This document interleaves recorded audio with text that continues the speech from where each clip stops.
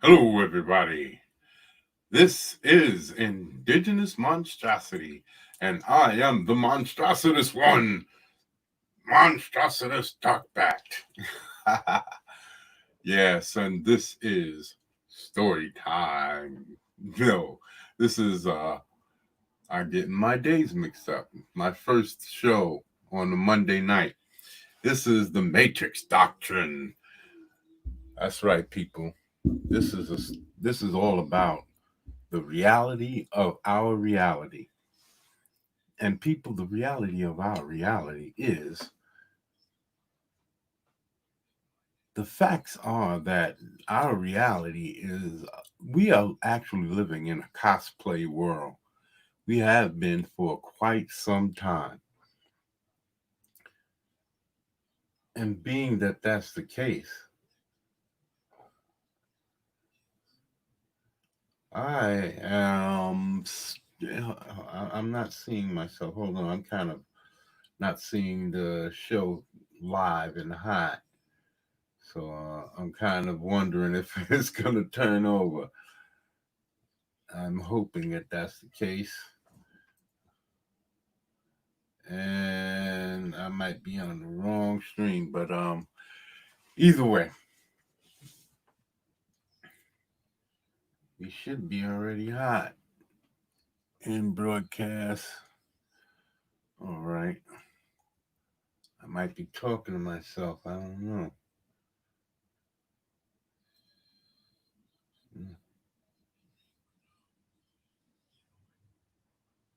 Oh, that's what it is. People, I'm sorry. Okay. That should be coming in soon. I forgot. All right, people. It's I just forgot to switch off the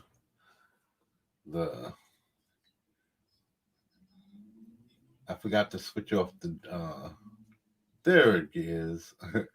I forgot to switch off the panel or the image. But anyway, the matrix doctrine is basically states that the matrix is for real. And it's been real for as long as we've known. Well, since we've been using money and believing that the things that we say are exactly what we say they are, because I've been contemplating this for a minute, and the truth is that, let me see, how real is money? I'm sorry, I'm a little bit off my game because, well, I was trying to make a video all day, but I couldn't get all of the clips that I wanted in. You see? Oh, yeah. Speaking of which,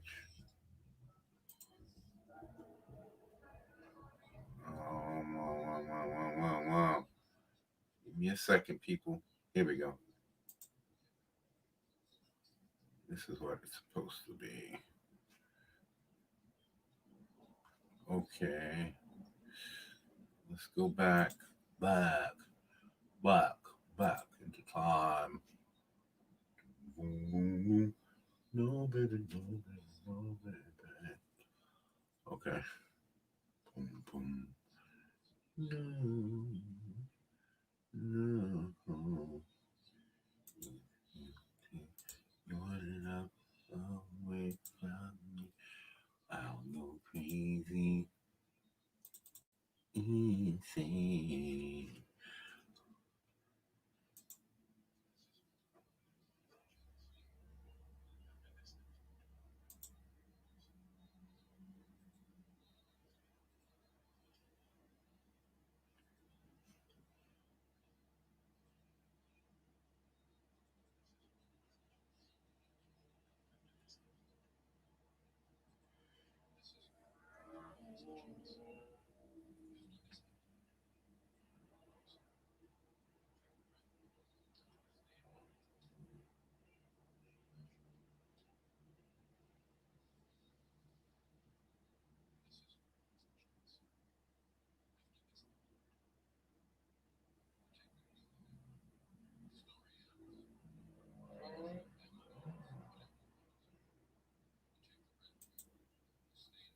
That's right, people. I'm only offering the truth as I see it. I can't offer anybody else's truth because that's all I know. Uh, like I said, I've been contemplating this for a long time, and there are a lot of things that are just not factual about our reality, are not real about our reality, such as money, time, our vocabulary. Now, I'm going to start off with our vocabulary because uh, that's one I'm going to let a little bit slide on because we do create a lot of things to, and in the creating those things, we need to have some way of identifying those things. There's just too many to not have a grasp of what they are. You can't randomly have things created and put out into the world and not have some kind of verbiage to match so that we understand what we're talking about. But everything else, as far as time, we don't need it. We don't. It's not necessary. There was a point in our history where we just needed to look up in the sky, see where the sun was, and that was it. We knew exactly what time it was. That was good enough. Now we can't do that to save our lives. We are so inept. We can't even tell what time it is just by. And this was something that was a natural thing for us. We just we can we can travel just by knowing the position of the sun, position of the stars, and that was all that we needed.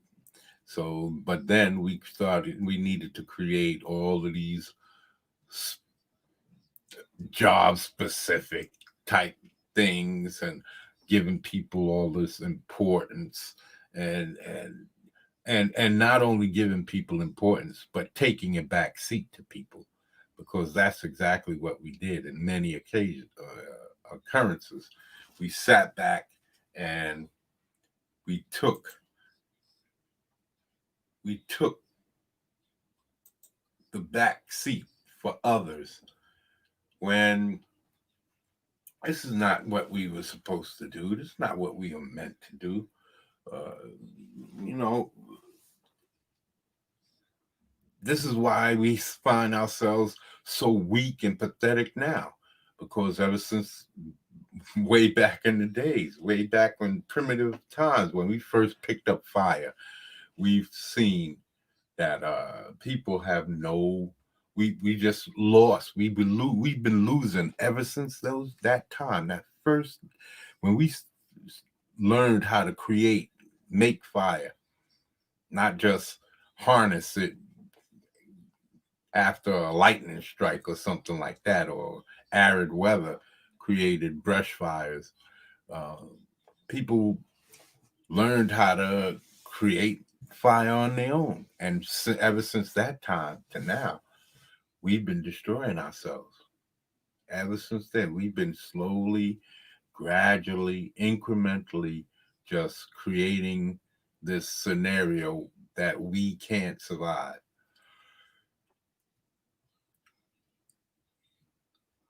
We become weak mentally, physically, genetically, on every aspect, all because of a belief system and wanting to create some societal norm. There was societal norms way back then. But no, that wasn't good enough. We needed to find we basically chimpanzees, illiterate chimpanzees jumping around. Let me see. Jumping around because we have some new shiny thing in the pen. And the strongest ones usually are the ones who act a fool. and taken to the strongest chimps. Let me see.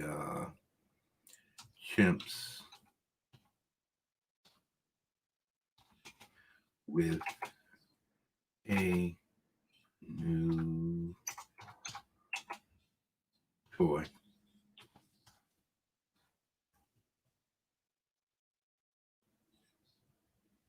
Let me see.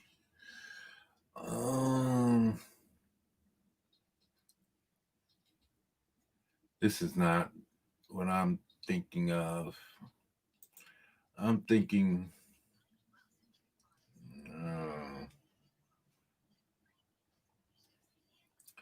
Let's see. Let's see.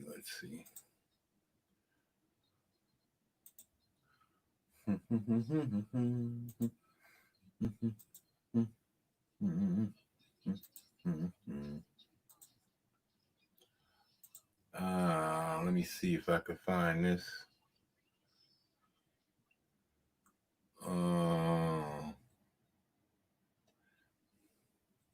Now to see, this is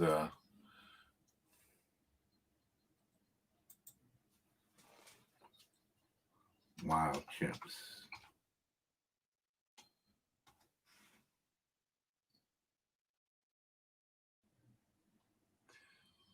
Yeah, see, they got all of this stuff they showing. Real chimps. I mean, okay, hold on. Maybe they got something here.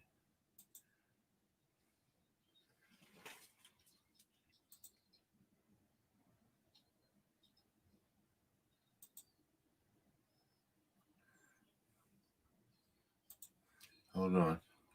Let me see if I shared this right. I gotta make sure because I have nobody here to tell me. So I gotta double check first. Right out the gate, people. I'm gonna share audio. Now, chimpanzees. Let me see. Females come begging for a taste.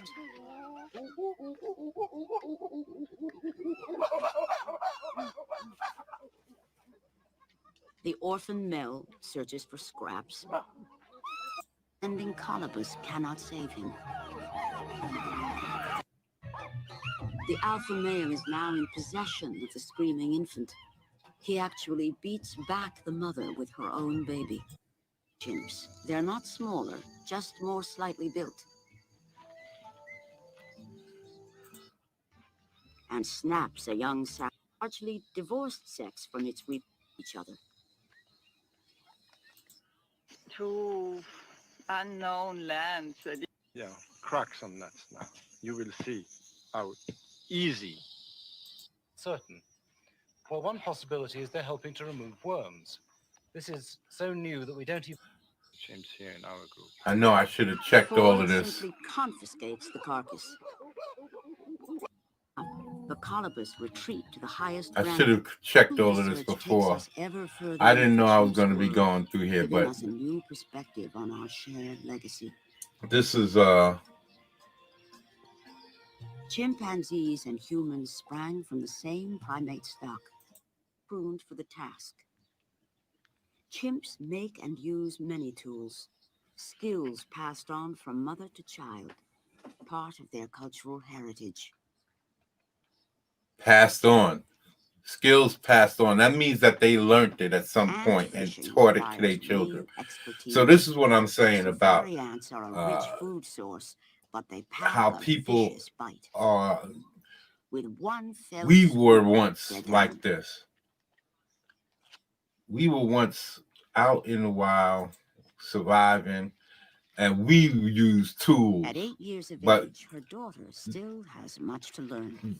They learned to stop using. We didn't. And in that, we started destroying ourselves.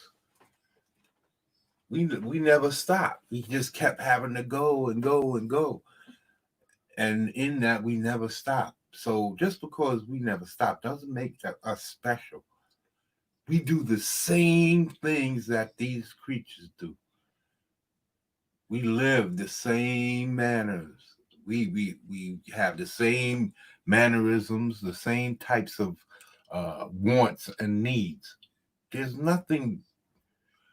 The only other things that we need is luxurious bullshit crap. But other than that, there's nothing that separates us. We claim we're intelligence, but our language just confuses things way far more than having no language would. Because then we just working on the emotions that we have feeling at the time. But now with all of these words, we got 10 different words that mean the same thing. And people use those words to confuse and deflect and just make things complicated purposefully in arguing and all types of things. When all of these things are totally and absolutely irrelevant. It doesn't matter. These things that we hold so dear does not matter. It really doesn't.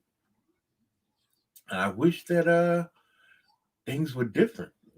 I really wish that we could understand these things because, like I said, I'm not an intelligent person as far as intellectual. I think I have a broad way of thinking and a deep way of thinking, but I'm not a highly educated, but that doesn't make me a complete moron. And it only takes any educated person. The things that makes them educated is that they ask questions, and I ask questions. Chimpanzees, if you put a shiny gold rock in the in with the tribe of whatever you call a group of chimpanzees, if you put them in, you put a bunch of bananas, anything, and one of them gets their hands on it, the strong ones get their hands on it, they're gonna take control of it, and they're gonna want to act like this shiny thing is the end all and be all. And now that I have it, I control it. This is what I was trying to find. But because I've seen shows like this before, and where they show how chimpanzees will grab something and just create havoc amongst them, running back and forth and screaming and creating a uproar because they trying to show their dominance and show how them possessing something which really has no value to them, but at that particular moment in time, you'll see it in dogs. You ever see a dog try to play tug and war with you? They grab up something and try to keep it from you. It's similar things. There's no value there, but to them in their mind at that particular moment, and then they let it go. But people, we don't let it go. We hold on and we put values on things that has no value. You know why animals don't contemplate the past? Because it can be very painful. And there's no need to contemplate and dwell because the job at hand is survival and moving forward. So if one of them dies because of an attack or for whatever reason, they can't sit and dwell on that. They might mourn for a few moments and then they move on. Humans, we dwell. We make up all of this stuff about knowing the past and all, but we continue to make the same mistake. It doesn't mean anything. The past that we bring up, it means absolutely nothing. Because the past doesn't change anything. It's already lived. Once it's gone, it's gone. There's no going back to it. So why we keep talking about the past and try to hold the past up as something that we need to worship and hold out, because you're doomed to repeat. No, that's not how things work. But we come up with all of these ideologies. We self brainwash ourselves with these falsehoods and these lies, and we wind up living in a cosplay world because we're living. Look at all of the things that we've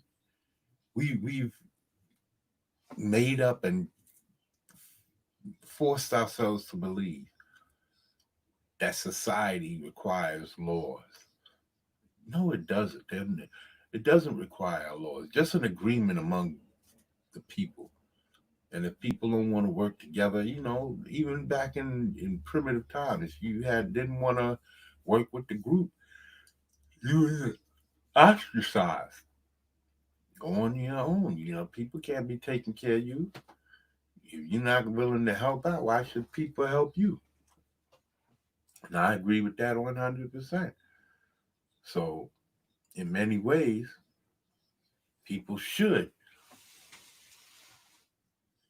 stop living in this fantasy world.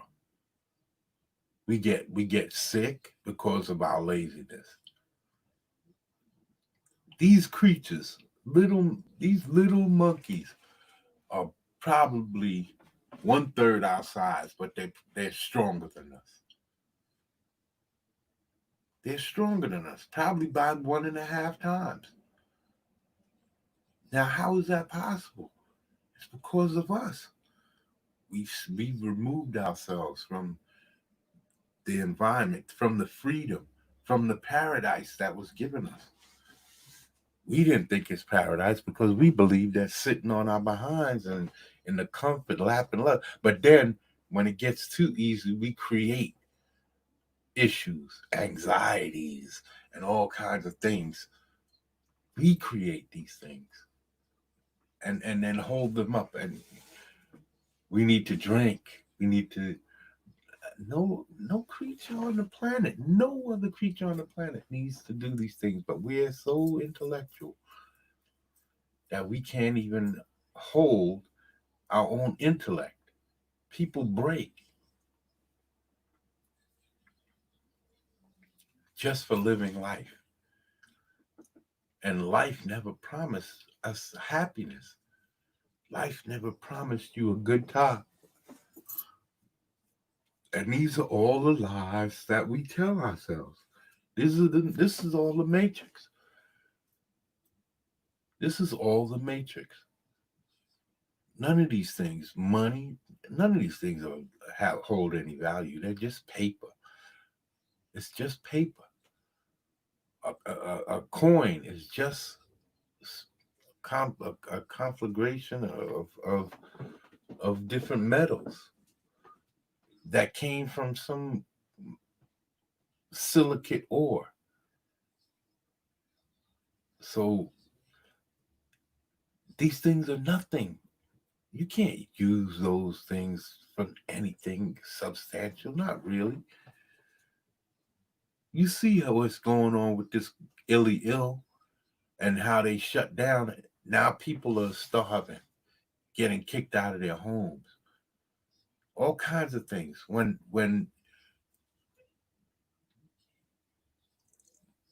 back in when gold was the thing, and they first brought these certificates, gold was supposed to be the representation or the reserve to hold the value of money, because they realized that paper was basically nothing. Let me see if I can pull this up here. Writing team and dedicated. Let me see.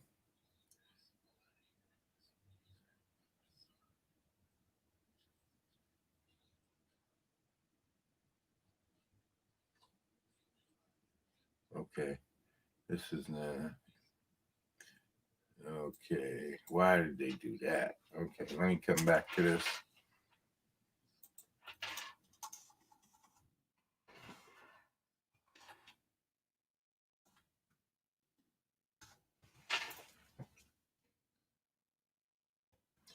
Okay.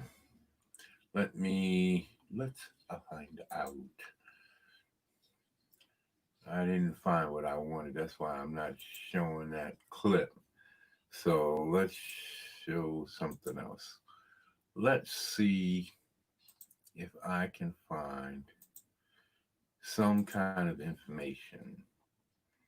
Now, let me see. Get to coverage. No. Is okay. Is money just an illusion? Even though I shouldn't be looking at this in Wikipedia, because Wikipedia is not a valid source of information. When I was in school, they said we can't use Wikipedia because anybody can upload information here and nobody really can know if it's valid information. So can't use that website. We had to use websites that said .gov or something like that. So let me see. Money illusion in economics, money illusion or price illusion is the name for human cognitive bias to think of money in nominal rather than real terms. I'm not really sure what that means. In other words, the face value, nominal value of money is mistaken for its purchasing power, real value at the previous point in time. No, this is not what we're talking about.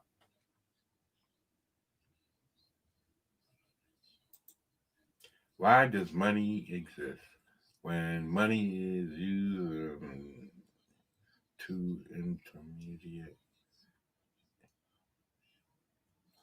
is used to inter, intermediate the exchange of goods and services, performing a function as a medium of exchange. There, it thereby avoids the inefficiencies of a barter system, such as the coincidence of wants problem.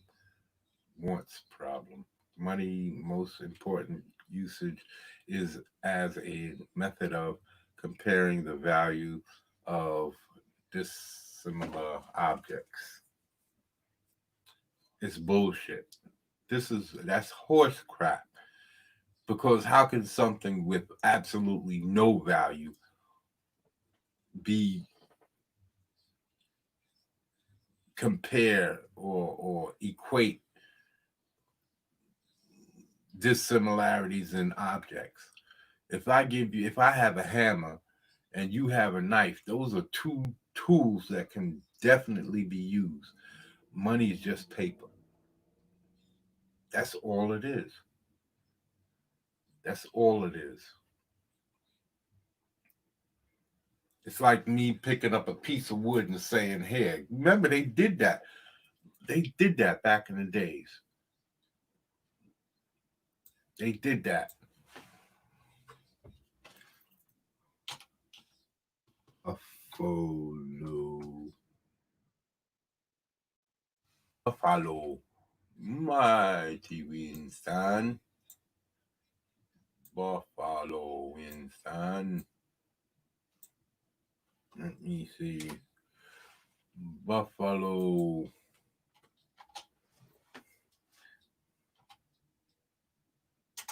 Boom. Money.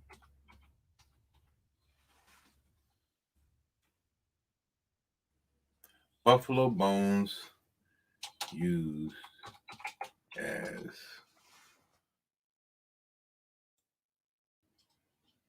let me see.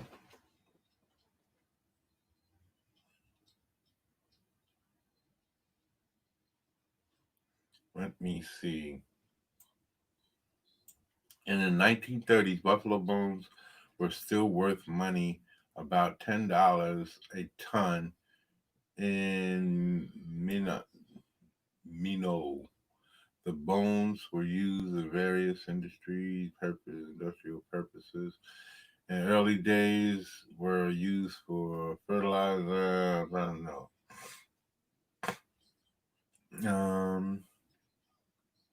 They used the bones as barter to trade for goods.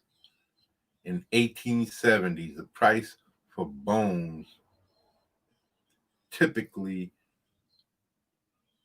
ranged from $4 to $9 per ton. That's not what I'm talking about. This is not what I'm talking about. Grisly business of buffalo bones. Animal bones were useful things in the 19th century. Dry and charred. No, that's not what happened. Plains. White hunters. For decades, white hunters, like the Indians before, shot the woolly beast for what they to trade meat. This is lies. They're not telling the truth. This is not telling the truth. Back in this day, when white settlers or whatever, back when the Indians were fighting to keep white people from taking their land from them, white people started massacring the bison or the buffalo. And that was a main food source, one of the main food sources for the Native American people. The ground was littered so much with bones that they used the bones. They would cut them up and use the bones for money. Now, this is what I was told. Let me see. Did they do with buffalo hides, buffalo finger?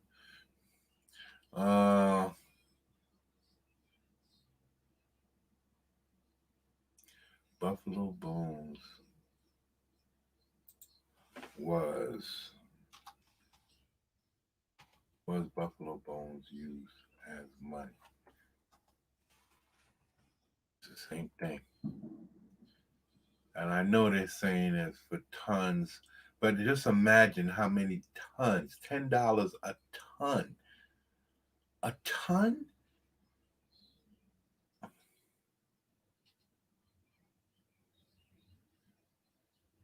Okay.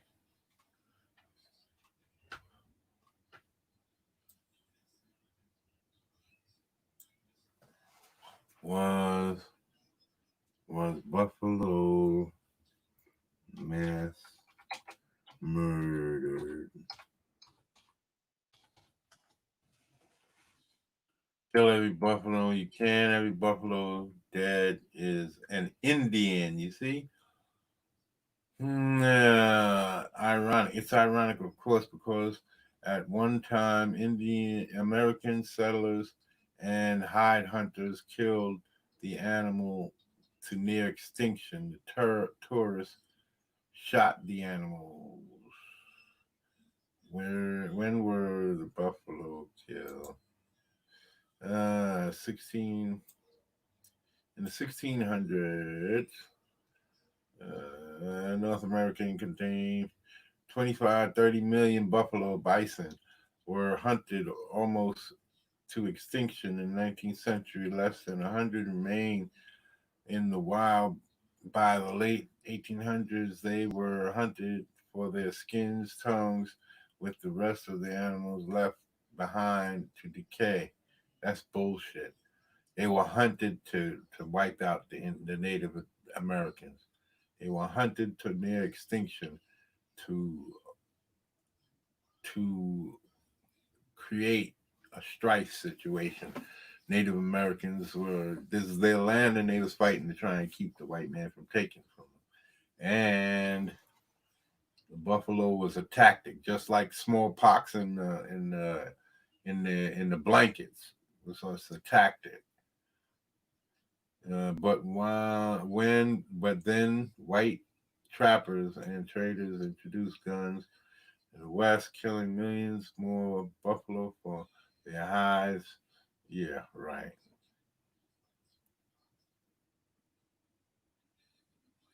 Mass killing of bison is the primary cause, extermination, and the one which embrace all others. Let me see what this is talking about.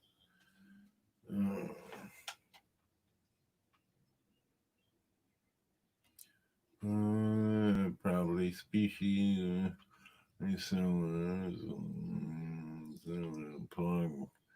Bison extermination, or what were its effects? What do you think? Learn studying bison extermination. Okay.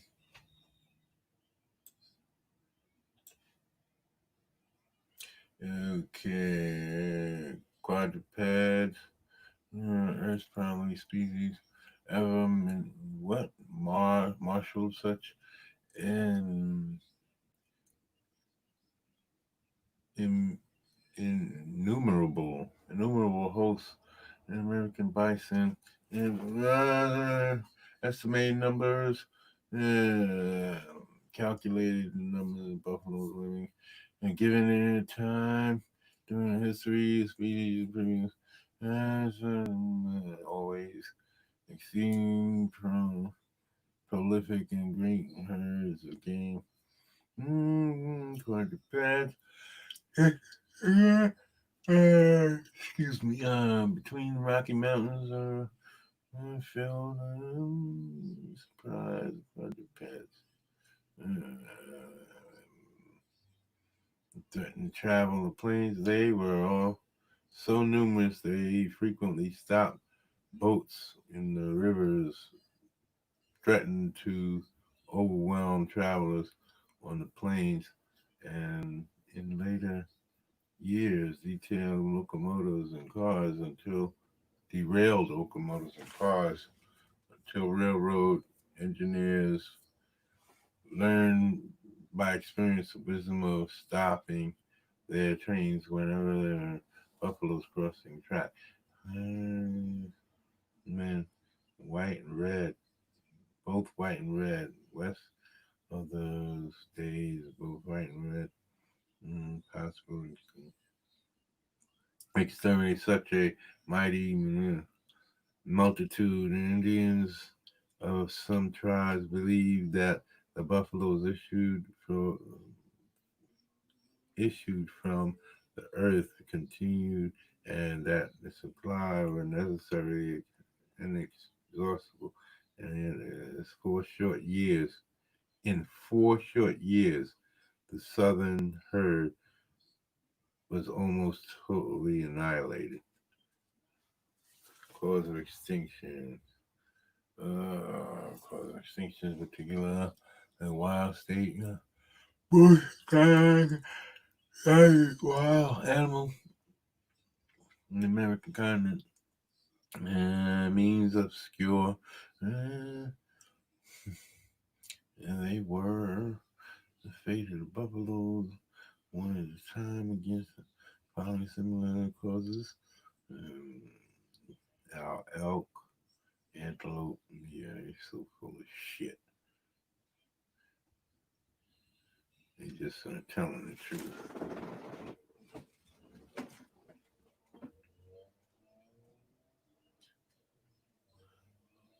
Let me see, Native.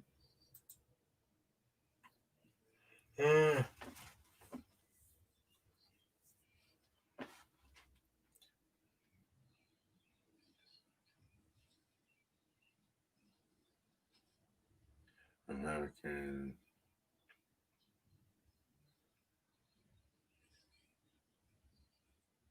Okay.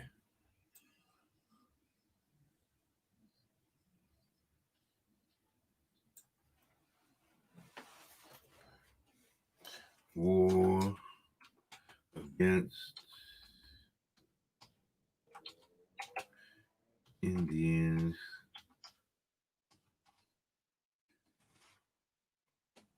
caused Buffalo massacre.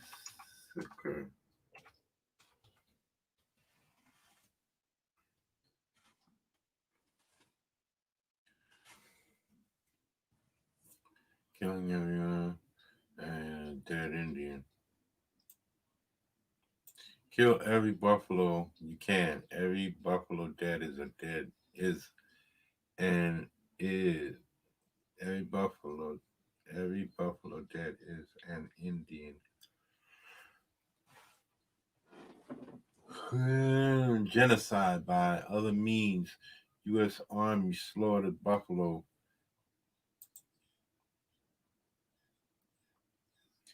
What's this? This is some kind of Indian thing, Indian country. This is the Buffalo Indian always had symbiotic relationship and honor. Blessed is all Buffalo roaming free, bountiful. The prairie lands, plains lands, plains Indians, all being sovereign and lifetime is symbolic relationship with them. Mighty beast, always blessing, providence. Mm, the creation story. You know, tribes, seen.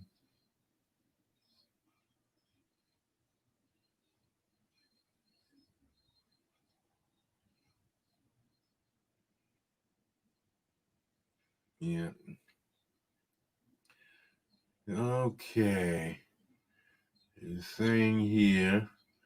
I know I'm talking. I'm reading this stuff here. I'm trying to find it. I should have did this, but I just got finished trying to finish up a video that was supposed to be explaining all of this, and I couldn't get all of the.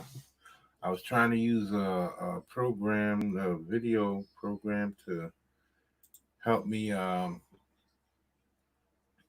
video editing program, and I couldn't get the clips, the separate clips to merge together. I split them up, but I couldn't get them to merge together. So I was trying to save them and do all that stuff so that I could have little clips to show. And it took me all day. It took me all day. I started early this morning, and I just got finished.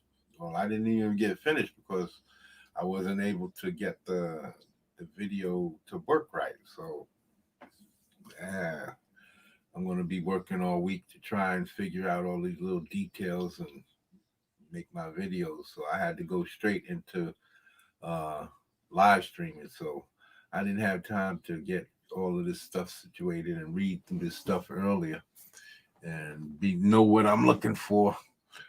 That's why I hate the internet, because in the encyclopedia you know what you're looking for. You look it up, and it's either going to be in one book or the other. Because if you look up Buffalo or Native Americans or Indians, it's going to be in either one of those three books. So that's that. But on the internet, you can look through website after website after website and never get the information that you're looking for. And I just hate the internet as far as gathering information, because on Google, it seems like so much harder to find the information you want than on any of the Internet Explorer and stuff. I don't know. It seems like they just want to give you a whole lot of rigmarole and give you a lot of crap to read through, and you don't really get the information. And let me see. Uh, Several millennia, both Buffalo and the Plains Indians prospered and estimated peak in bison population mid 1800s. The mid 1800s be 60 million. And let me see, number 30 million. He explains the estimate. Yeah, okay, we understand that. Planes throughout the year, he said. Um, this is not looking good as the United States government and its restless people look around and expanding. West after the Civil War, he started to infringe upon Indian lands. Purpose Plain Indians War. Uh,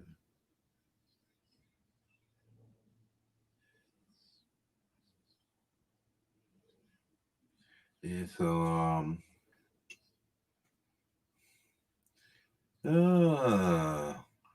Army intended to drive Indians off the plains into reservations. The Army had little success because the warrior could live off the land and elude them wherever the buffalo flourished. The Indians flourished, but pressure on the army to contain the Indian increased in the 1860s.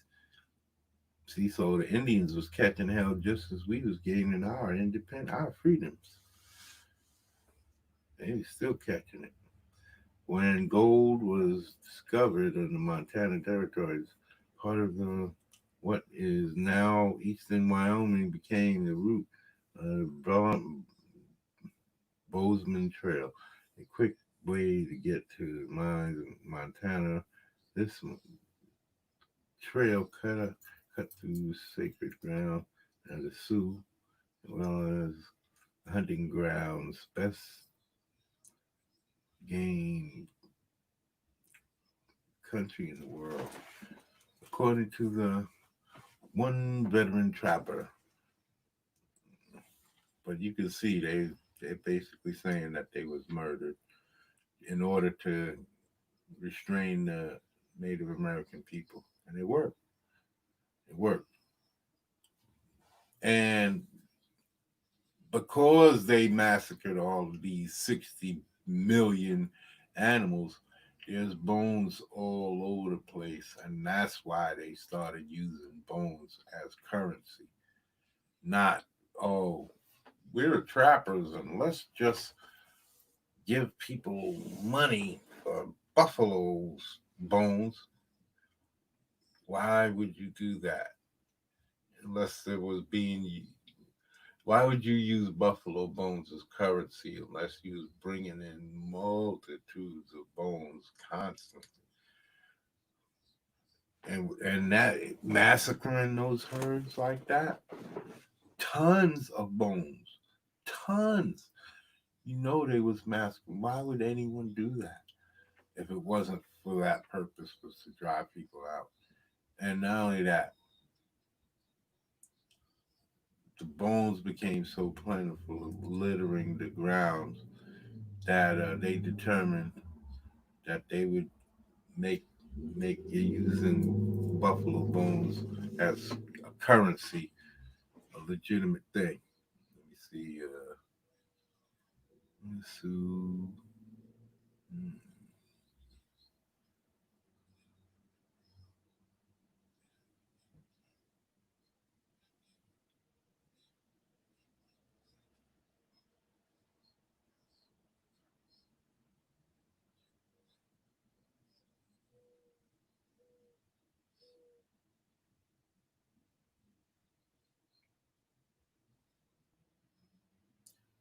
Yeah, I'm telling you, I've got this going quite. uh,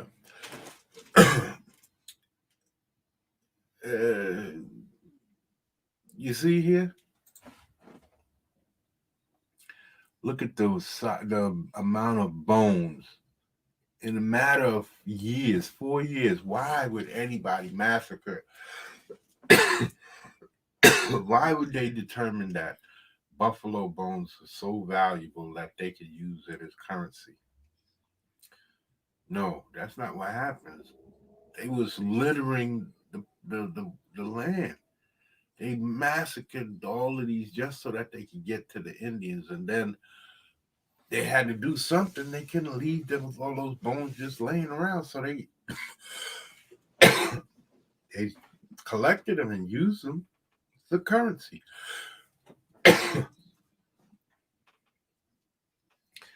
There was one tactical flaw with this strategy. Hold on. Too many buffaloes. As a policy statement, I think that's pretty clear.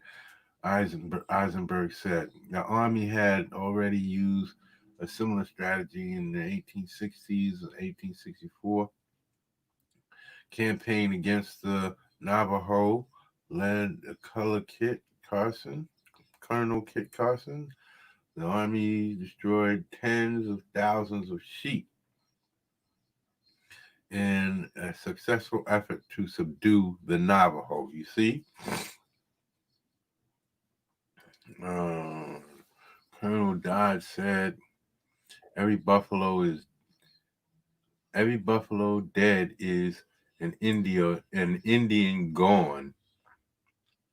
You see, so if bones can be considered as money, anything can be considered as money. So if that's the case, why are we allowing people to starve and when during this whole illy ill, everything could have been suspended. Let's say, okay, everything just stopped. No money passed exchanges hands until this illy ill is over with. Nobody's indebted. Nobody owes anybody anything. Wouldn't that have stopped? And then once you start everything up again, you start everything back up again. Then this leaves nobody in debt. You start off as if that period of time between the time that you closed down society and you started back up, it's like that time in between just didn't happen. You telling me that we can't do that? Why they won't do that is because they don't want you to understand that money is fake. It's not real. And if we did that, if they had done that, they would let everybody know that you could do without money. That money's not real. It's not as, but they don't use gold to back up money anymore, but they keep printing it. That's how you get trillions of dollars in debt. Well, we're $1 billion in debt. We might as well print another billion, and so that we can get us out of this debt and the next. And then before you know it, you're a trillion in debt, and oh, might as well print another trillion. And this is how it goes. And it's not necessary. Oh, the country's in debt. No, it's not. It's all fabrication. You could just zero it out. You can just zero it out. Start over. That's what I'm saying. I would love to start the world over in a way. Like you don't see money being used in Walking Dead. I know that's a TV show, but the scenario, it's a scenario that I'm looking at. Some event, any event, it doesn't matter. It doesn't have to be the dead. It just has to be an event that creates the situation where money is irrelevant, just like the illy ill is showing people. They shut down everything. Now, what if it happens so that say like the electricity goes out for a month, 2 months, 3 months? Solar flare knocks out all the electricity on the planet, and for like 2 months, 3 months, there's no electricity. You know how much panic and craziness will go on? There wasn't even that much issues in the illy ill, and people was fighting over toilet tissue. You see? So yeah, we have to imagine. You have to start think. We have to start thinking a little bit clearer, man. I'm not trying to change the world. I can't. I'm just one person. I can't change the world, but I can get people to start thinking that they have more power than they actually understand that they have. Power is out there for everyone to have. It's inside you. You can't wait for people to give you or determine what type of power you should be issued, because that's something that comes from inside of you. All animals have that. All animals teach their children about strength and standing up for themselves. Let me show you something about strength and show. Let me see if I can pull this up. Because these are things that are supposed to. Matter of fact, I'm supposed to be showing this on Friday or during my power stream. But it's just something to show people that there's more to life, man, than drudgery. The drudgery of living and working. And no, I'm not saying you can't work. We intelligent people, right? We created all these machinery and all this stuff like that. But don't tell me that in order to live in this world, we have to have rules and laws. No, rules and laws are only good for after the fact. If somebody chooses to do something to you, they're gonna unless you're right there when they're doing it, they can get away with it. They'll do whatever they do and be out. And then somebody has to catch them after the fact. Nobody's preventing. Nobody can prevent. If I walked up to you in the street and put a couple of rounds in you, that's going to be it for you. Nobody can stop that. They can only react or respond to the situation after the fact. And that's what the law is. It's not to protect you, and it can't serve you. We're talking about people. So we're talking about an agreement, just like the agreement we have that society has to to believe that money is something special. Yeah, it's the same agreement.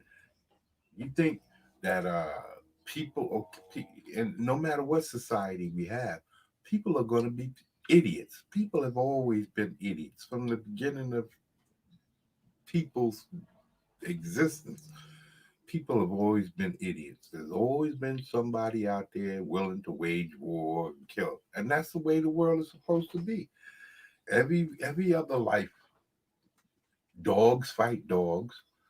Different breeds of dogs fight different breeds of dogs. They would, because they would be, if they're existing in the same environment, they would be fighting for resources. So that's why no one should say, people who say coveting is a sin and stealing is a sin and murder is a sin. Well, shoot, trees murder. There are trees that have toxic sap and toxic substances that seep from them and can make you highly sick. There are trees that there are vines called strangler strangler figs, and they actually suffocate trees. They wrap them around them and then just basically suffocate them to death. They grow and grow until there's nothing left for the tree, and the tree dies, and then the vine becomes basically the tree. What about the uh, that movie, The Little Shop of Horrors, with that big Venus flytrap? Venus flytraps are active, literally active carnivorous entities.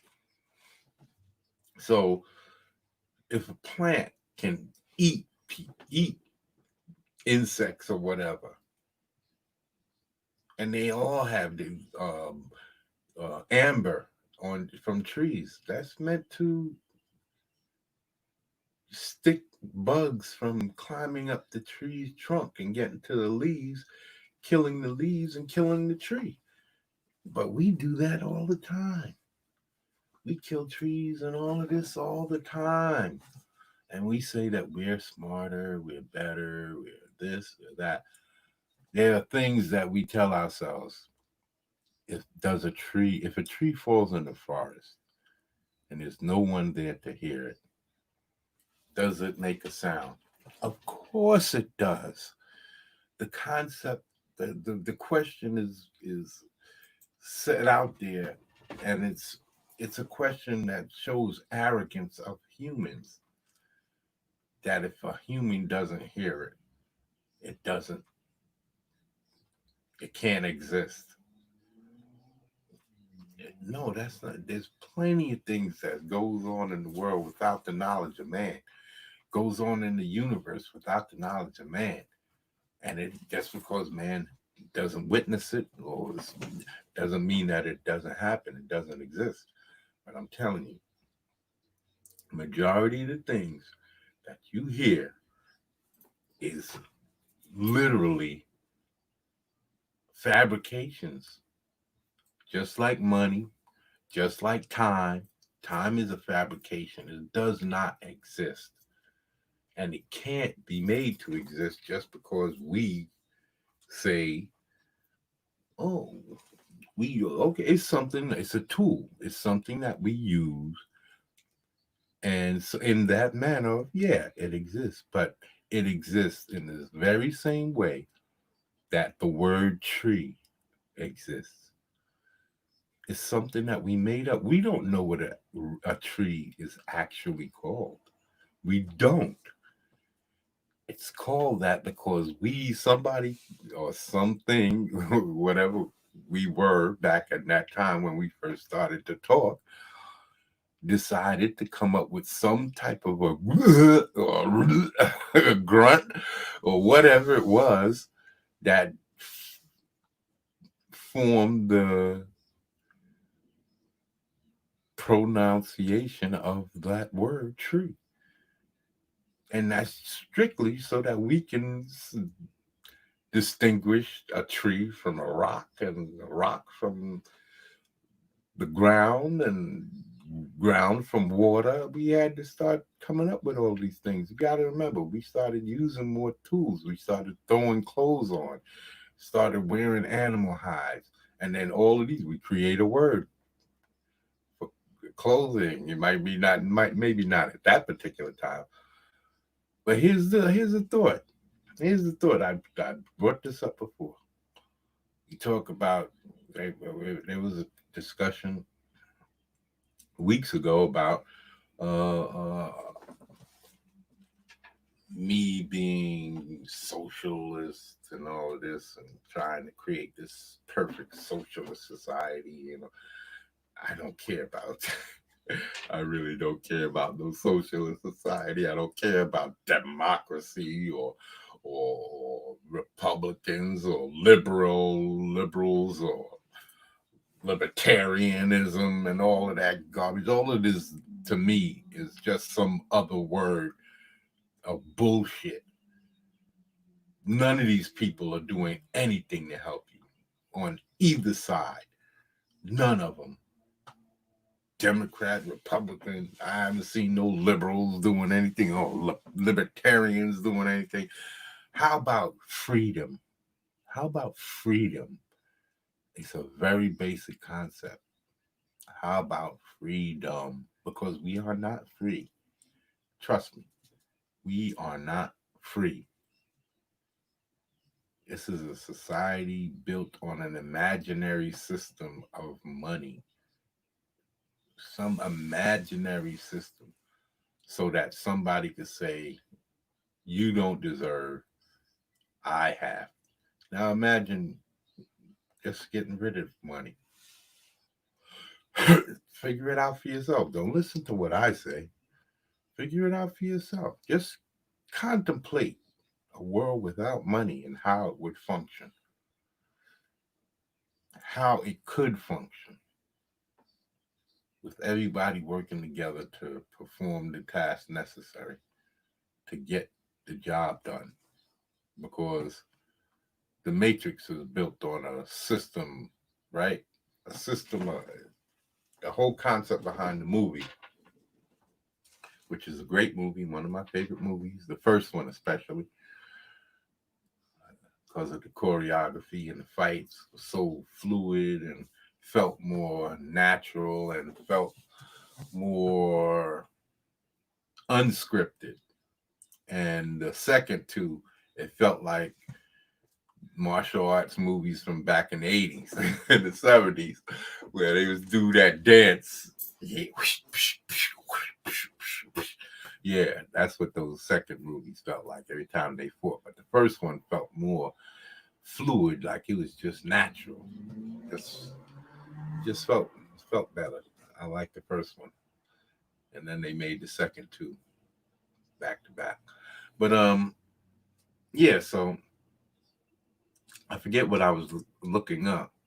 I was supposed to be looking up because I couldn't find what's money. Why is money? They won't. Even though economists know money is fake, they everybody knows that this is money is not a real thing. It is an agreement. It is an agreement. We chose to agree. I don't care what anyone says. You dig something up out of the ground, it's not worth anything.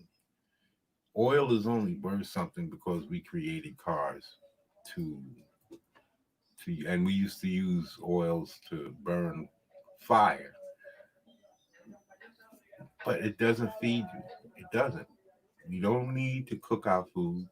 Well, now we do, but back in that days, we didn't need to. This is all. You realize that without cooking food and eating the way we used to eat, we wouldn't lose our teeth. Probably didn't have to brush our teeth because the new way of the new system in cooking, it you know that you kill all the nutrients in your food when you cook it. Yep, you kill all the nutrients in your food when you cook it. The more it cooks, that's why people eat steak medium rare.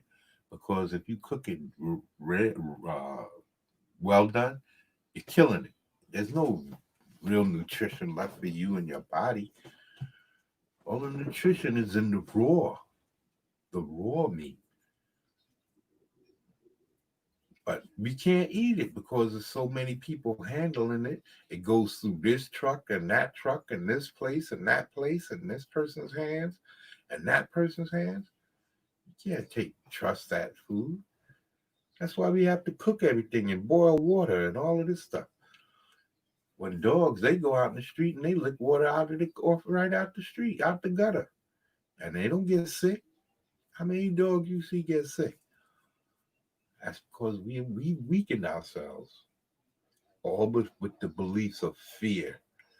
We let fear, and that's what's the enemy of power. The enemy of strength is fear. But we let that control our whole existence to where we allow people to create these things and put it in front of us. We are the stronger. We have all the numbers, but we don't stand up. People separate themselves over racial lines, but we all have more in common than we want to believe. We want to believe because somebody's a different color or something. Don't you understand that culture is nothing but bullshit? Culture means absolutely nothing. It just means how one person chooses to do something over another. That's all it is. I choose to put my food in a different type of ceremonial plate than this person. I like to listen to this type of music rather than that's all it is what somebody chooses to do, to spend the time.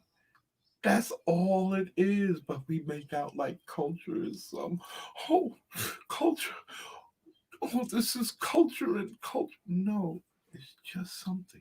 It's just something. It passes and nobody cares. Nobody cares about disco. That's culture. Nobody cares about it. But it came and went. It's another invented thing, something that somebody pulled out of their backside. It's not real. It's just something that we did to spend to occupy our time. Money, like I said, time. There's so many other things that I can go into. The whole Big Bang Theory.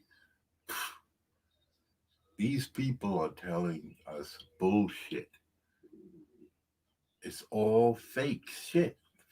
Not fake news, because there's no news in in astrophysics. There's no news in astrophysics. But 95, around 95% of what? astrophysicists say is bullshit. It is. And look it up. Watch the universe. Watch the universe. Watch how the universe works better. Well, yes, you can find it because they're taking everything off the TV. Educational programs, educational channel are no longer educational. They're just another channel. So yeah, look it up. Find out for yourself. Don't take my word for it because yeah, I know people are gonna call me crazy and wacko and all kinds of stuff like that. But I know that people are just animals, man. People are just animals. What do we do that is so great? You name it. You name it, and I'll tell you. You put it in the chat, do whatever. You name it, and I'll tell you how destructive it is. The only thing that you can say is not destructive is creating art, and you have to destroy something in order to create it, right? If you're gonna make paints, you have to destroy whatever flowers or whatever in order to get the pigments. If you have to destroy the berries to get the pigments. You have to squeeze the juice out of the in order to get the pigment. if you gonna take iron out of the ground, you have to destroy something to get to that ore. You have to destroy, and not only that. Well, that's probably a cleaner process, but there's so many other things that we in creating steels and all of these different metals and plastics and all these this all we do is create side effects. Plastic is a side effect. We didn't mean to create it, and now it's a highly toxic thing, and we put all of our food in it. They say cardboard has forever what they call forever chemicals, and they say these forever chemicals. That's probably what I was looking at. Forever chemicals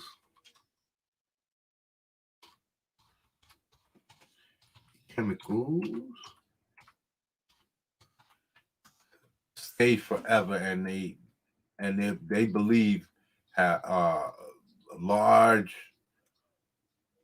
cooperative, large reason for cancer causing issues. And this is what I'm saying. And they say it's in majority of things, even in like I say, cardboard. So, and how much of our food goes into cardboard and plastics? And these things are always seeping out things. And these are all, like I said, people take it for granted that none of this stuff exists. That it's not gonna, yeah, the lies, all of the propaganda, all of the things that's been pulled over our eyes to turn us. Here we go. Let me show you this. I don't even know if I'm sharing it right. Probably messed it up somewhere along the way. Well, let me see. Let's find out. A one, a two, a three. Boom, boom, boom, boom, boom. Okay. I messed up. Let me look it up first. Forever Chemicals. I'm gonna check out Forever Chemicals, but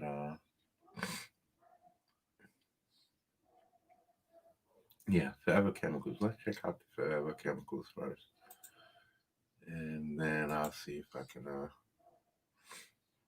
Forever Chemicals. Some of the most. Let me see. Oh, that's right. I was looking for a video. Now I don't remember the video I was gonna look up. Okay, forever chemicals. Let me share this and get that. It'll come back to me. It will come back. It will be coming back to me.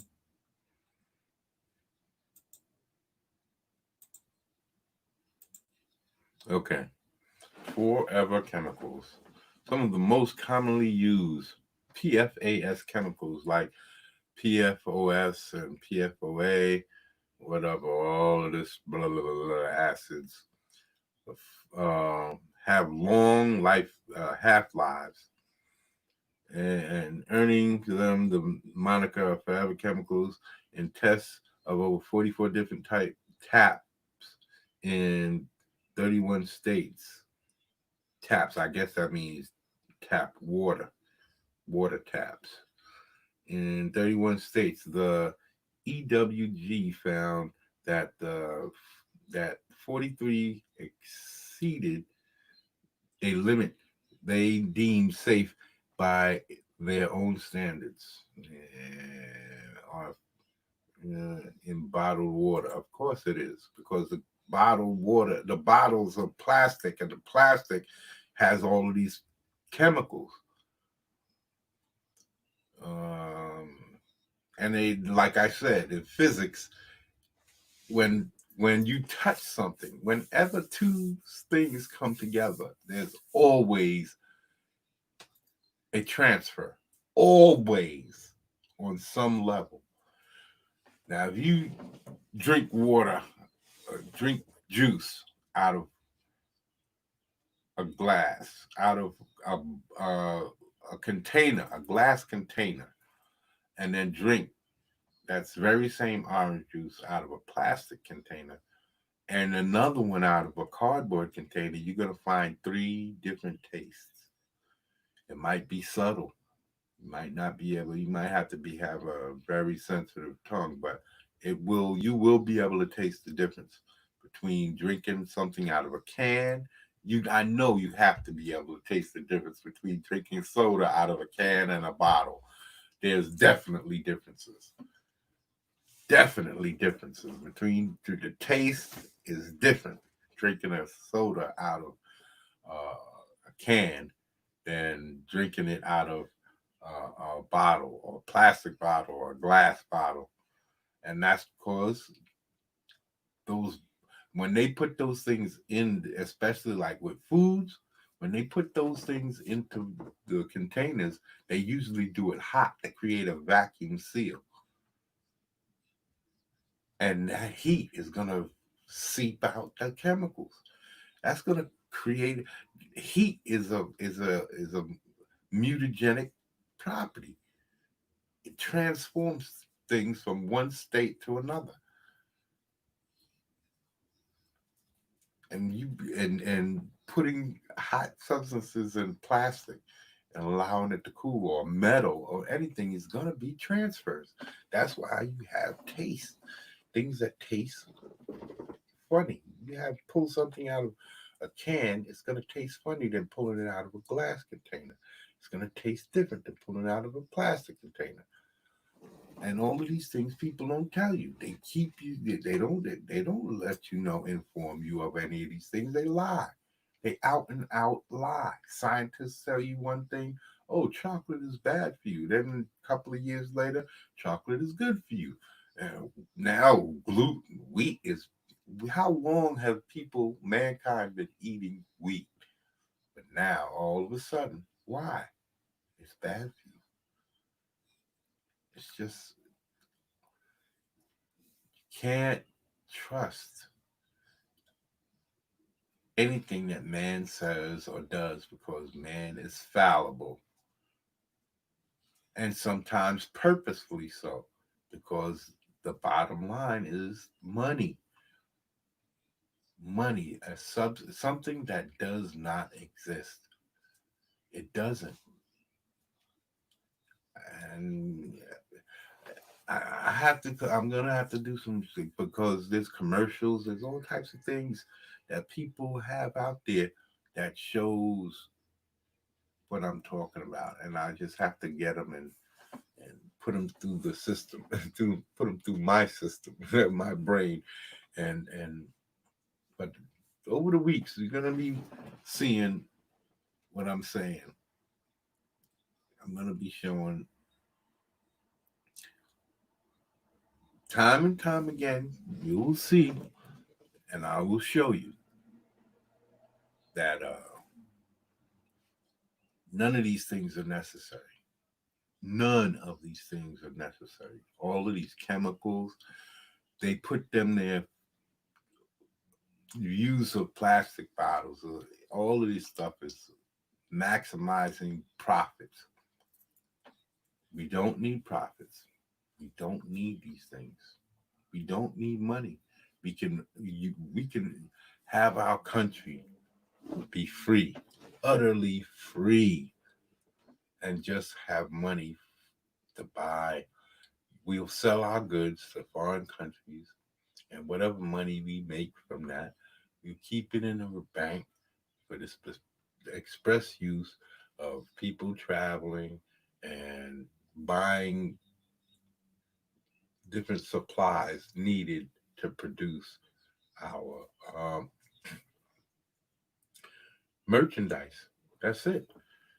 We can't make everything, so I understand that much, but we can bring back a whole lot. Cloth making, car making, all of these things can be brought back to the United States and automated for as much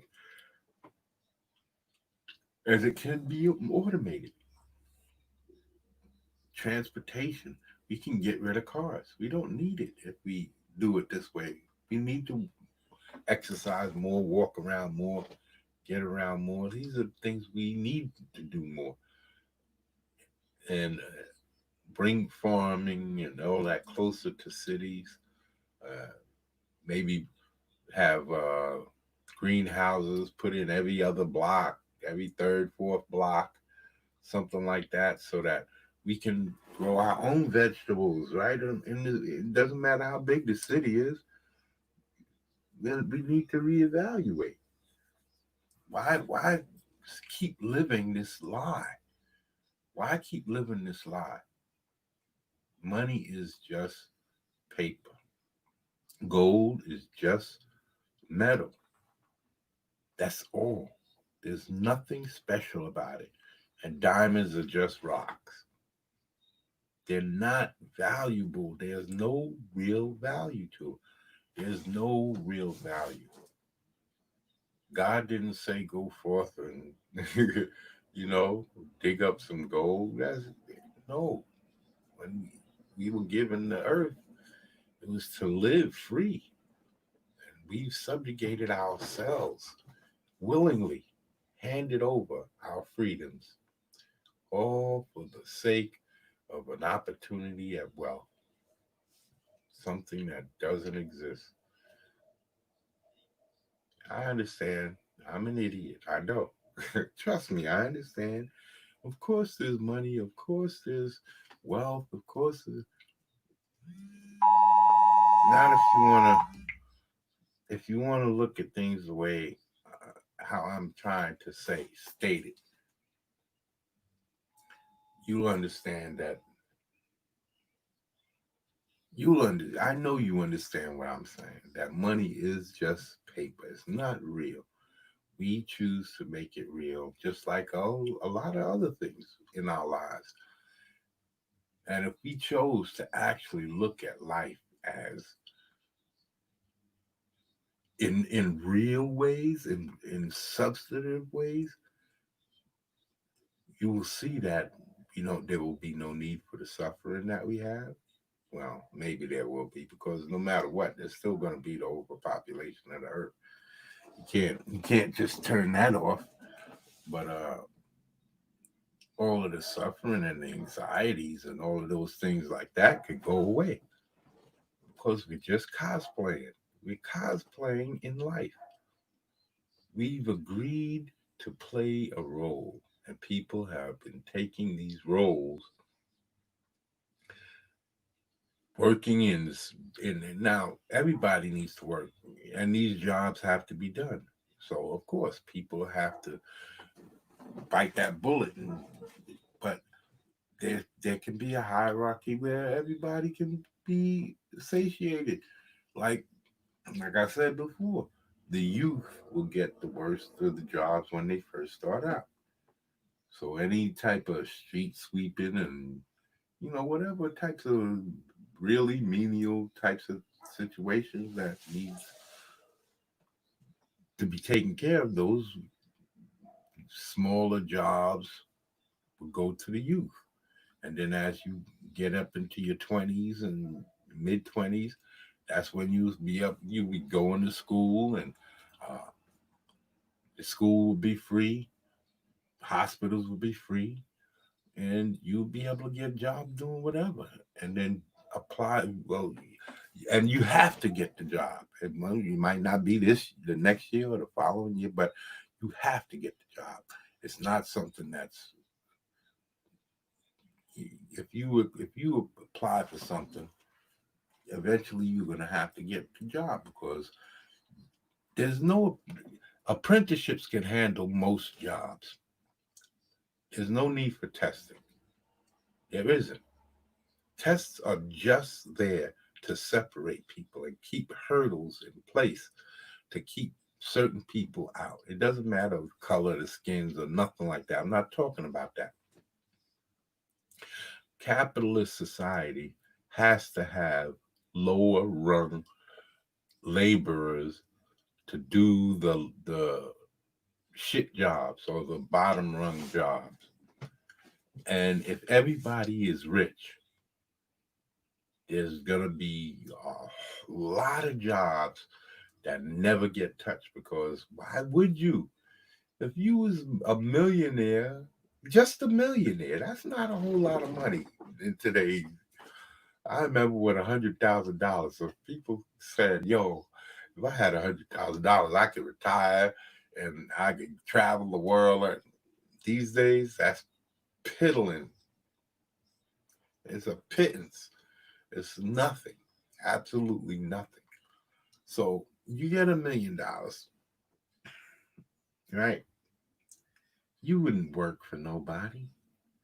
You would want to do something for yourself if you was going to work at all. But for the most part, if you knew $1 million could set you up for the rest of your life, you wouldn't want to work for nobody. Especially if you was working for some miserable cuss all year. You know what I'm saying?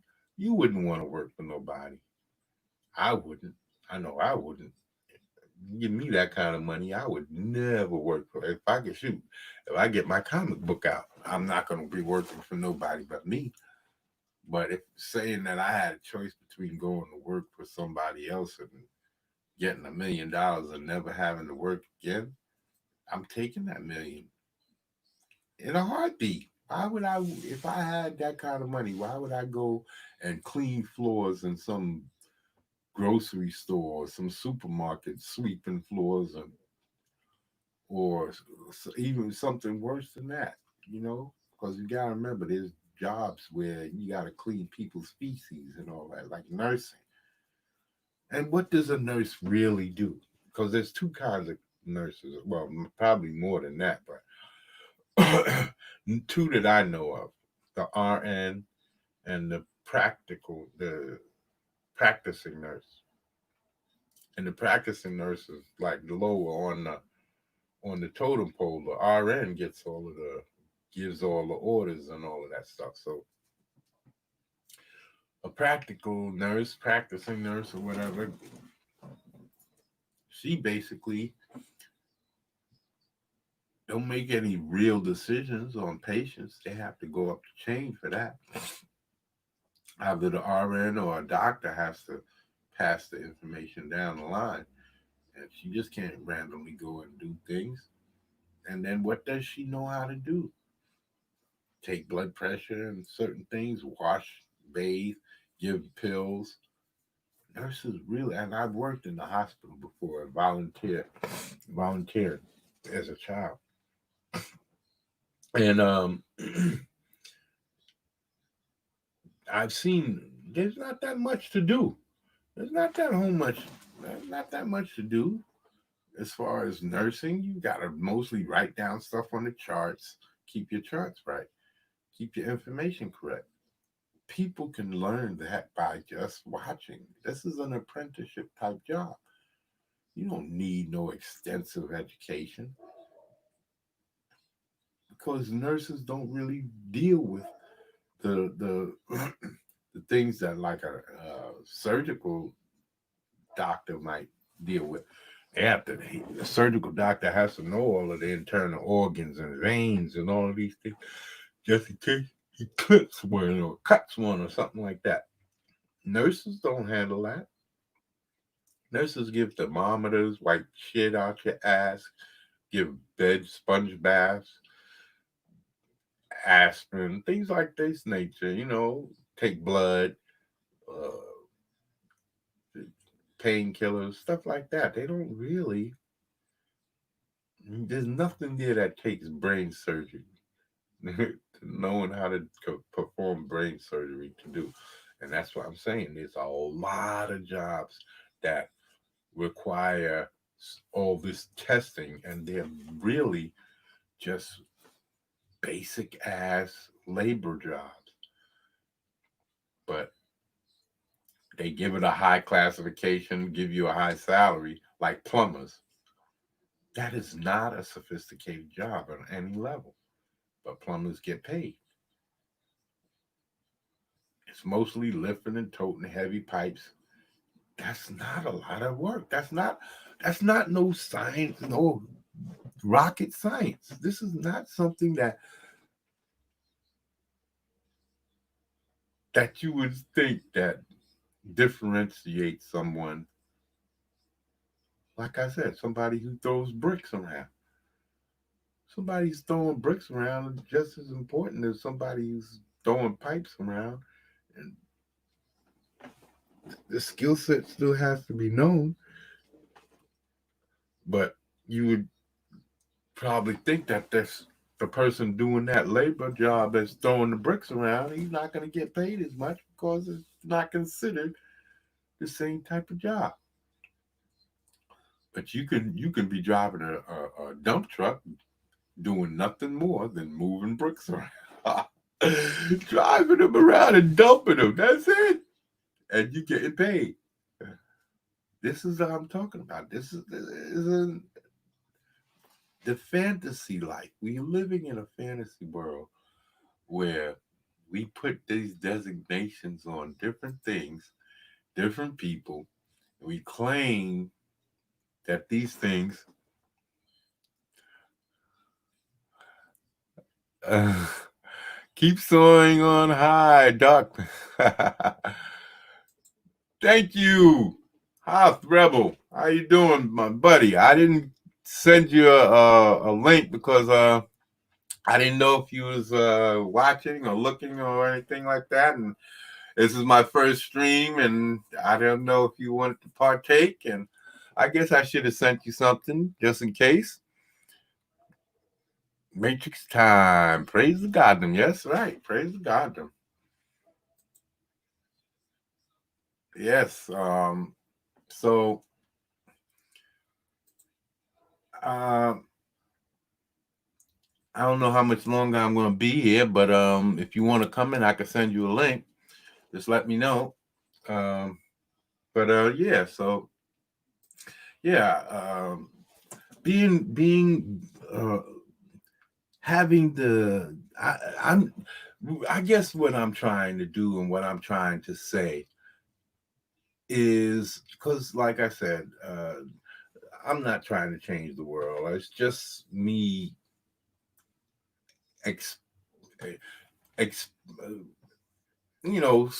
like throwing it out there, throwing out this information, stuff that I know I've pondered over, and I know that there has to be people out there that can see what I'm trying to say. I'm like I said, I'm not trying to change the world, but it would be nice to know that people are not just so blatant. Like, just willing to follow anything without asking questions, and that's basically what pisses me off the most. That I can't be the only one that thinks like this. I can't. I'm not, like I said, I'm nobody. I'm nobody. I don't have any extensive education. So how can I be possible that me alone is the only one that thinks that I'm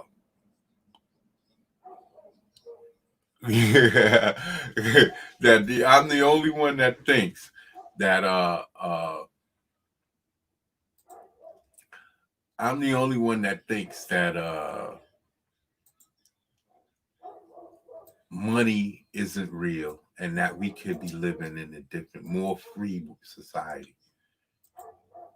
That capitalism is based on a slave system because we force us to work for people who don't work, who not in the way that the people who work for them, they have to put heavy back work. Look at Spartacus and tell me the gladiators didn't deserve more than what they got. you know, things things in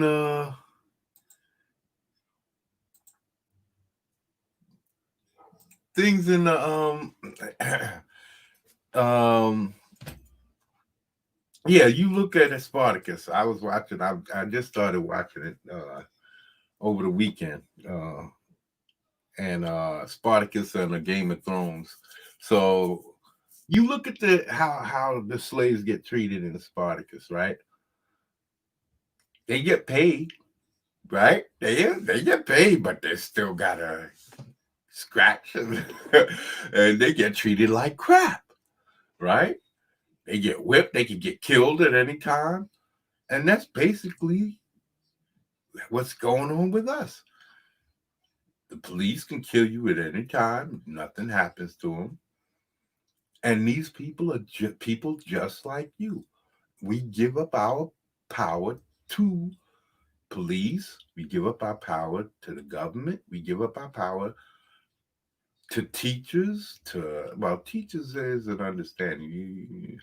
It's understandable. You want your children to learn, but we give up our power to bosses. We give up our power to, we give up our power to movie stars. We give up our power to sports figures. We give up our power to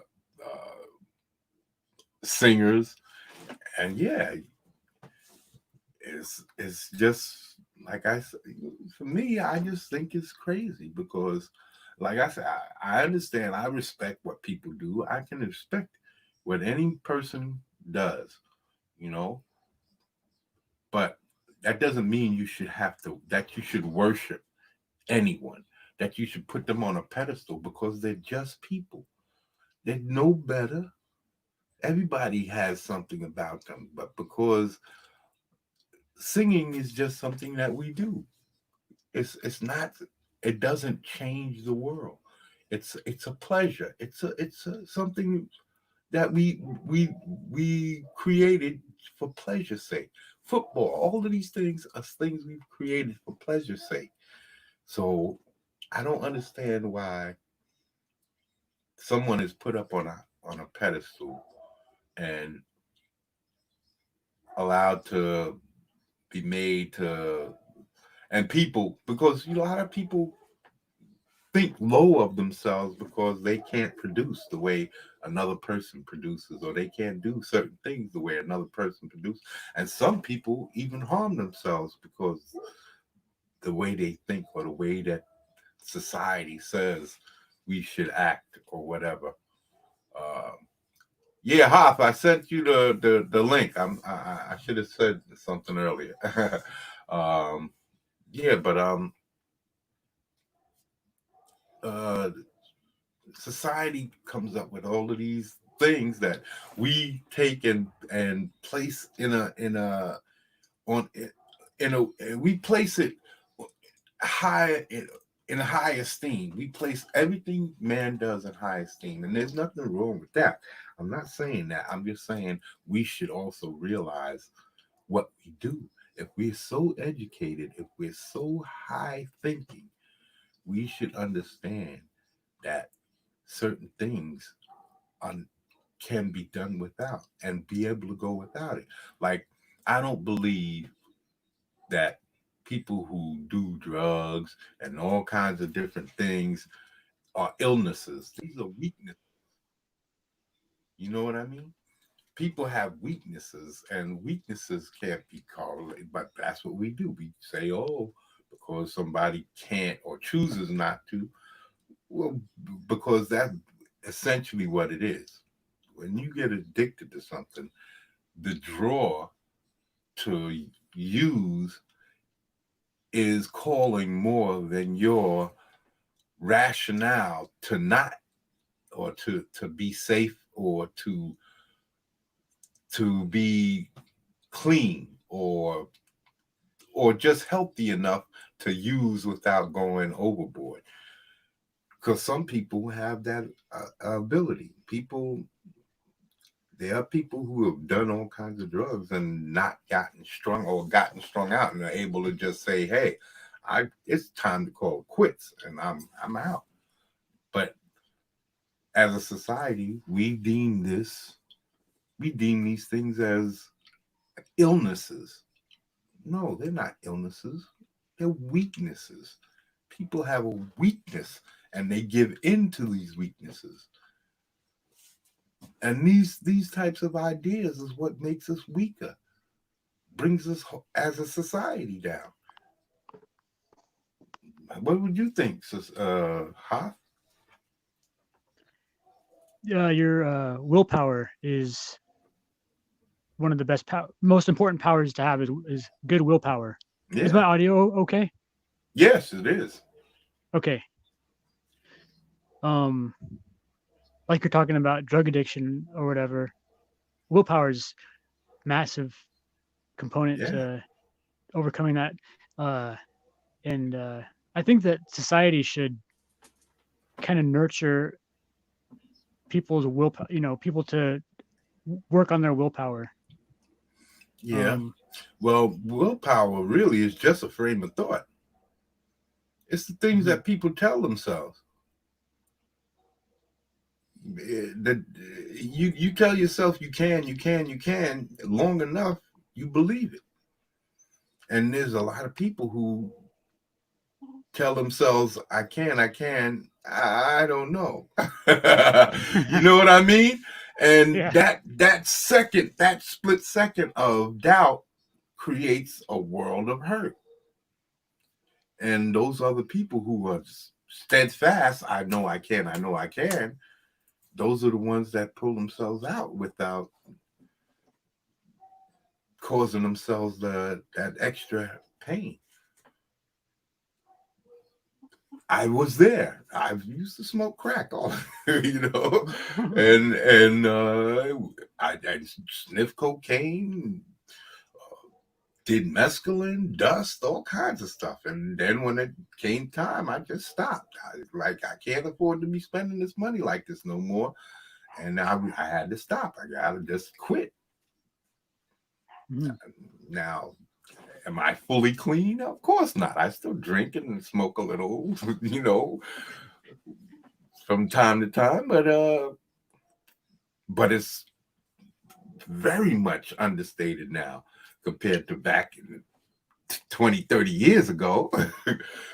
When I was going crazy, it was like all the time. Every day we was partying and doing all kinds of craziness. Partying with older women, younger women, all kinds of stuff. It was just having a ball. And nobody cared. Nobody cared about that. Nobody was talking about, not in my neighborhood, about rehab and all of that stuff like that.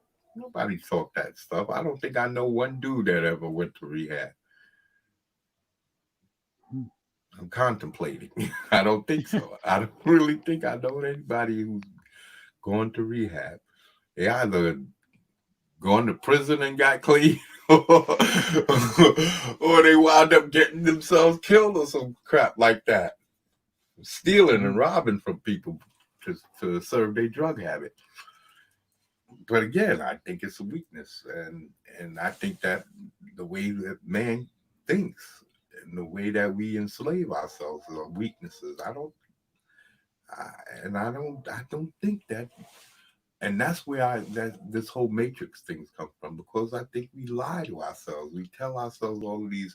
We want to believe that happiness is here waiting for us, and it's not. We were never promised the rose garden. That's a song. I beg your pardon. I never promised you a rose garden. It's a West country and western song, I think, from back in the days. And Helen Reddy, I think she sang that.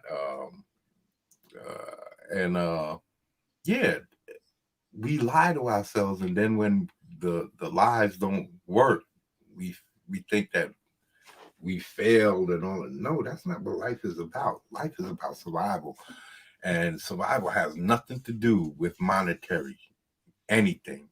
We force ourselves into this position where we need the money, but remember, all it takes is going out in the woods and hunting something down,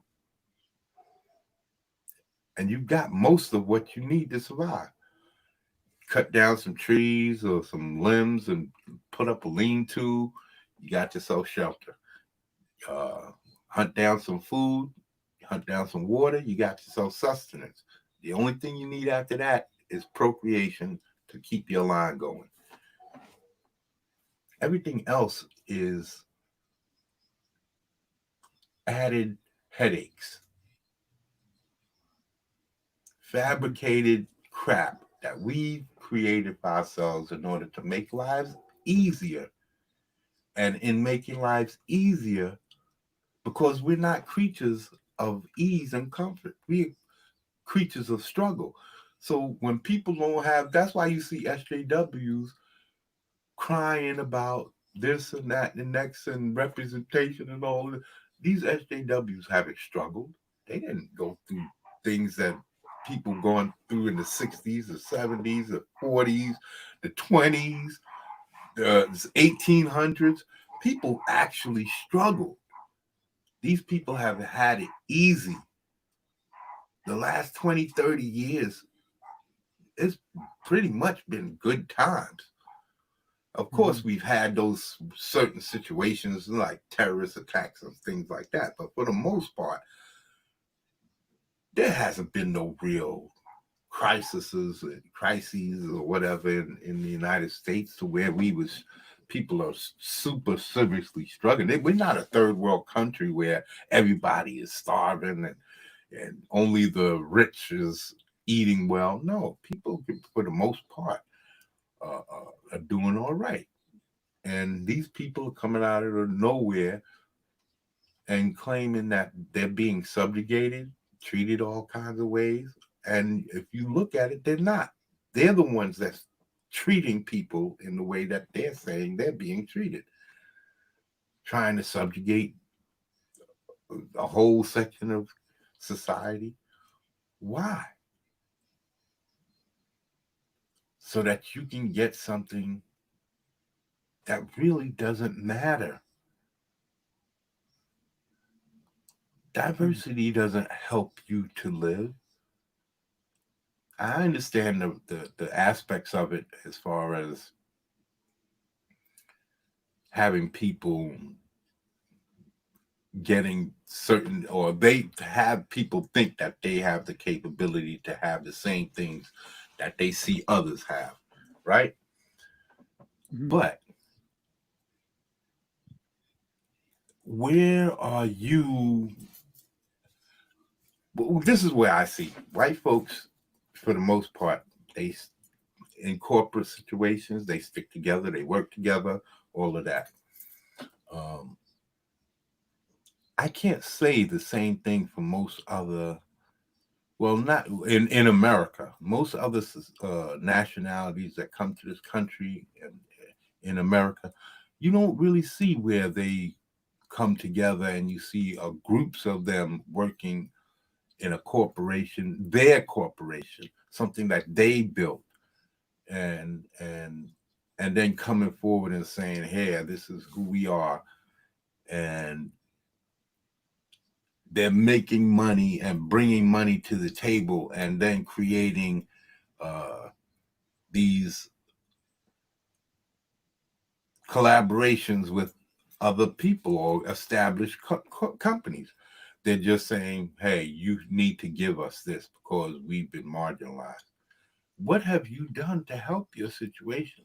And how come if the LGBTQ and all of those other people that's talking about being marginalized, if y'all all got together and created companies and different franchises and did things and brought light to what you're doing instead of who you're having sex with, don't you think that would be a way better way of approaching getting the things that you need instead of begging and creating this havoc for the whole? Because what you're doing is crapping on men, you're crapping on women, you're crapping on children, you're crapping on yourself, and you're not creating any type of scenarios that actually brings positivity to anything. So if that's the case, what's the benefit in your struggle if all you're doing is creating destructive situations? How is that benefiting? Yeah. People, it seems like people they don't want to step up. They just want others to step aside. Yeah. Yeah. And I don't understand that. And this is what I'm just saying. When I was younger, man, we grew up hard. We played hard. We were outside. Now people don't even go out and run around. We're getting out of shape. We're getting all of these issues, and some of these, when they want to run around is when they get older, and it's for looks. It might be for health benefits, but mostly it's for sexual gratifications and stuff like that. You want to look good so that you can get women. But you're not trying to look good because it's healthy, or you're not trying to get healthy because it's just specifically for the health. Most of the time, people get healthy because there's other benefits in it. Women women look like you, and men want to be you. All of this type of stuff like that, and people lie to each other all the time. We fabricate. We miscommunicate purposefully. We say things that's not true. We say things that's misleading. We purposefully, just like a Comicsgate. I said is talking about this earlier. Comicsgate is going through some things right now with the war campaign and all of these things.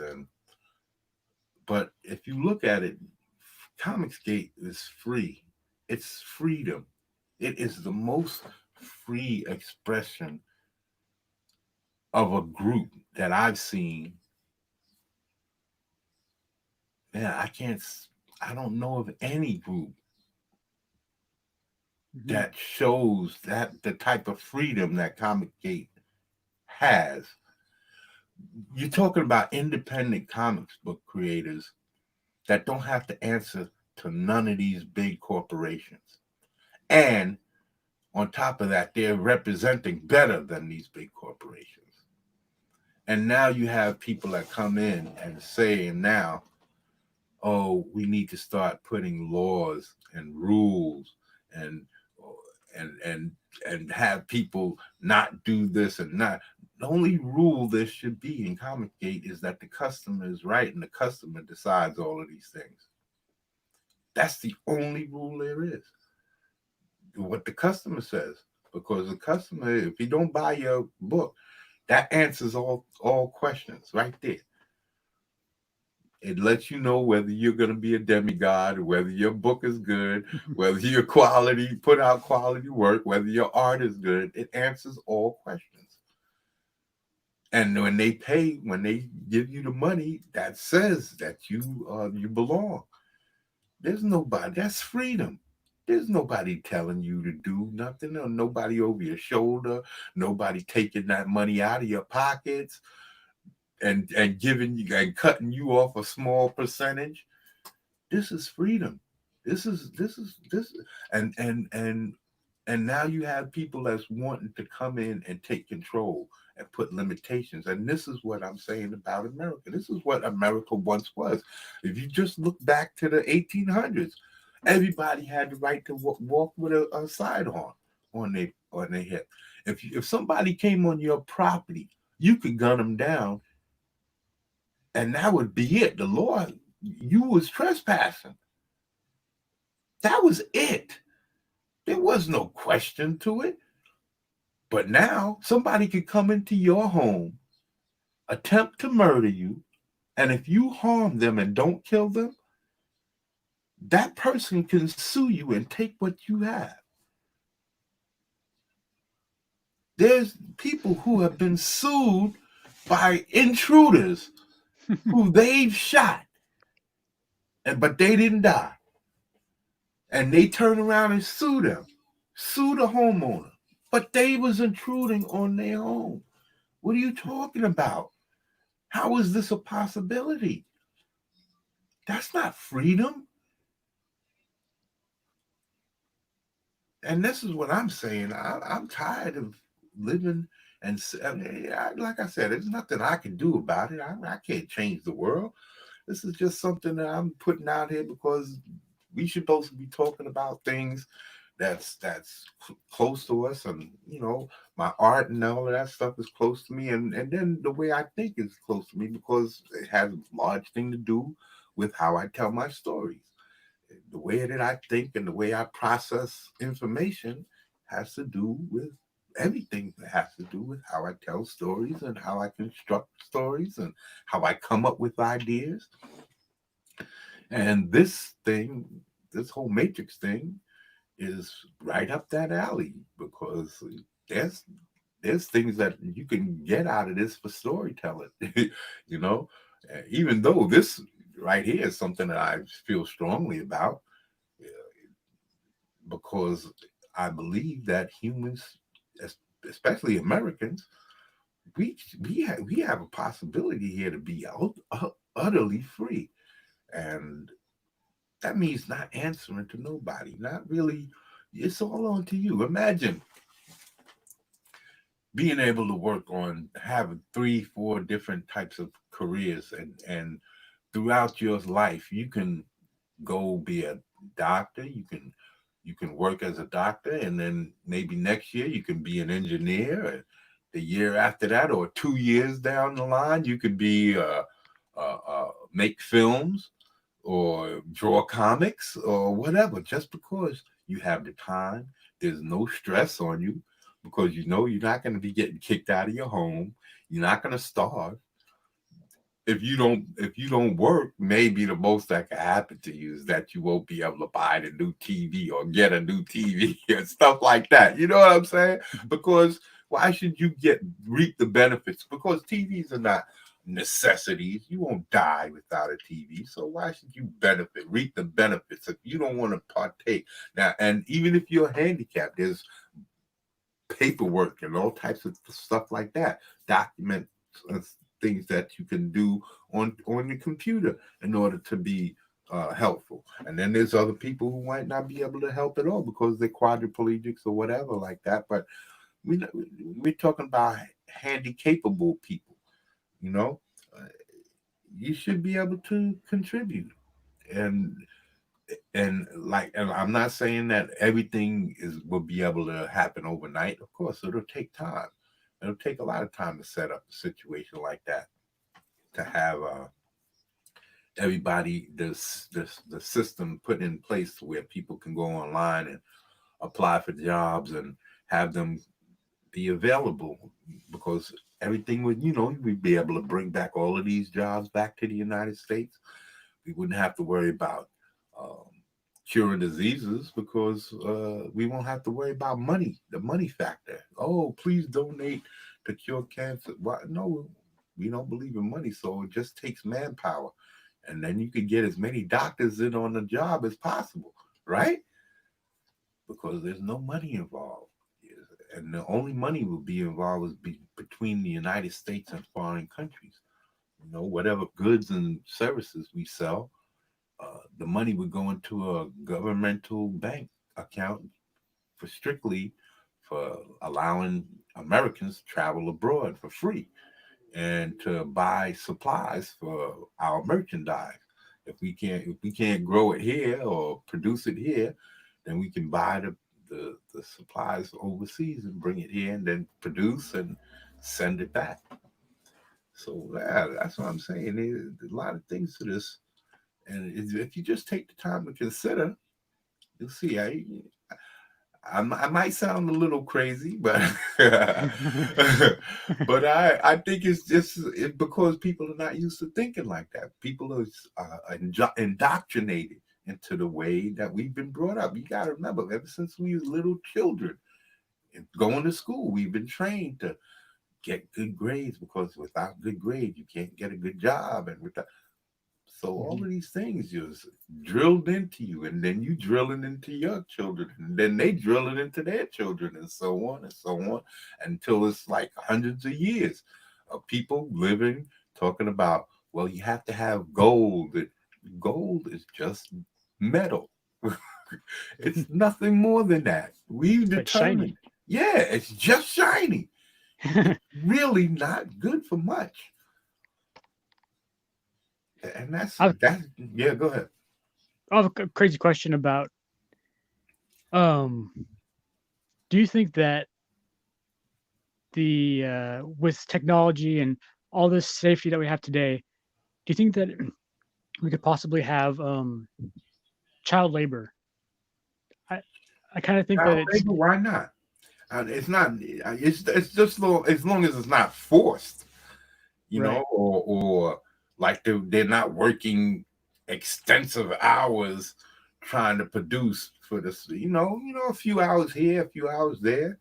You know, keep them Yeah. busy and doing light stuff.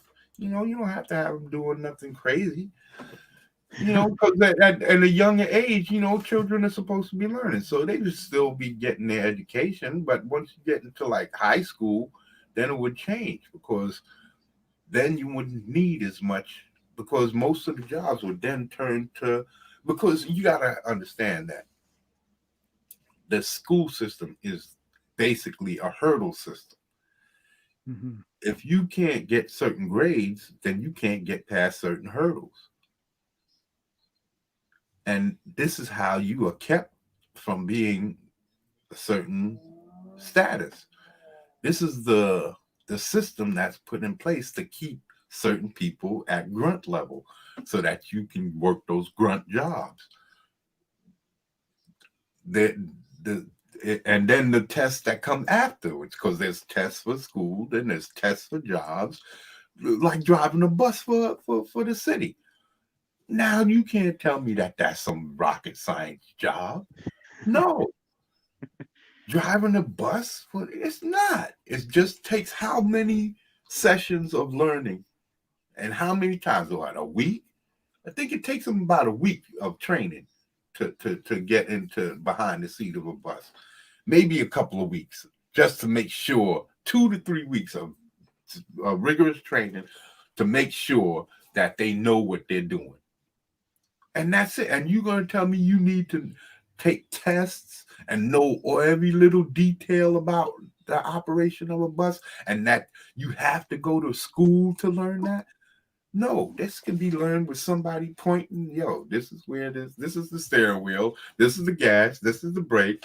You have to turn wide so that you don't run over somebody on the sidewalk with the back tires of the bus.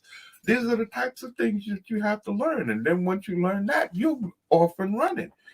This is why I'm saying this system is set up to keep people down, because you have to have people that can't get rich, or at least it's going to be difficult for you to climb those ladder to get up to the wealthy status, so that people for the majority of people will still have to be in those lower tier jobs to work.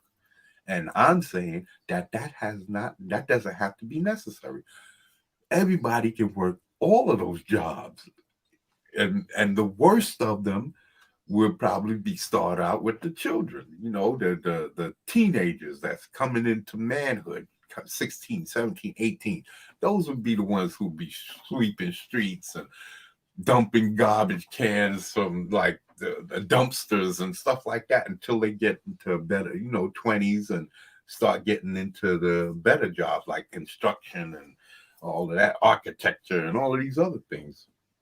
And like I said, imagine being an architecture, an engineer, and a nurse, and every time you go and say I go next door and help somebody who's a senior or who's sickly, and I put in a couple of hours there, I put that down in my phone, and it registers by putting my clock in hours and I clock out hour.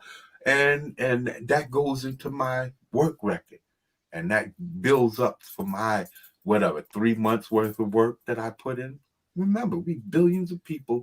If we get the buses automated, the trains automated, certain things that don't, like running electrical plants, automated for the most part, then you have your skeleton crew to make sure things keep operating. Now, if you start thinking all of these things, jobs will be just falling away. There won't be too much people to work on these jobs. So that means you won't have to have people working a full year. You work about 2-3 years, and then somebody else comes in and takes over the rest of that for another 3 months. Then another person comes in for the next 3 months, and then another person comes in for the next 3 months. So you see what I'm saying? Everybody's got a job, and you're always working. Well, somebody's always working. But on those, say if I'm working 3 months, so that means I got 9 months of freedom to travel, enjoy my family, enjoy life, to learn. I could get education. I could do whatever.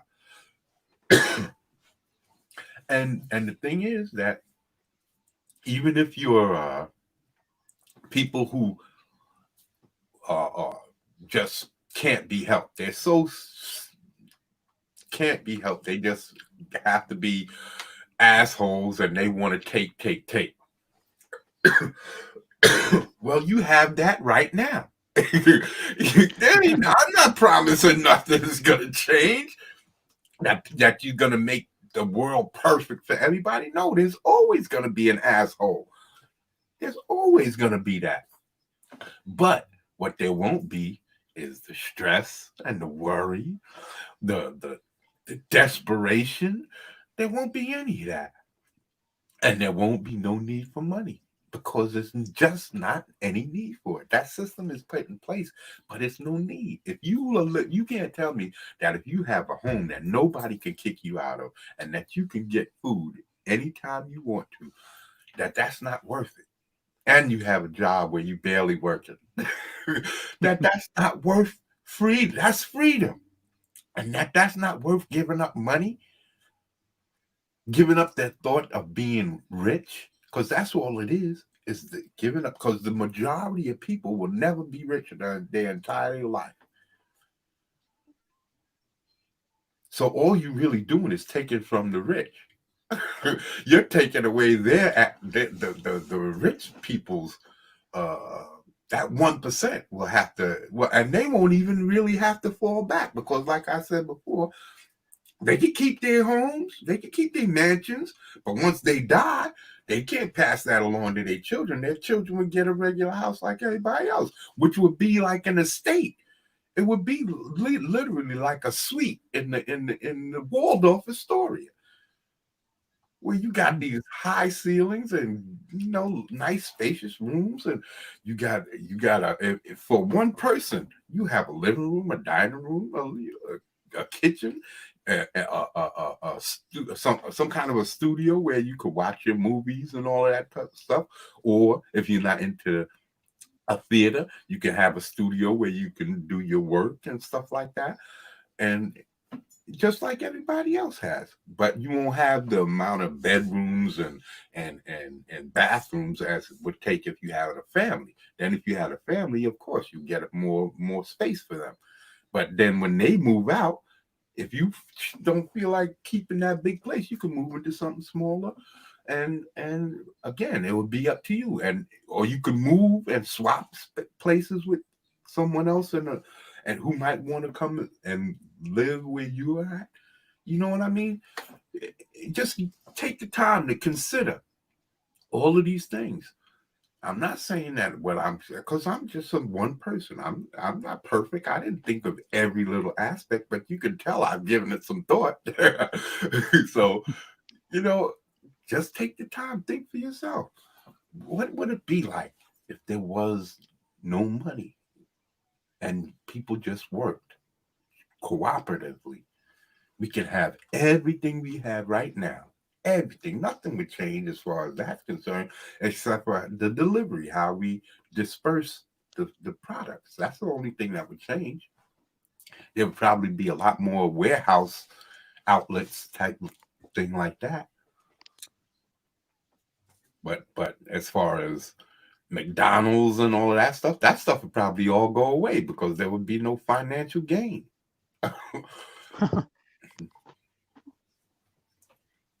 There would just be places where people would go to get already cooked food. There'd be no demand for McDonald's if exactly you can get actual real food. Exactly. People who enjoy cooking. Yeah, you'd have people who want to start restaurants. They could just go and cook, and you'd have these rows of stores where you have just a bunch of different foods that you could just go there and get a plate. And then you'd have like I said, you'd also have like blocks where there'd be greenhouses, and you can just grow crops, bring farm animals closer to the cities so that you have the capability of slaughtering, and because you still have to have those things. So, but it would make it easier, get rid of all of the chemicals, because you'd have time. You have more people with more time, and we can put in that effort to like use manual labor to get those aphids and little bugs off of the plants instead of killing the plant, because that's why they put all the pesticides. And then we'd be able to get all the pesticides out of our food. All of that stuff would be healthier all the way around, man, because we'd be able to get rid of that need to make that profit. And that need to make that profit means need to cut corners. And that if you're not cutting corners, people ain't going to be getting as sick.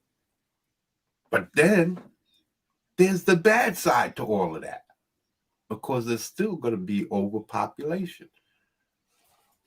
So what do you do about that? I don't know. I don't have the answers to everything, but I know that the best thing would be for people to die. I know that.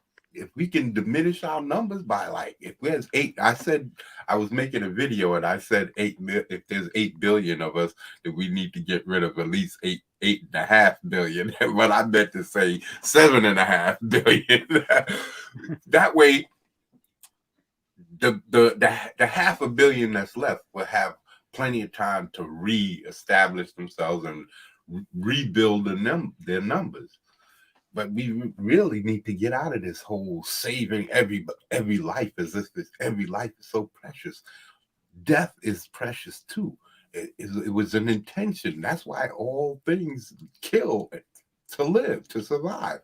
All things, plant life, kills to survive. So, yeah. It's a strange thing. It's a brutal thing, but that's what life is all about. Life is about some brutal. Just watch any animal walking with its child, and then some dog or a lion jumps out, and the mother's there screaming while this animal is slowly ripping its guts out. That's got to be one of the most horrific things, to have some big beast holding you down while 2 or 3 others is tearing your stomach out and you're alive. Wow. That's got to be one of the most horrific things to ever happen to me. But that used to happen to people. Even back as far as the 1800s. Because remember, we were still going out to outhouses. So I'm quite sure somebody took a stroll to an outhouse at some point or time, and a mountain lion got that ass. You know? So I think we've removed ourselves from that primal thing, but we did ourselves a disservice. We are living in the lap of comfort, but that comfort comes with a price. And that's the overpopulation and our own damnation, because we poisoning ourselves. We're not taking into consideration the damage we're doing to ourselves. We're not taking into consideration the eventuality of the things that could be coming around the way. And if there are people who are taking those things into consideration, they won't tell us because of the panic that could set in. So when anything happens or jumps off, guess what? We're going to be sitting here killing each other, because it doesn't pay to inform people of what's going on because of the panic that will ensue. You're going to kill yourself. It's better to die at peace than to die in chaos. And that's the truth. It's better to die, because if say something like, just say there was a meteorite headed to the planet. You think that they would be like in deep impact with Morgan Freeman, that they would be on the news informing everyone that it was coming? Hell no. Because everybody would be panicking. Everybody would shit their drawers and be begging, no, what's going to happen? What are you going to do? And there'll be nothing that could be done. You wouldn't be able to do nothing. So they wouldn't tell you. They wouldn't tell you. That's the reality. The reality of our reality is that they would not inform you. They would let you die without it informing you, because that would be the most poignant, or it would be the best thing to do. Why have you running, trying to leave? Say that they say it's going to hit New York, and everybody decides they're going to leave New York. That doesn't mean that you're safe. So you're creating all this panic and havoc and stomping over people, because that's what you're going to do. You're going to talk about all kinds of traffic jams, everybody, all the millions and millions of people trying to displace. You won't be able to get far. And you wind up dying anyway, because the destruction from a meteorite hitting is going to be devastating. It'll cause so much of a uproar that the planet will never be the same again. So why have people panicking and running around crazy when you just let them die in peace? By the way, we should be building some sort of safety. I mean, some sort of precaution for a meteor hit, rather than spinning our wheels with working at retail jobs. We have enough manpower that we should actually put our heads together to try to prevent meteors, or have some sort of precaution. Man, you're talking about a devastating force, man. What can you do to stop a meteor that's traveling millions of miles a second? Millions of miles per second. You're talking about an irrational thing. You can't stop that. There's nothing we can build or do to stop that. What if you Go set ahead. off a nuke? Set off a nuke like out in outer space, like like way We'd out. have to have we'd have to have a rocket that could get there. We'd have to have a ship that could take it there. We'd have to be precise. We'd have to know exactly the weight and trajectory of the meteorite, because what if it blows up and you didn't do enough? It's traveling at that speed. That means it has to have a devastating force. You might need 3 or 4 nuclear warheads to push that off its trajectory. You know what I'm saying? So you might be doing that all for nothing. And it might be just all a waste of time. Worth a shot. Of course. But what do you do? How far out? And do we have that capability to send a rocket with multiple warheads to that far out, say out to Mars or Jupiter, in order to get the type of a reaction from the explosion to just nudge it just a micro inch way out there? But by the time it gets here, it's many, many miles. Yeah. You just have to nudge it ever so slightly. But who's to say it will ever work? We don't have the knowledge. We've never moved an incoming meteorite traveling that speed. We don't have the technology. I was talking about how astrophysicists don't know shit. They really don't. They say they do, but here's some proof. Here is some proof. I'm glad I forgot. This is what I was supposed to do earlier. We should make all school children play pool, play billiards, so that when they grow up to be rocket scientists, they'll know how to. What's his name? Rogan. What's his name? Joe Rogan. JR Experience, right? JRE. Yeah. JRE. What's that guy's name? He was just on. He's a scientist, Brian something. He just had a dude on there. Let me see if that'll work. Here it is. Let me see. Jordan Jonas, no. Brian Green, that's it.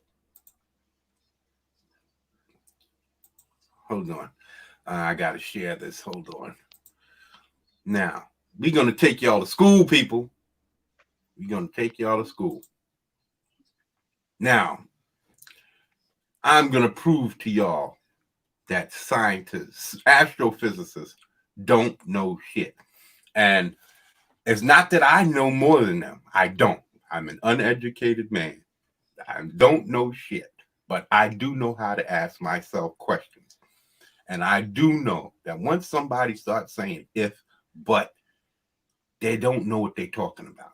If you say, I don't know, but, you can't have it both ways. And that's what astrophysicists do all the time. Now, look at this.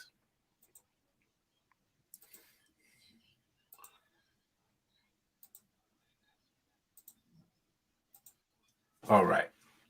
We're going to start back here. This guy's an astrophysicist, Brian Green. Do you want to learn to draw professional and impressive artwork from scratch that will blow people's minds? Climb up the Empire State Building.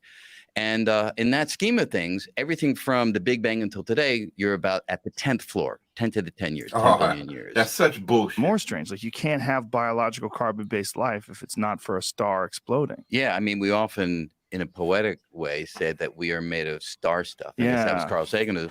Now, he's saying that because stars explode, right, that everybody and everything is made of stardust. That stars explode, and it's over the millions and millions of years. There's been so many explosions that all of the particles that make up carbon-based life forms come from the core of stars. That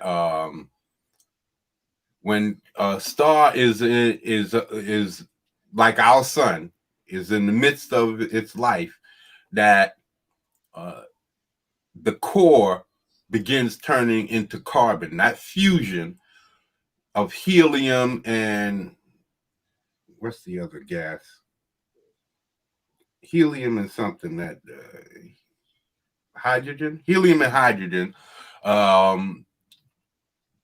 eventually creates metal, iron in the core of a star. And once that begins to happen, the star begins to melt down and goes supernova, then explodes, and that dust is what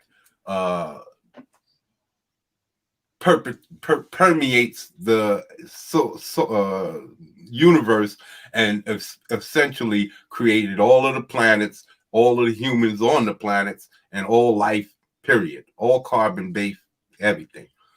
And I say, I don't really know for sure, but neither does he. Neither does he. And I can prove that fact because how does he know that the particles aren't coming from, because they say that black holes, that they also have white holes. One sucks everything in, black holes, and white holes spew things out. So if we were looking at a black hole and we can see what's going on, everything, we would see things being sucked into it. And if we were looking at a black hole, we would see things being spewed out. So how do we know that two galaxies or two universes aren't like merged together in some form or fashion? And a lot of those particles are coming from these white holes, including star explosions and all of these other things, because we don't know everything that's going on in the universe. This guy can't see everything that's happening in the universe. He has no way of knowing what's going on in the universe. He can only see what's going on in our immediate vicinity. And even then, he doesn't know. He can't tell you what's going on in our own solar system. He can't. But you can also say that we are made of, nuclear refuse, right? We are the detritus that the death throes of a star puts out into the universe, and it. Okay. Who's to say that carbon comes from the center of a star, period? The only way that they can say that they know that this happened is to create a star and watch it explode and see what happens. They can't reproduce a star. How do they know what's going on in the center of a star? It's an impossibility. No one can tell you that. I don't care what type of education this man has. He can't recreate a star in a laboratory. There's no way you can recreate all of the conditions of outer space in a laboratory. You can't put all of the particles. They say that there's all kinds of space debris and space dust, and that there's things shooting through space that could kill you, like a bullet. Shooting microscopic things, shooting through space, small things shooting through space all the time. That's why you had to go out there with all of that heavy suits and all of that stuff. And there's no inertia, nothing to stop or slow anything down. So, and you're going to tell me that you understand the workings of a star? No, these are all hypotheses, all thought processes, all theories. And then he's going to say things like, rains down on planets, and at least on one such planet, that stuff comes together and yields life. So it is a cycle. I mean, I don't want to sound like the Lion King here, but that's really what it is. Well, what I'm so interested in getting into your book is the fact that you are sort of detailing all these steps that have to take place in order for all this life, in order for this universe to be what it is, and then where it's going to go. Yeah. You see what he said? He said you're putting in your book all of these facts They are not facts. They are theories. Theories is just educated guesses. That's all they are. And he's saying facts because he is giving away his power to this man because he believes him to be more intelligent than he is. So he's automatically deferring to this man's education. But that doesn't mean that what this man is saying is factual. Yeah, exactly. And the remarkable thing, and sort of the main point at some level, is that, look, we're special entities. We can think, we can reflect, we have emotions, but ultimately you and I and everybody else, we're just bags of particles that are governed by physical law. How does he know what particles we are? How does he know? Has he ever seen an actual particle, of electron particle or neutron particle? Has he actually seen one? When they say they split the atom, did they take a knife and cut it? Or did they just blow some shit up? You see what I'm saying? Yeah, the reaction.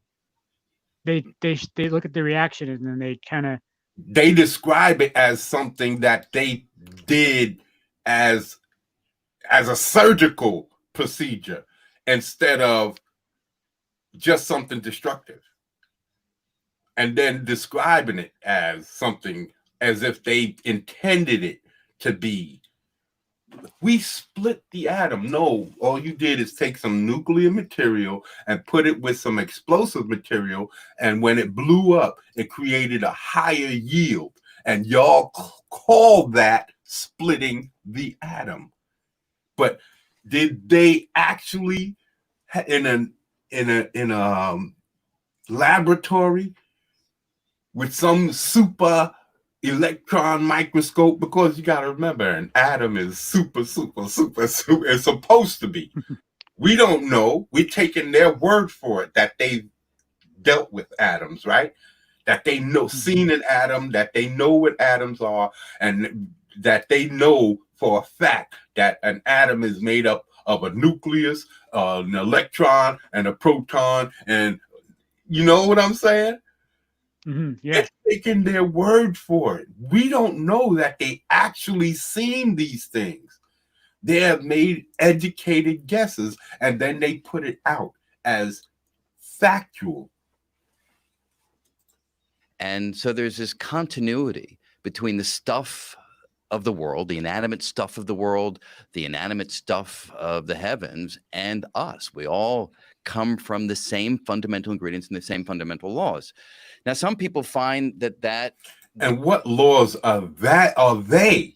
Now, you're going to tell me this man understands the laws of the universe? He can only tell you about the things he's experienced here on Earth. So anything that he tells you about outer space is absolute speculation, 100% speculative. He can't tell you what it's like in a star. He can't even tell you what it's like on Mars. Not really. They can only guess. They use mathematical equations. Okay, here's a good example. Light travels at a such and such amount of speed, right? And they claim that it takes a certain amount of light years to get from here just to Earth. I mean, to the sun. But later for that, let's say from here to another star in another or in our galaxy, hundreds of light years away, right? Mm-hmm. How does he know how many light years? And not only that, if I don't believe in time. Time is fictitious to me. It's something that we made up because it only exists on our planet. Our time only exists on our planet, and it's not even 100% correct. 365 days for us to go around the sun is our year. 24 hours in our day is our day. 60 minutes is our hour, and 60 seconds is our minutes. But if that was perfect, we would never have a leap year. Every single day I'm serious. Every single day, there are a certain amount of time left over. And that time accumulates, and in every leap year, we get an extra day. That's where leap year comes from. That's why February, every 2 or 3 or 4 years, we get February 29th. Because our days are not perfectly set. There's not a perfect second in a second. It's longer. There's not a perfect minute in a minute. It's not 60 seconds. It's 60 seconds plus a fraction of a second. You see what I'm saying? So every day it accumulates so that by the end of 3-4 years, we get an extra day. So that means that we don't understand our own time. So-called time. It's a fabrication, because the time now, Mars is further out. So it takes like 500, 600 days to travel around the sun. So that means that 12 months on Mars would have a whole lot more days in them, right?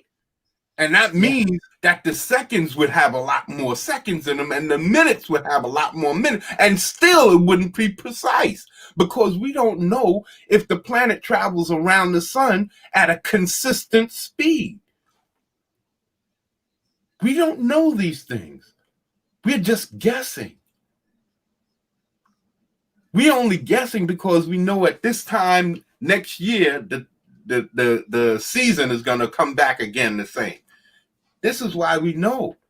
Otherwise, you think we would know how many days it would take to go around the sun?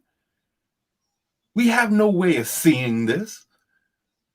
How are you supposed to judge where you are in the position to the sun? Where's 12 o'clock on the sun? You know what I'm saying? So that you could go around and come back to 12. If you understand what I mean. Where's the start-off point? Where's the start-off point where you could say, here is day one, when we're counting the 365 days that it takes to go around the sun? Where is here?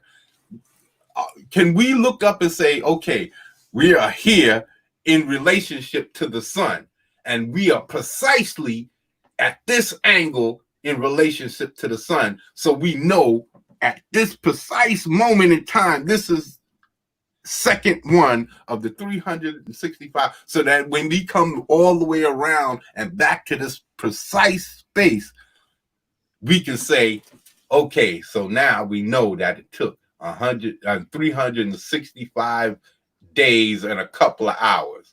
You know what I'm saying? Because this is the precise measurement of where the earth is in relationship to the sun. When we began counting, when we went around, we know, because we see, now if the sun is rotating and the earth is rotating, how can we ever get a precise measurement?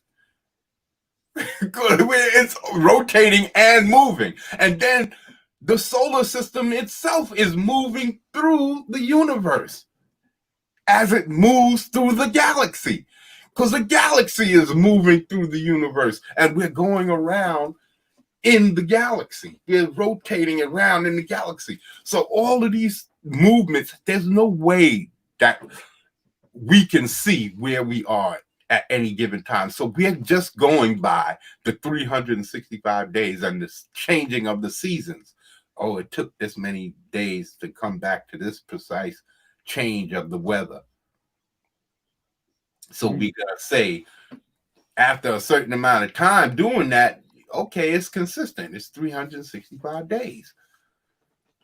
I'm sure they use stars and things like that to also help gauge things, but they didn't use the sun, because there's no way we could gain a correct positioning.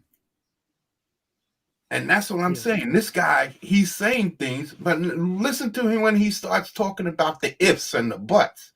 Gives them, I don't know, a sense of desperation, a sense that we're not special, a sense that somehow the universe is pointless or meaningless. But, you know, my view on this is it's spectacular that we're made of the same stuff that makes up this bottle of water or any of the wonderful little statues you have on this desk. He doesn't know that. Even though it's a good guess, I would say, okay, because whatever makes up the planet got to make up us, and because we came from the planet. So I can understand that. But he doesn't know for sure. He's guessing. But it's a good guess. I would say it's a good guess that what he's saying is mostly probably right. Right in that point. Because that means that how remarkable that collections of particles can do what we do. And I think that's really the way of looking at the continuity. We don't need to be endowed with some special quality by some external entity. You don't need that. Particles can do miraculous things. Now he's saying that we don't need a God, that particles is our God. Now, doesn't that sound absolutely ridiculous? Because has he ever seen a particle? Does he even know what he's talking about? Do we know if he knows what he's talking about? The one thing that I know for sure that this man knows is that he knows for damn sure that we don't know what he's talking about. He can say whatever he fucking wants, and we'll just have to smile and go, uh-huh. Because we don't know nothing about this astrophysics shit that he's talking. He can talk all of this particle shit and particle that. I don't know what the fuck he's saying. But I know for a fact that he doesn't know what he's talking about, because he goes on to say, I don't know, but if this. And that is the message that I think you can draw from a more complete understanding of where we came from and where we're going. That the fear of death and the attitude of the finite life being insignificant, that like, what is the point? This sort of existential angst that many of us struggle with, right? Yeah, right. That's something that you touch upon really early on, that this thing that makes us unique is that we know that we're going to die. Yeah, yeah. That to me is the vital distinguishing feature of our species. You know, So they're intimating that animals don't have a grasp that they know they're gonna die. How do we know that? You see animals run away in fear, so they do have a grasp of danger. So who's to say that they don't have a grasp of death? Those are one things that out of most of us, they're still involved in death and killing and all of that. So who's to say? I'm serious. Even cats, your house cat will kill a mouse, and it's natural for them. A dog, if he catches a little furry animal, he'll kill it. Yeah. So why wouldn't they understand that they can die, or that there's death is coming? They might not understand that they can get sick and die, but they can understand that death is waiting out there for them. That's why animals hide. That's why they do the things they do in the wild, because they know that things are out there hunting them, looking to kill them. Exactly. You're right. Yeah. It's so pompous. So him to say that we understand that we're gonna die makes us better than animals is ridiculous. It's utter ridiculous. It makes no sense to me. But we take this man's word for it because he has degrees, and we listen to him. But listen what he says. Can reflect on the past. We can think about the future and recognize that we're not going to be here. Okay, reflecting on the past and the future. What does that get us? Besides worry and anguish and anxiety, what does it get us? So these animals who don't consider the past and they forget the future, the past, they don't consider the future and they forget the past as soon as it goes by. that just makes it easier for them to exist in the rough existence that they have. We contemplate the past and worry about it. Oh, we can't repeat it. We can't repeat it. And then we do it anyway. We go to war and wage war, and look at these SJWs. They want us to go backwards. They want to take away, they want to put women in chastity belts and not show any nudity. They want men to, they put all of the things that people were arguing about back in the 60s, 70s, and 40s. This is what they're bringing back. So how is any of this? People are not that intelligent. Just because we managed to take a few things and make something out of it doesn't mean that we're intelligent. Everything we make has a byproduct that's killing the world, killing us. Plastic, it was a mistake. It was an accident. We stumbled on plastic, and it's poison. It's toxic. Everything you drink out of plastic is toxic because it has to sit. When you put water in a bottle, right? A plastic bottle, they put it in warm, at least warm, probably hot, to create a vacuum seal. This helps to create a vacuum seal, keeps germs out, and then it cools off. That heat in that plastic bottle releases chemicals. If you touch a metal surface, rub your finger on a metal surface, and then smell your fingers, you're going to smell metal on your hand. Because science says any contact with anything creates transference.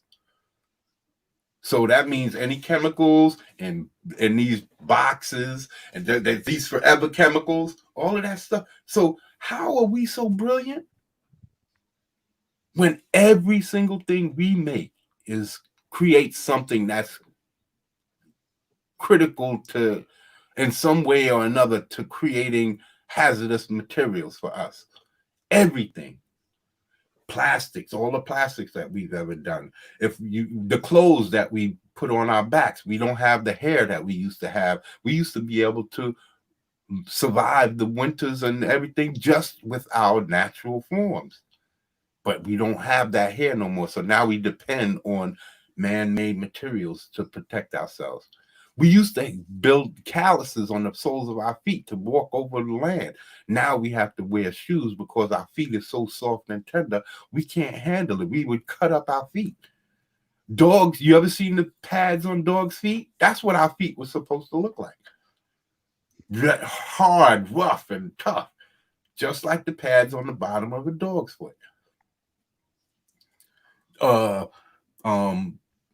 You could go on and on. Everything that when we started using fire, we changed the molecular structure of the food that we eat. We cooked our food. That alters the molecular makeup. Fire alters the molecular makeup of your food. You think that's what God intended? No, God didn't give us a stove. He didn't give us instructions on how to make that stuff. No, it's something we stumbled across after a lightning storm, and a tree caught fire and fell on an animal and burnt them up, created a forest fire, and some animals got burnt up. And mankind, what the hell smells so good? Go in there and they cut off a piece of meat and go, Good barbecue. Good barbecue. You know what I'm saying? That's what happened. That's what happened.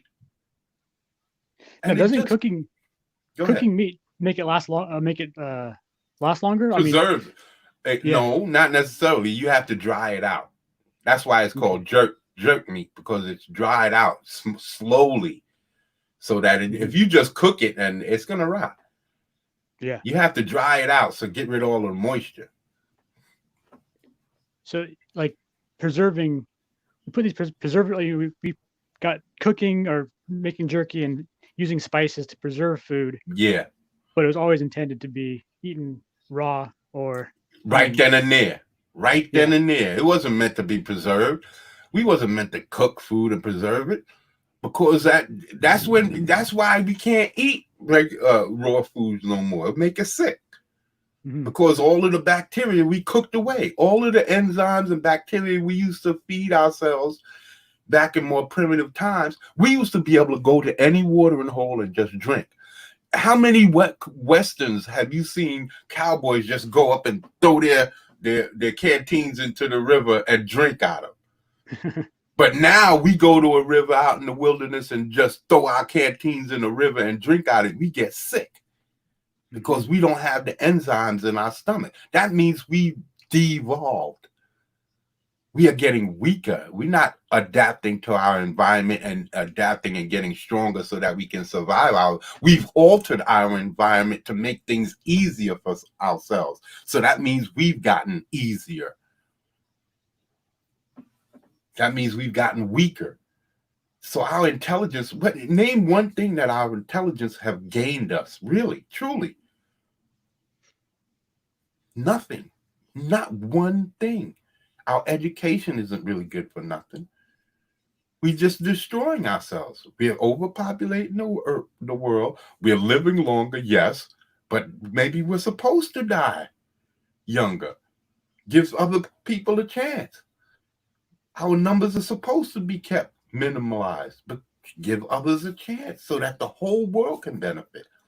It was meant for millions and billions of different species to exist on the planet. Now it's just man and a handful here and a handful there. Even the oceans, they claim, are almost devoid of life because of what we've done. Imagine an ocean.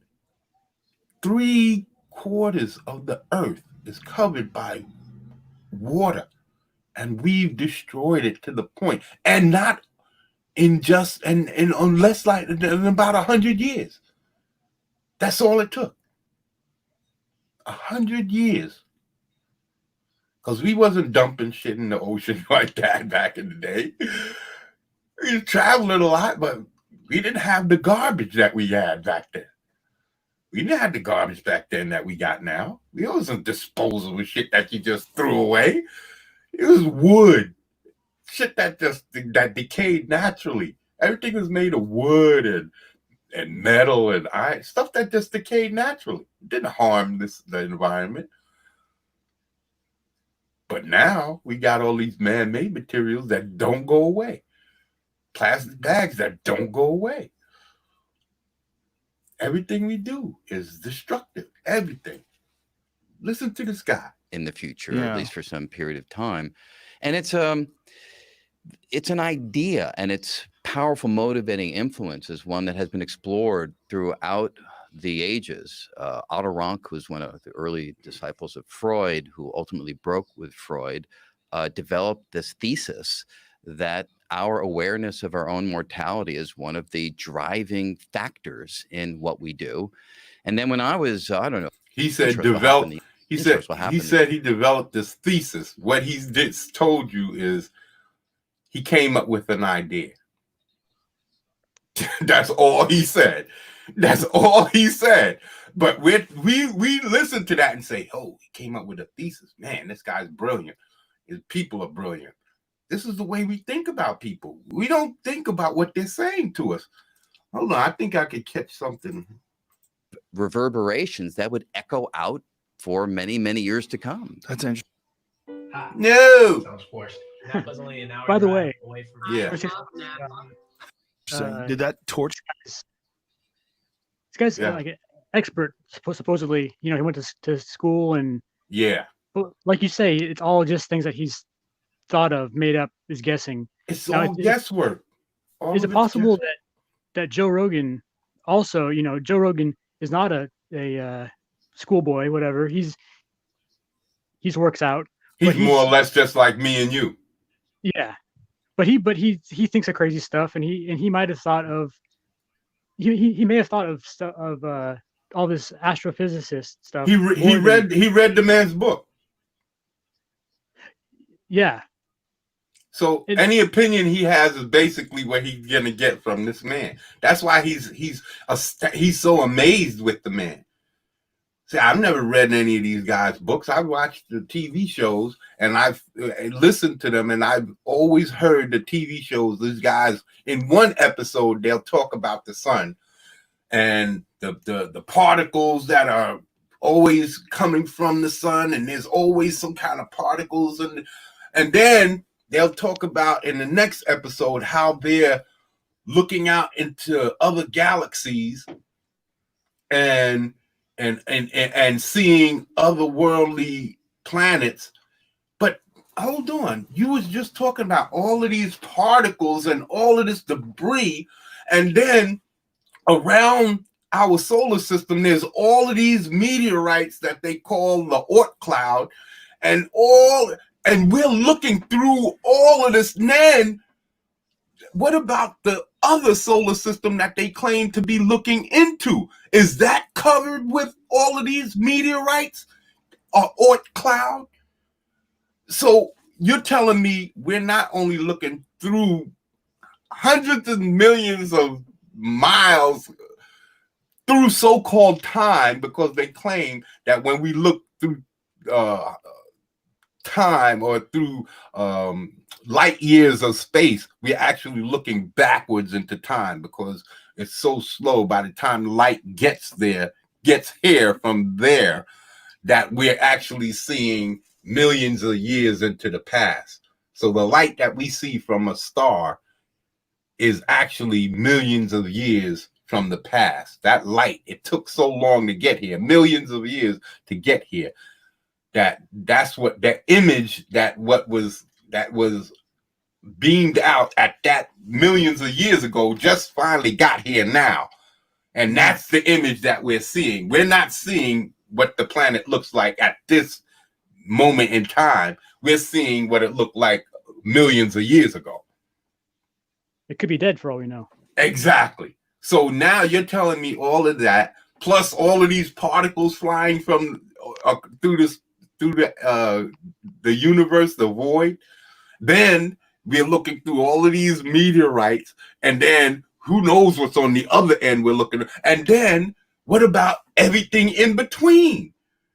They talk about dark matter and all of these things that changes this and pulls that and alters light. Wait a minute. If dark matter alters light, how do you know what the fuck you're seeing? Because you're depending on light. So if dark matter alters light, how can you possibly say what you're seeing is legitimate? And then if they're using a computer to witness any of this stuff, how can you judge what the computer is seeing? The computer is only going to put out what you tell it to look at, the information that you put into it. So if you can't tell it, if you don't know what to put into it because you don't have the information, how the fuck is the computer going to calculate something that it has no idea what it's calculating, and then come up with something to tell you that this is what you're looking at?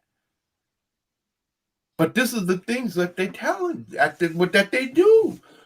They use a computer, and then you have all of these math equations, and they take these math problems and then they calculate it, and they say, oh, this is what that planet looks like.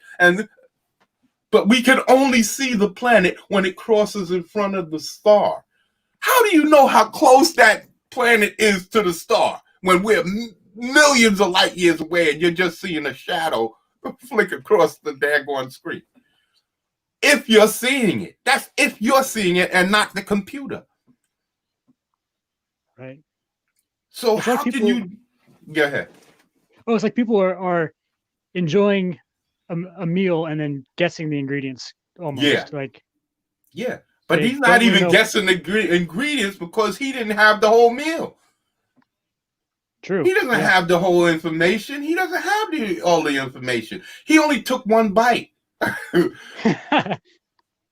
He doesn't have all the information. It's impossible for them to have all the information. And this is the questions I ask myself. How can it be possible that you see all of this stuff when you say that we are looking through all of the... Have you ever tried to have binoculars and look through a screen? The screen disappears, but it creates a film in front of you. So how do you know what you're actually seeing and not seeing? Because every last one of those little bars in the screen has to cover something. How do you know what you're not seeing? So just because you can see past something or through something doesn't mean that you're actually seeing the whole picture. All those little specks can be covering specks that are so much smaller because there's so many millions of miles away. So a meteorite on the outskirts of our solar system, we're looking past it, but because we're using a high-powered telescope, we don't see the meteorites. It kind of acts like a screen. If you look through a screen with a telescope or binoculars, you won't see the screen. It will just seem a little darker. But you have to know that that darkness is impairing your vision. Those things don't disappear. The cross bars of the screen does not disappear. It's still there. You're still looking through the screen. It's just that you have the magnification up so that it appears to disappear. But those things are there and they're blocking your vision. There are certain things you can't see. It just seems like you can. Because the things that you're looking at is so far away that you can gain that light. It'll come through and blur the screen out, but you're not getting a full picture. You're not. It's impossible to, because those bars of the screen is still in your way. It's still blocking your view. And those hard cross lines of the screen, those little wires that cross, they're blocking something. They have to be obscuring something. And that's what I'm saying. If you're looking through all of this stuff, if you're looking through meteorites and neutrinos and all kinds of particles that's flying around, and who knows what else is going on in the space between this galaxy and the next galaxy, or this planet and another planet on the other side of our galaxy. How can you tell me that you've seen this certain specific thing and you can say for a fact of what you saw, when you say for yourself that, wait, the light just, when we see otherworldly planets, we just see the shadow of it when it crosses in front of the star.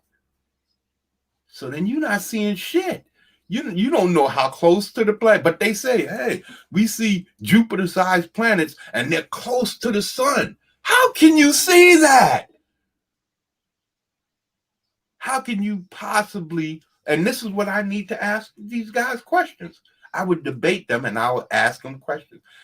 How do you determine how close a planet is to its star when all you can see is a dark image crossing in front of the light emitted by that star? And how do you know that that's a planet at all and not a meteorite orbiting around in the Oort cloud around that solar system? How do you know what the hell you're looking at?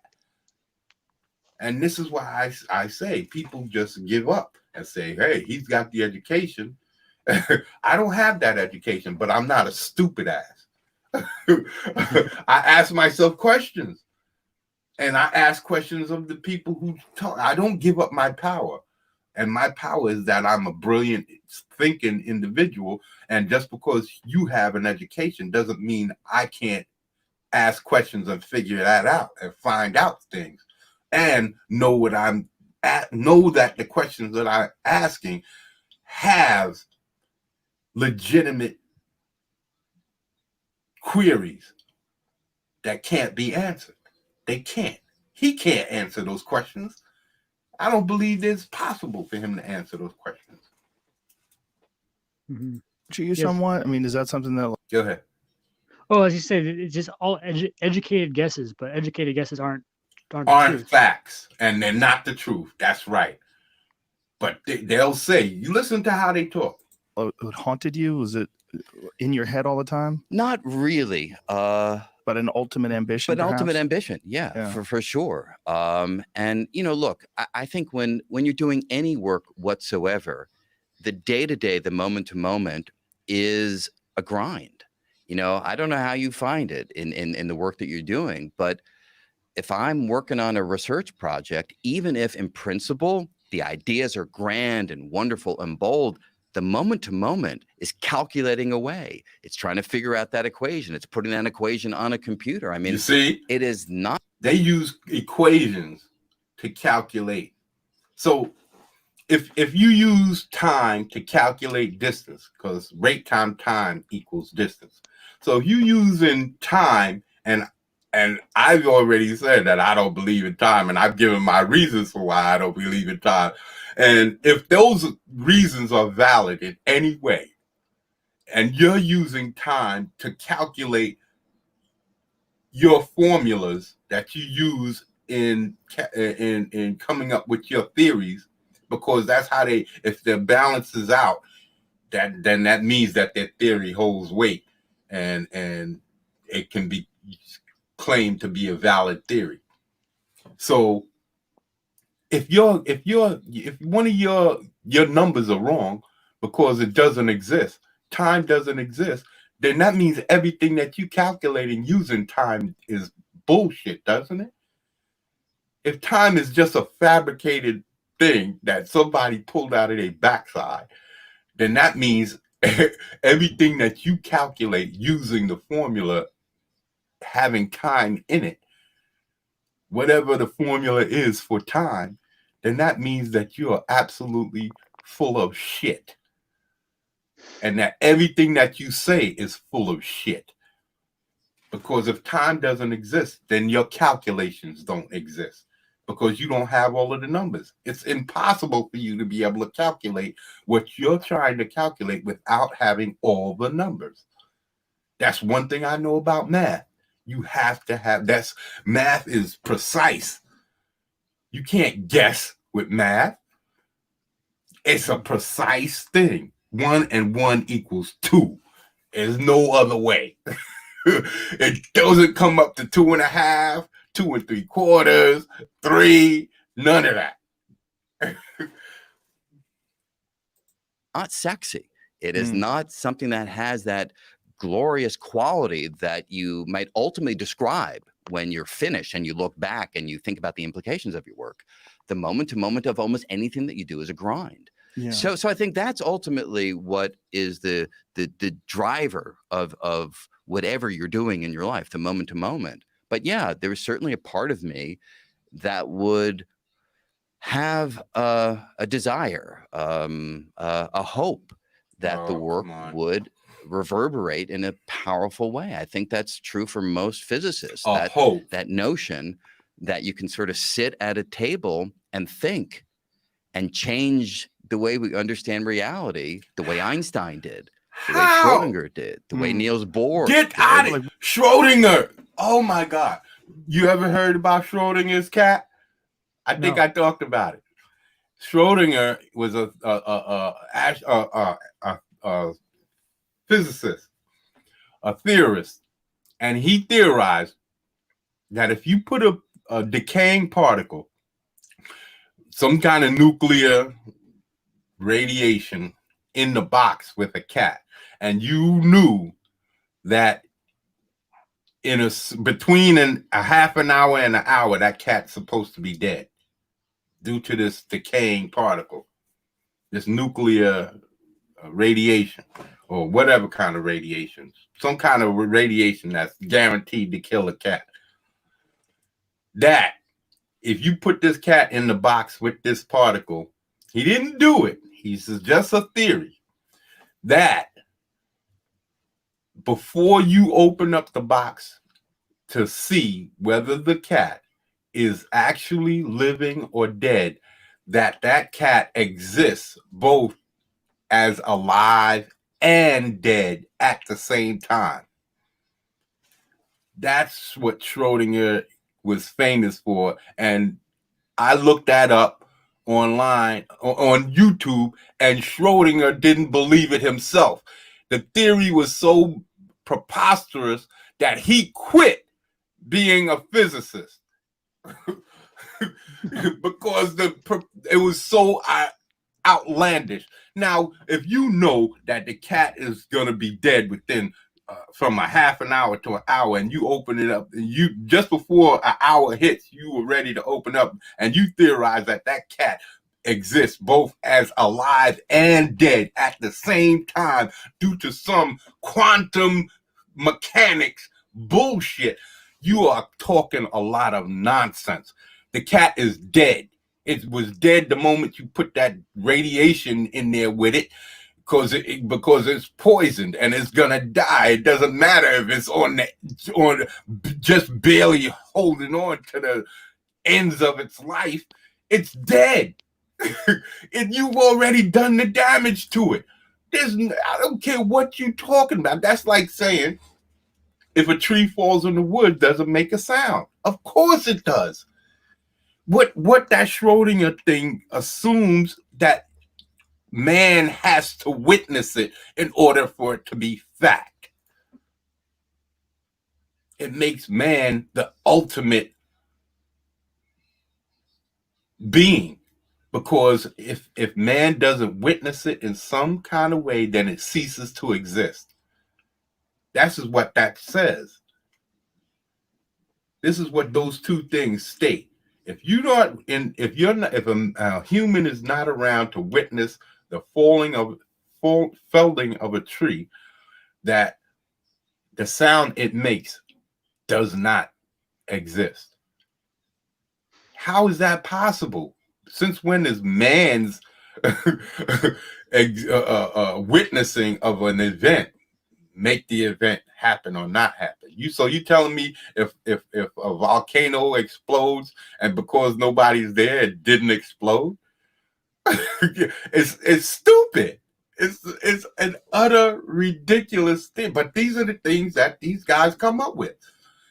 And they have to come up with things. When they describe things, they always describe things from an earthbound perspective. You know why? Because that's the only way that they could have conceived it. Mm-hmm. They came up with a theory that was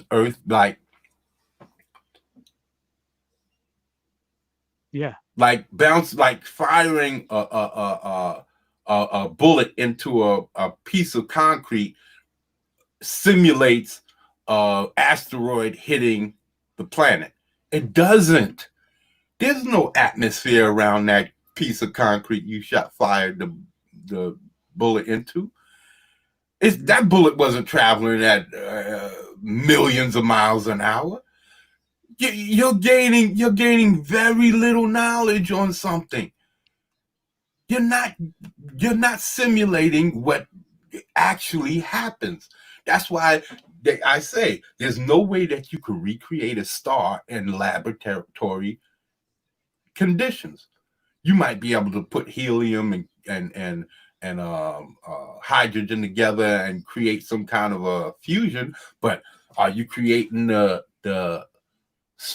whatever conditions that space has? Are you creating the gravity? Are you creating the heat? Are you creating all of those, the things that we don't even know about and understand? Are you creating those things? No. So then your experiment fails because it's in no way reenacting or simulating what you're trying to simulate. You can't simulate something on Earth about something that happens in space, because you're talking about something that happens in the void. No atmosphere, no oxygen. We don't understand what's going on. It's extreme cold temperatures, radiation, particles flying. We don't know what's going on out there, but you're going to say you can simulate these things that's going on and recreate it, and that gives you knowledge of what's going on in space? No. You're pumping a lot of hot air up people's assholes. What percentage of people Few. have that revelation? Yeah, I think it's I think it's pretty few and far between. And so everybody else is sort of just contributing, and then occasionally someone, exactly, some light bulb goes off. just sort of powerful new insight, and you're like, okay, everything has suddenly changed. That's so insight into what? You don't have the information to have insight. What they do is come up with a theory, a new. Oh, what if it's like letting the air out of a basketball? You see, that's how they do. They use earthbound theories to simulate what's going on in outer space. And because they have, maybe it's like that. That's the point of inspiration, that they can equate it to something. That makes sense. No, that doesn't mean that you solved anything. That just means that you came up with something to try and make other people believe what you're saying. Because if you can equate it to something, then you give something. It's like writing a story. It's like writing a fictional story. If you want your story to sound realistic, you put as much realistic stuff in it, as much realistic information in it as possible, even though the story is about monsters or demons or something that's impossible to exist. But if you have enough information in it, just like the story I was telling, just like the whole pantomime thing and all of these things, and the whole Moors fucking their way through Italy. That really happened. That really happened. That wasn't a lie. There's probably books out there that explain all of that. But that it lends credence to your story. And that's what these guys do. In order to lend credence to what they say, they have to come up with an analogy that y'all can understand, that we can understand and grab hold to, because otherwise we won't understand what the fuck they talking about, because they don't. There's no way for them to understand. The only way that they can understand is by correlating it to an earthbound thing. And it's that earthbound thing that probably gave them an idea for the theory in the first place. Exciting, though. And it's what keeps you going. It's what keeps you going. You see, he's talking about it's exciting. He doesn't even know what he's talking about. Joe Rogan is talking about how exciting it is, but he doesn't even understand what the man is talking about. He can't. Person it's like trying to explain who has the light bulb. Yeah, but say that again. It's like trying to explain a smell. Like you can't really explain a smell. It's trying to explain a foreign smell, something that you've never smelt before. Right. Like you can say it smells kind of like, barbecue or whatever. And as soon as you say kinda like, you lose people. As soon as, and that's what I'm saying. This guy, he does that. He goes, maybe, I don't know, but. No, you can't say I don't know, but, because when you say I don't know, you don't know. But now you're trying to give an explanation for what you don't know. And that's what I'm trying to find.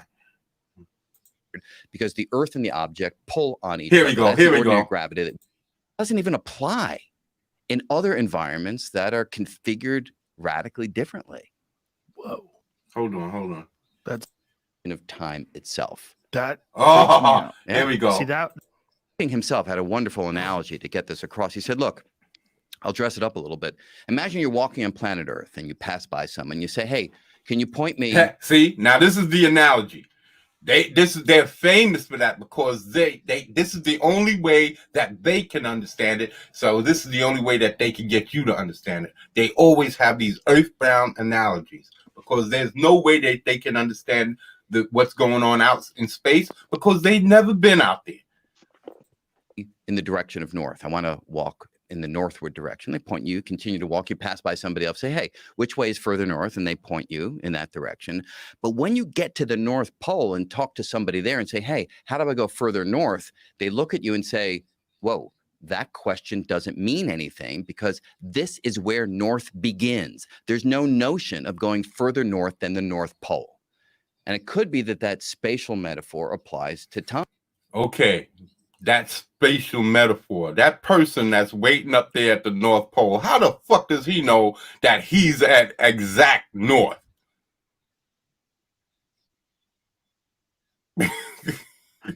How does that person waiting there to tell him there is no further north? How does he know that he's at exact north to tell someone else that there is no further north? You're on a giant planet ball. How do you know that that spot is exact where north is? The one specific pinpoint of where north is. And if you walk left, right, back, or forward, you moving off north. You see what I'm saying? You moved away from north. And the planet tilts sometimes. So is it the north of the planet or the north? But as a man, no, but as a man, as a human being walking around, unless you got some kind of device in your hand, if you're just a human being walking around, how could you say, I'm standing here? It's like me saying, okay, I go to the North Pole and I stand up. I stand up in the middle of the North Pole and I go, this is right here where I'm standing is exactly North Pole. 1 inch to the left, 1 inch to the right, 1 inch in front of me, and 1 inch in back of me, that's no longer north. It's right here on this spot where I'm standing. That's exactly where north is. And if you go anywhere else, how do you gauge that as a human being, not looking down from outside the planet? Not knowing exactly, if you don't know exactly, if you don't come in knowing that that spot is north, true north, how can you sit there and say this is true north? How do you know? Can a human being measure the earth to gauge that that one particular point is true north? The aid of a compass, but a compass would lead you to true north, would it? It's always pointing north, right? Yeah. So once you get there, will it keep pointing to north, or will a mile circumference be north? Will 2 miles circumference be north, according to the compass? How big of a spot would be north, or would it be pinpointed? If you walk 1 inch to the left, will it turn back towards that north, or will it take you walking a mile towards the left to turn back towards north? You see what I'm saying? Yeah. And there's no way to calculate that. There's no way for somebody just standing there to calculate where true north is. You would need some kind of other outside reference. You would have to need satellites, maybe some kind of what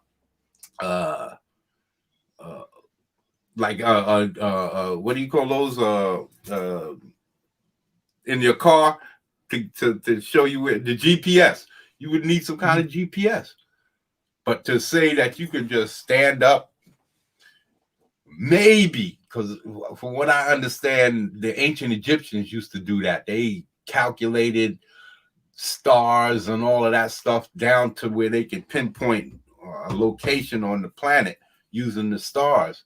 That's how they arranged the pyramids, because they had certain windows that pointed at particular stars at certain times of the day. And so they claimed that they had a system for gauging and pinpointing angles and all of that stuff. Okay, so suppose you could do that. But how would you go about doing it? Because I don't know how to do it. I doubt if any of these people would know how to calculate that, because this is a lost science.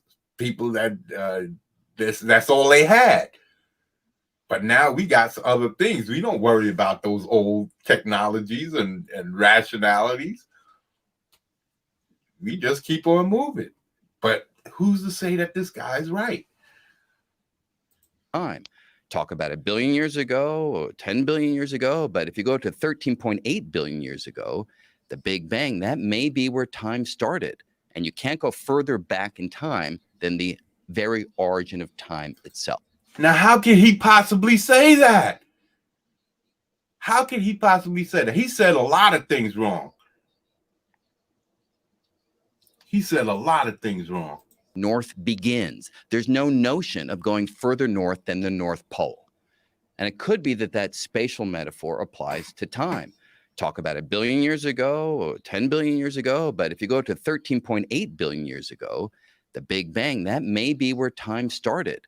And now he's talking about 13 billion years ago, and that's the Big Bang, and that may be where time started.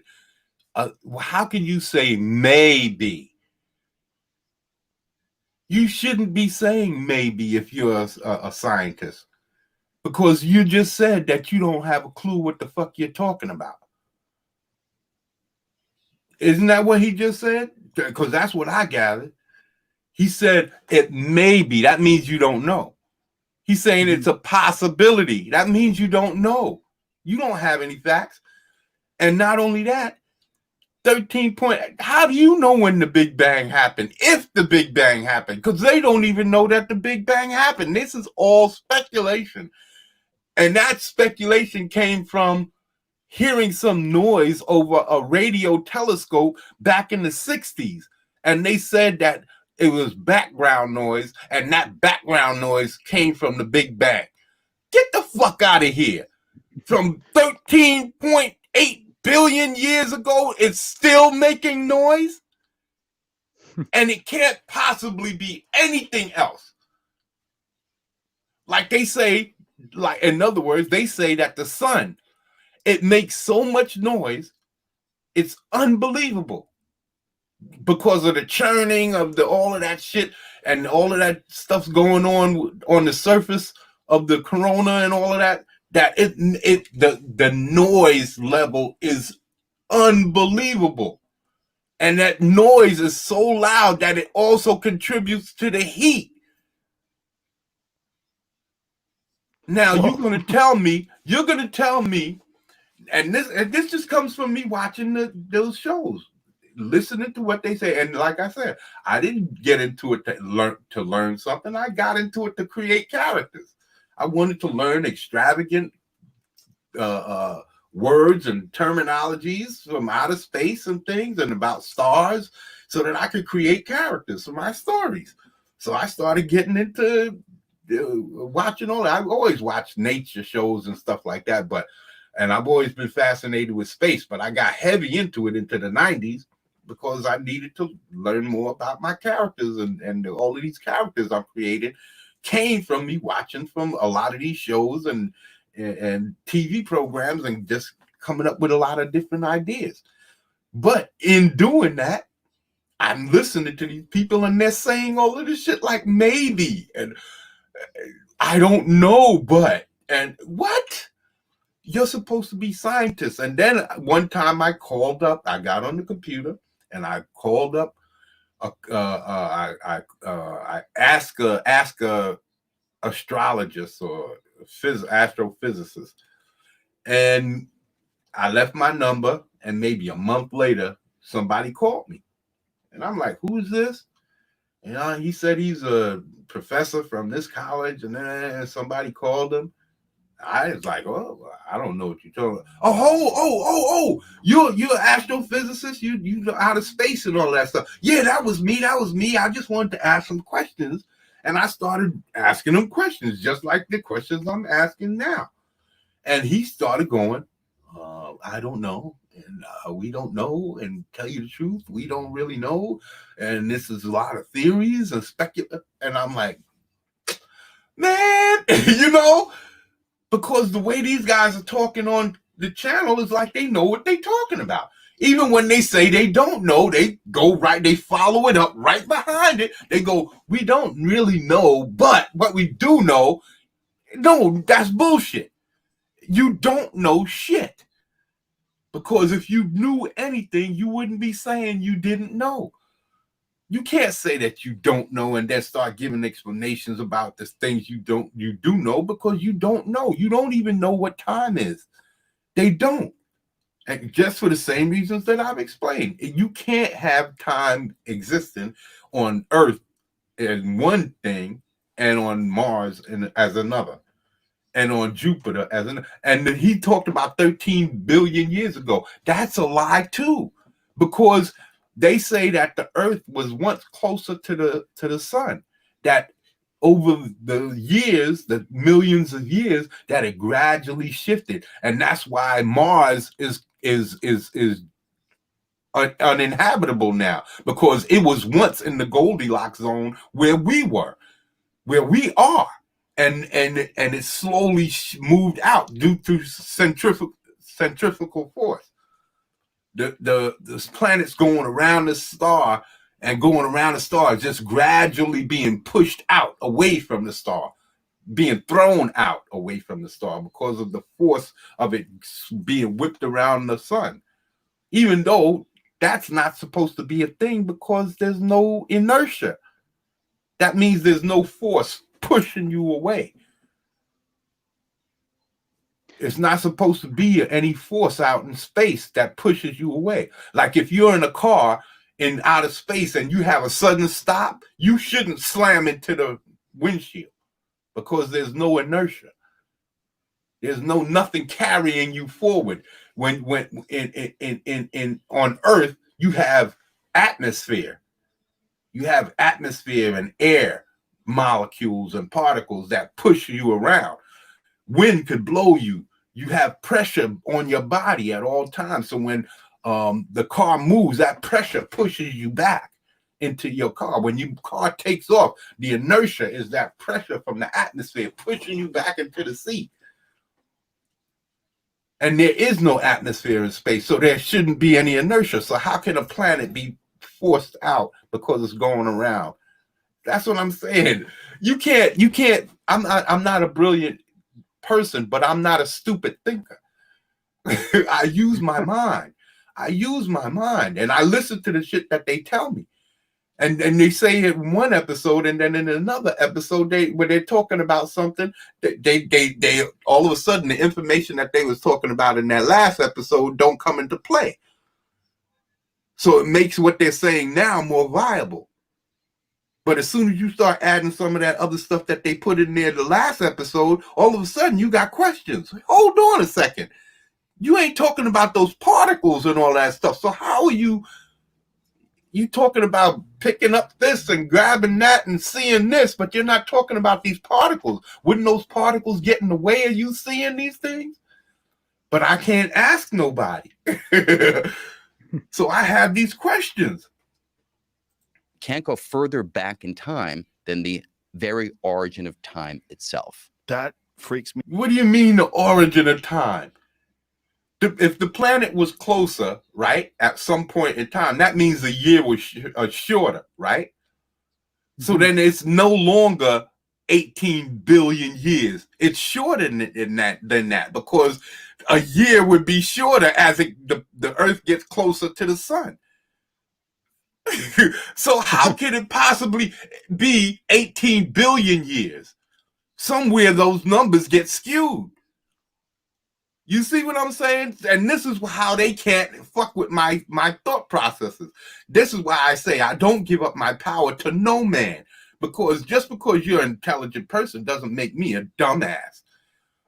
Doesn't make me a dumbass. So I'm not going to say, oh, he's got all the degrees. No, I'm going to challenge that fool. Because just because you smart, that don't mean that I'm dumb. You know? So I'm going to ask you questions. And if you can't answer them, then I got something to say to you, pal. And this guy can't answer my questions because everything he's saying is bullshit. And Joe Rogan here, he doesn't understand what this man is telling him. He can't conceive of what he's telling him. I can't conceive of it. But what I can conceive of is that the shit he's saying don't make sense. Mm-hmm. Yeah. Yeah. See, that's one that it gets in your head. And you go, what do you mean beginning of time? Yeah. Why would time have a beginning? Good. And right there alone, doesn't that say there's something wrong with what he said? But he just don't know what to ask. He don't know how to ask it. but he knows there's something wrong with what that man just said. He's saying it. He just said there's something wrong. Why would there be a beginning of time? Time shouldn't be affected, but they claim it is. How can time be affected by a black hole? Time would exist all outside of the black hole, in every corner at the same time. At the same moment, it will exist all over at the same, you know what I'm saying? You can't say that all of a sudden around this black hole, now time ceases to exist. No, it still exists. Mm-hmm. It can't cease to exist around that black hole because it's still got all of the fucking universe to exist in. A black hole ain't going to disrupt time. It's going to disrupt the things that happen around that black hole. Time isn't one of them. Time is a concept. It's not a thing. It's not something that you can put your hands on. It's not a solid thing like air. You just can't see it. No. I can push my door closed and you will feel the push of air blow you back.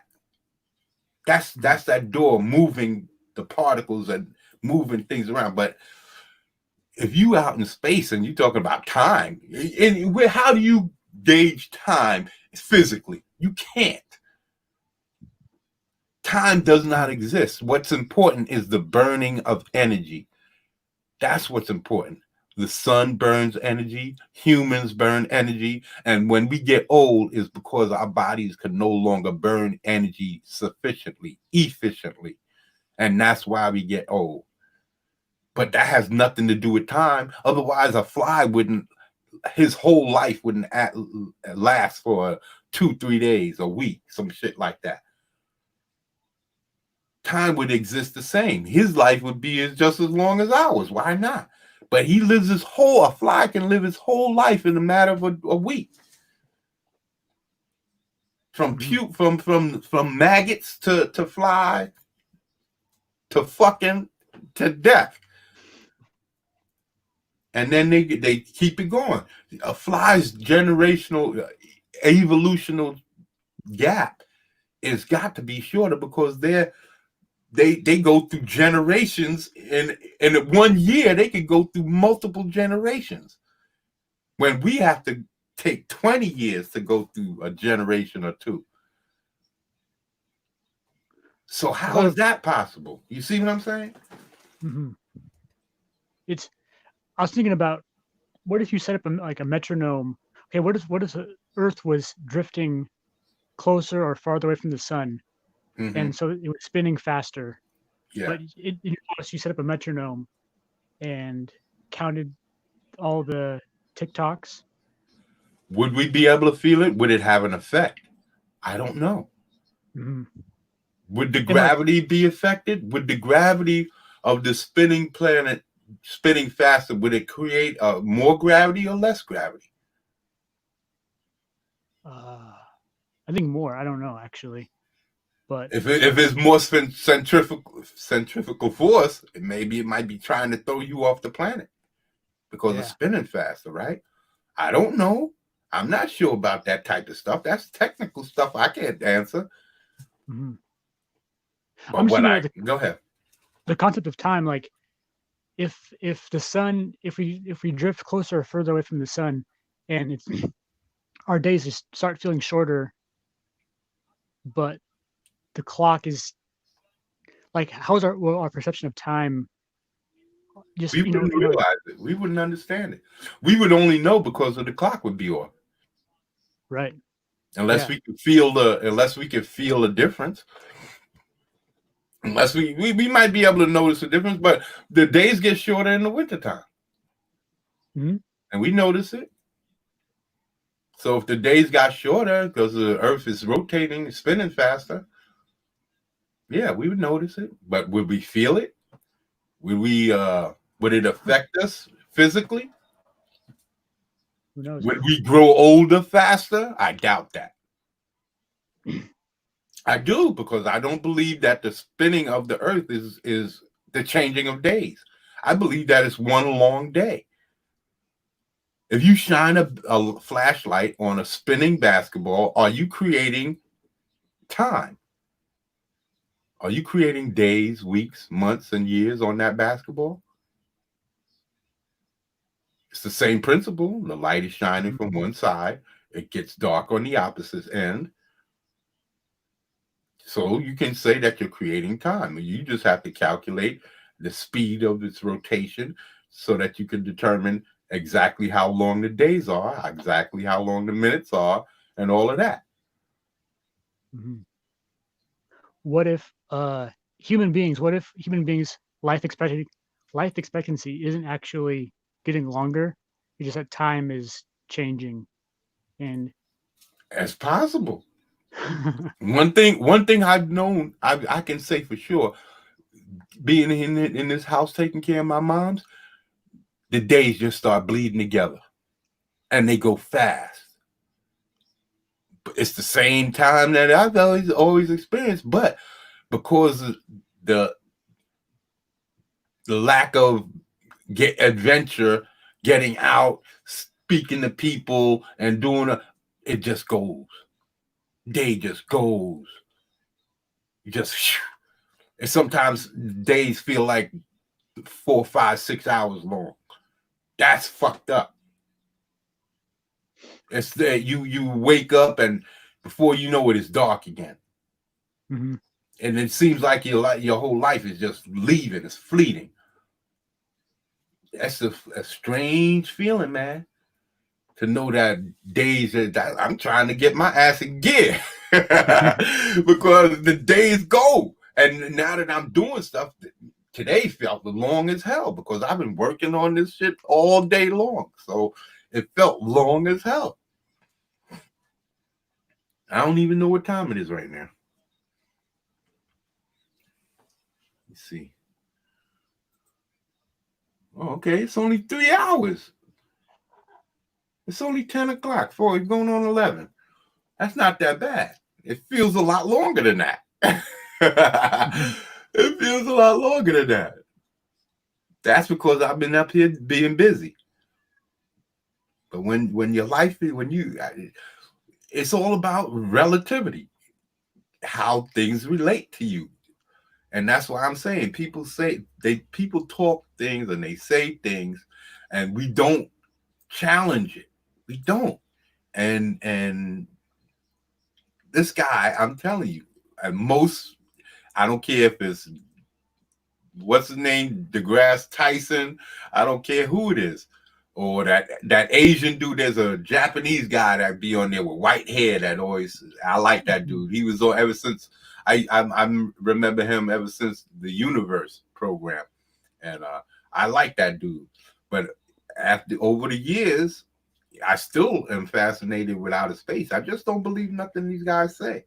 I take the information and I'm still using it because it's still quality information for building my characters. But as far as believing what these guys say are true, hell no. Could be. It could be that time is. See, it could be.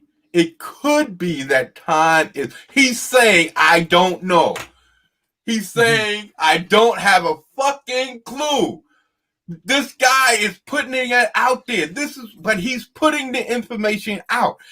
He's saying, I don't know, but he's still putting the information out there for people to absorb it. And this is how they do it. It's a fucking catch-22. You're saying he doesn't know, but then he's telling you, yeah, I know.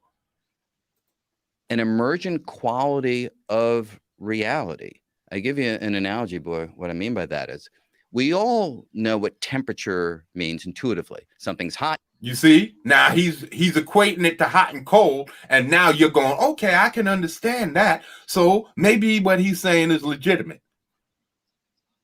But he already admitted he don't know what the fuck he's talking about. But he's going on to make qualifications that he already just admitted that he has no clue of. He's literally right in your face telling you everything I'm saying from this point on is bullshit. And if this is what I'm saying, people, all you have to do is listen to people. And they'll tell you how full of shit they are. This man is a highly educated man, and he's telling you how full of shit he is. You feel it, something's cold, you feel it. Your body understands those concepts. What physics has done is it's gone deeper into the concept of temperature and revealed that it is nothing but the average motion of the particles making up the environment. So if the molecules are moving really quickly, you've got a hot environment. If the molecules are really moving slowly, it's a cold environment. Really? Really? How many times have you been out in the cold and shivering your ass off? Isn't that moving very fast? Come on. And then when it gets hot, don't you sluggishly slow down? Now, I understand he's talking about particles and all this stuff, but there's things that he's saying that don't equate. He says things and just throws it out there. Pay attention to what the words that are coming out of his mouth. I'm telling you, the words that are coming out of his mouth is all shit. He's telling you garbage. It's all gibberish. Mm-hmm. So temperature emerges from the motion of particles. So if you have like one particle, you can't really talk about it being hot or cold because you need a conglomerate. You need an agglomeration of particles to be able to talk about their average motion. And in that sense, temperature is this emergent idea that rests upon more fundamental ideas, the molecules and atoms that make up reality. Do you understand one fucking word he's saying? It sounds familiar, but you can't really grasp what he's saying. It sounds like you can see what he's saying is right. It sounds like it, but you don't really understand. He's talking about the conglomeration of molecules or particles moving around and creating heat. What the fuck are you talking about? Also, maybe that's true. Go ahead. There might be elements out in the universe that we don't know about where they might move slowly in the heat. You know, there are, might. He said maybe, might. You're telling me you don't know. Just like you're saying. You're saying, I don't know. You're saying it's a possibility. But he's an authority. And he's coming across as an authority. He's using these eloquent speech patterns, and he's coming across as if he knows what he's talking about, but he's telling you the words that's coming out of his mouth are literally saying, I don't know. Maybe. Possibly. He's saying, I don't know. But then he turns right around and starts giving representations of the things that he doesn't know. This is what I'm saying is bullshit. Time. Maybe time as we know it. Maybe time as we know it. Maybe time as we know it is something that only makes sense. You see what he's saying? Maybe you're full of shit. You're saying you have no clue what time is, that maybe. You're pulling shit out your ass. You're wiping your finger between your butt cheeks and then putting it in people's nose, under people's noses, and say, smell that. What does that smell like? And then he's telling you it's particles. No, it's shit.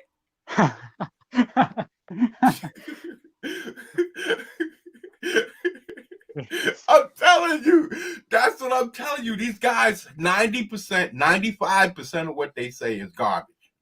They don't know what the fuck they're talking about. But they have a scientific board. They protect themselves. They all know that we don't know what they're talking about. We don't get to look through the telescopes. We don't get to judge nothing they say. Other scientists judge what they say. You think another scientist is going to mess up their profession and quit them from getting the big bucks that they get? That these schools and all of these places pay these guys? big money for I don't know. Come on, man. Certain environments. And this is what I'm talking about, the Matrix. It's more than just, this is money. This is a lot of things in our world. A lot of things in our world is fabrication and just pipe dreams. And people are basing their whole existence, and we argue and fight over this bullshit. And this is what I'm saying. How about let's get rid of this bullshit? It got nothing to do with politics. I don't give a fuck about politics. I care about being free. That's what I care about. That's what I care about. And I know that I'm not free because you can't tell me working for some other man, doing for him, and him making all of the money while I'm making piddlings and sucking shit from week to week, paycheck to paycheck. Wow, these guys making all of the money for sitting back behind some desk. Come on, that's not right. I understand it's all about education this and education that, but yo,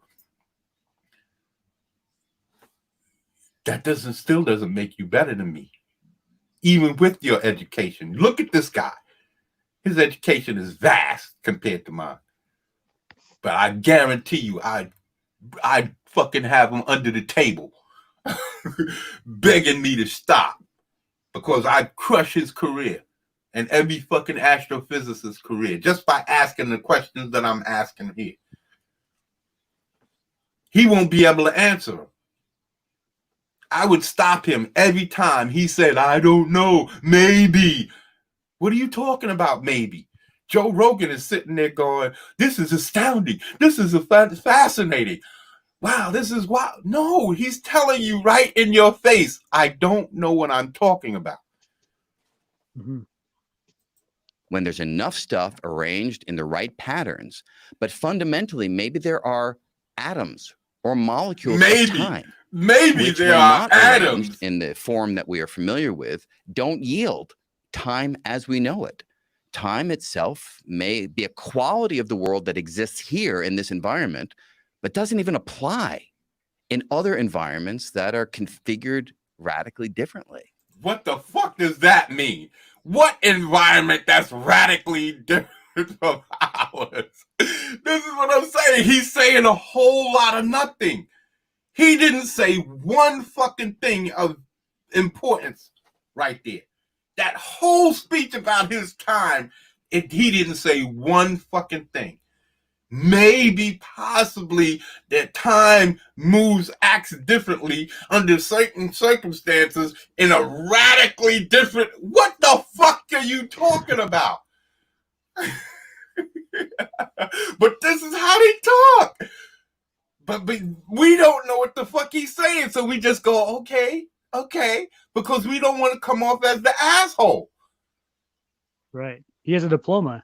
He has a diploma, so he has to know what he's saying. I don't. I have to take what he's saying on face value. And then he can get away with it. Yeah. And all he's doing is being creative. He's just being creative to try to figure out the ingredients of the meal. Thank you. Thank you. That's all he's doing. He's like a kid that got caught in a lie, and he's just using every little thing he can come up with to say something to get him out of trouble, no matter how wild it sounds. And he might guess right. He could be so creative and guess right about everything. Or Joe Rogan also might be creative and he might guess right differently. He'll never guess right. You know why? Because he doesn't understand what he's talking about. Probably just as much as this guy doesn't understand what he's talking about. But Joe, he definitely, and he knows that Joe don't understand the word he's saying. That's the one difference. He knows for sure that none of us understands what the fuck is coming out of his mouth. So he can say whatever he wants to get away with it. But not me, because I'm going to ask you, what the hell are you talking about? Why are you saying maybe and talking about time when I thought y'all knew about time? Y'all talk about time and different aspects of time and different, that's another thing. different dimensions, and that everything, every time a human being makes a decision, it splits off into another dimension. He creates an alternate dimension because in that alternate dimension, he walks left instead of walking right, and something happens differently. That's bullshit. Again, that's all based on man being the center of the universe, and whatever man does determines how the universe works. Really, the whole universe is going to change for every single man who makes a decision on the planet. So, okay, let's consider alternate realities just for 1 second, right? Say you make a decision and you create a couple of, how many decisions do you make in a day? How many decisions you make in a week? How many decisions you make in a year? Now you telling me for every decision that you made this year, you created another universe? How about every person on the planet? We all created different universes because we decided to turn left instead of right? Really? Okay. What about all the people from the beginning of time who's been making decisions? Well, if all of these people have been making decisions, wouldn't it be possible that we never get the chance to make those decisions because those people altered the realities and we didn't even get the chance to see our existences? So in an alternate reality, you wouldn't be seeing just the alternate creations of or alternate realities of yourself. You would be seeing alternate realities of your great grandparents, the decisions that they made and you never came to be, the decisions that their great grandparents made that they didn't come to be, that they didn't meet each other, they went and dated somebody else, or the planet got destroyed, or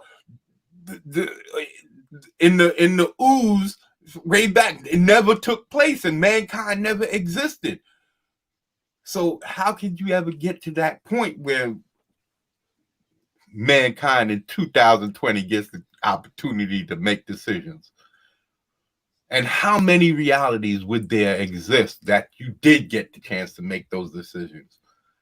Well, if you're living, I guess you made all of those decisions, and there's all these. So you're talking about billions upon billions of different universes. This is absolute ridiculousness. I just don't believe it. I have some alternate reality stories, but I don't like them. I don't like alternate reality stories because of that concept.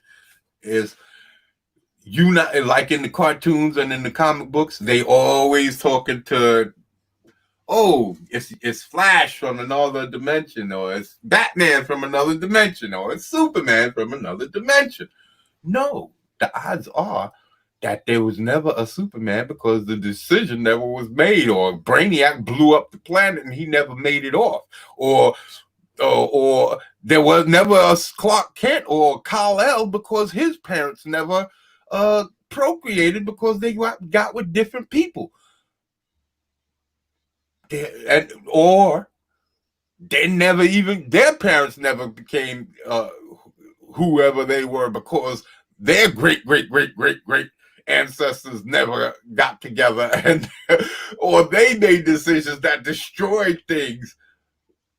It would never be a whole bunch of, well, maybe it would be because it didn't get the chance to alter that many, but there would be so many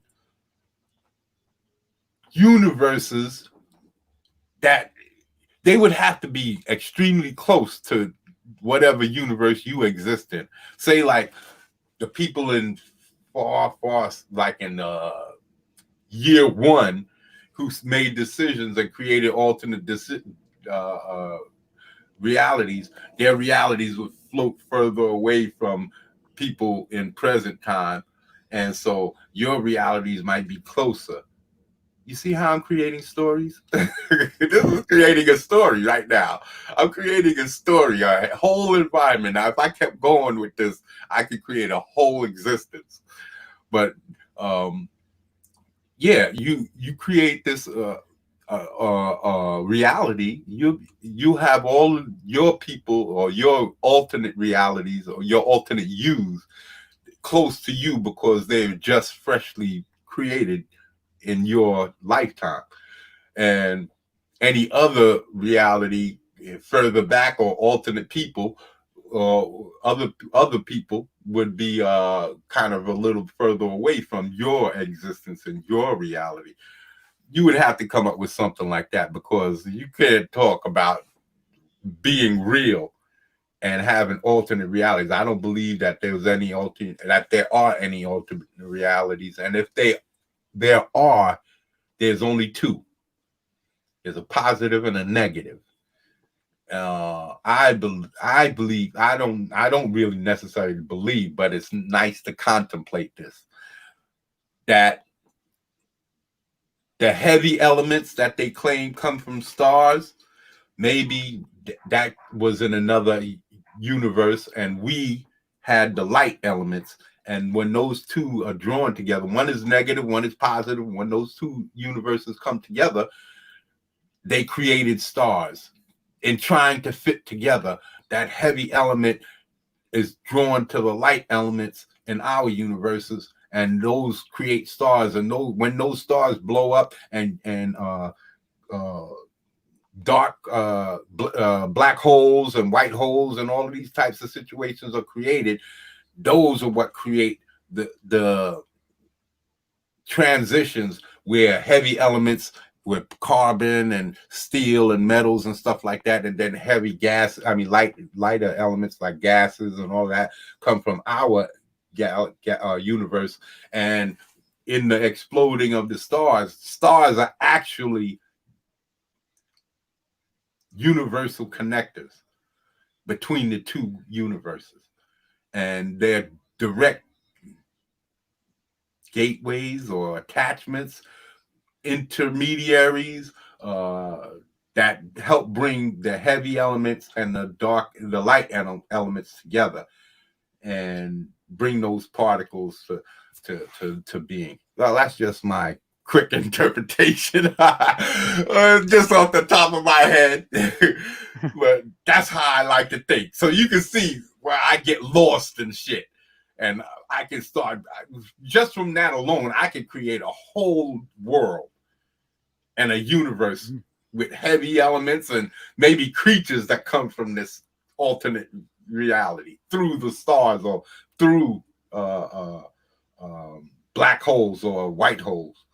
You see what I'm saying? And that's how my brain functions, man. I've been doing this so long that I create these kind of, I'm talking and I think of these philosophical and scientific ideals, but I immediately start twisting them for stories, because I don't care about these realities.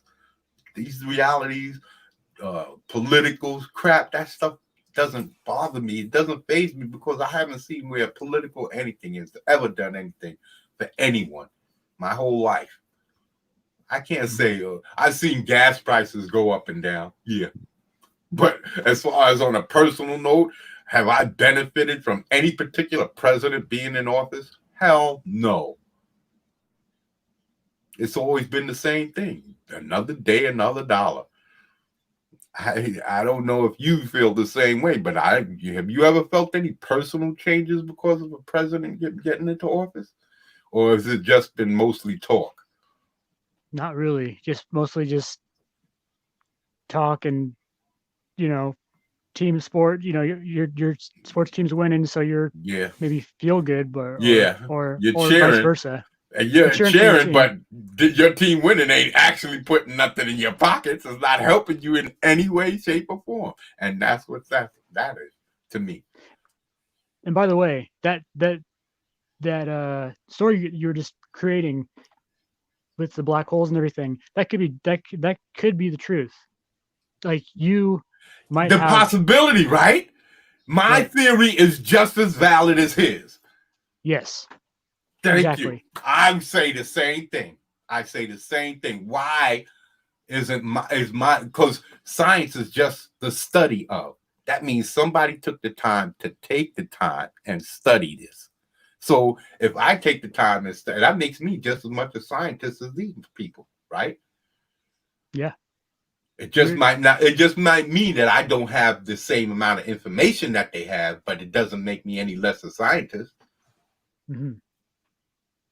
And to go with that analogy of trying to guess the ingredients of food, you might have better taste buds than he does. You might be able to figure out what's happening. I like that. Yeah, so man. even though maybe he eats more meals than you do, but you can recognize pepper and paprika. You can recognize. I have a more discernible palate. Right.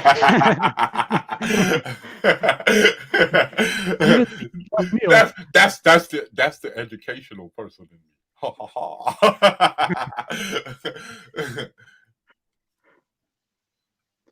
So yeah, nothing's out of the realm of possibility.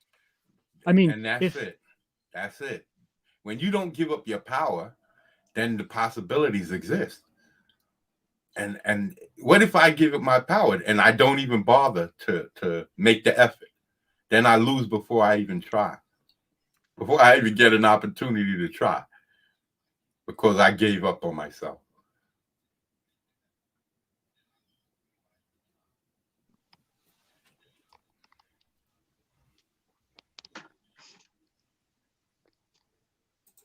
Now this guy created string theory.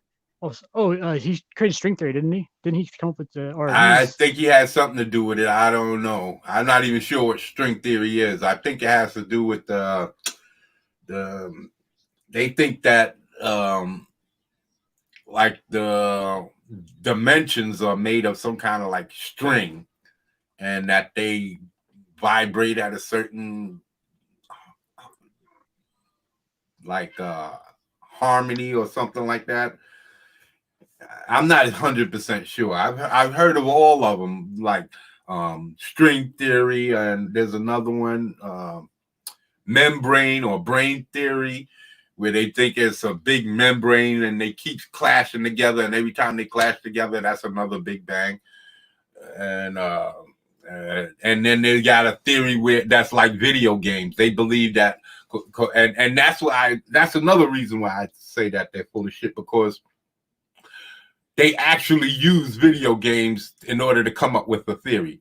And in the video games, when you're facing in one direction, everything behind you ceases to exist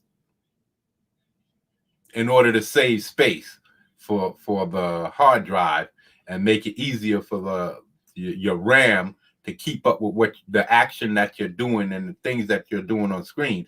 Everything behind you that you're not looking at disappears, kind of blanks out.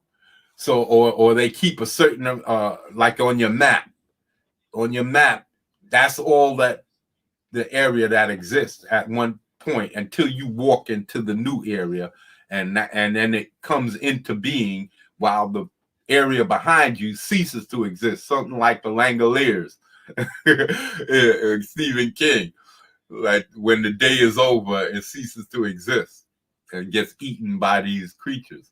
But yeah, so if that's the case, that you cease to, how could that be for humans when you got everybody facing in different directions all the time? Looking, so I'm looking in this direction, everything behind me ceases to exist, but somebody outside is looking in that direction. So it's got to exist at all times, right? Because everybody's all over the place looking in different directions. So that whole theory is bullshit. And how somebody could actually let that go out and become a theory and write that up in the papers is ridiculous, but they done it. That's why I don't understand. That's why I say a lot of this shit is just bullshit. If you could come up with an analogy for a video game play and then call it a theory for an actual life existence, no. And that's where I start falling off from these guys. I still love the space and everything that they say, but only as far as what I can use in the story. I can't believe in it and believe that everything they're saying is true, because I can't believe that they know what they're talking about.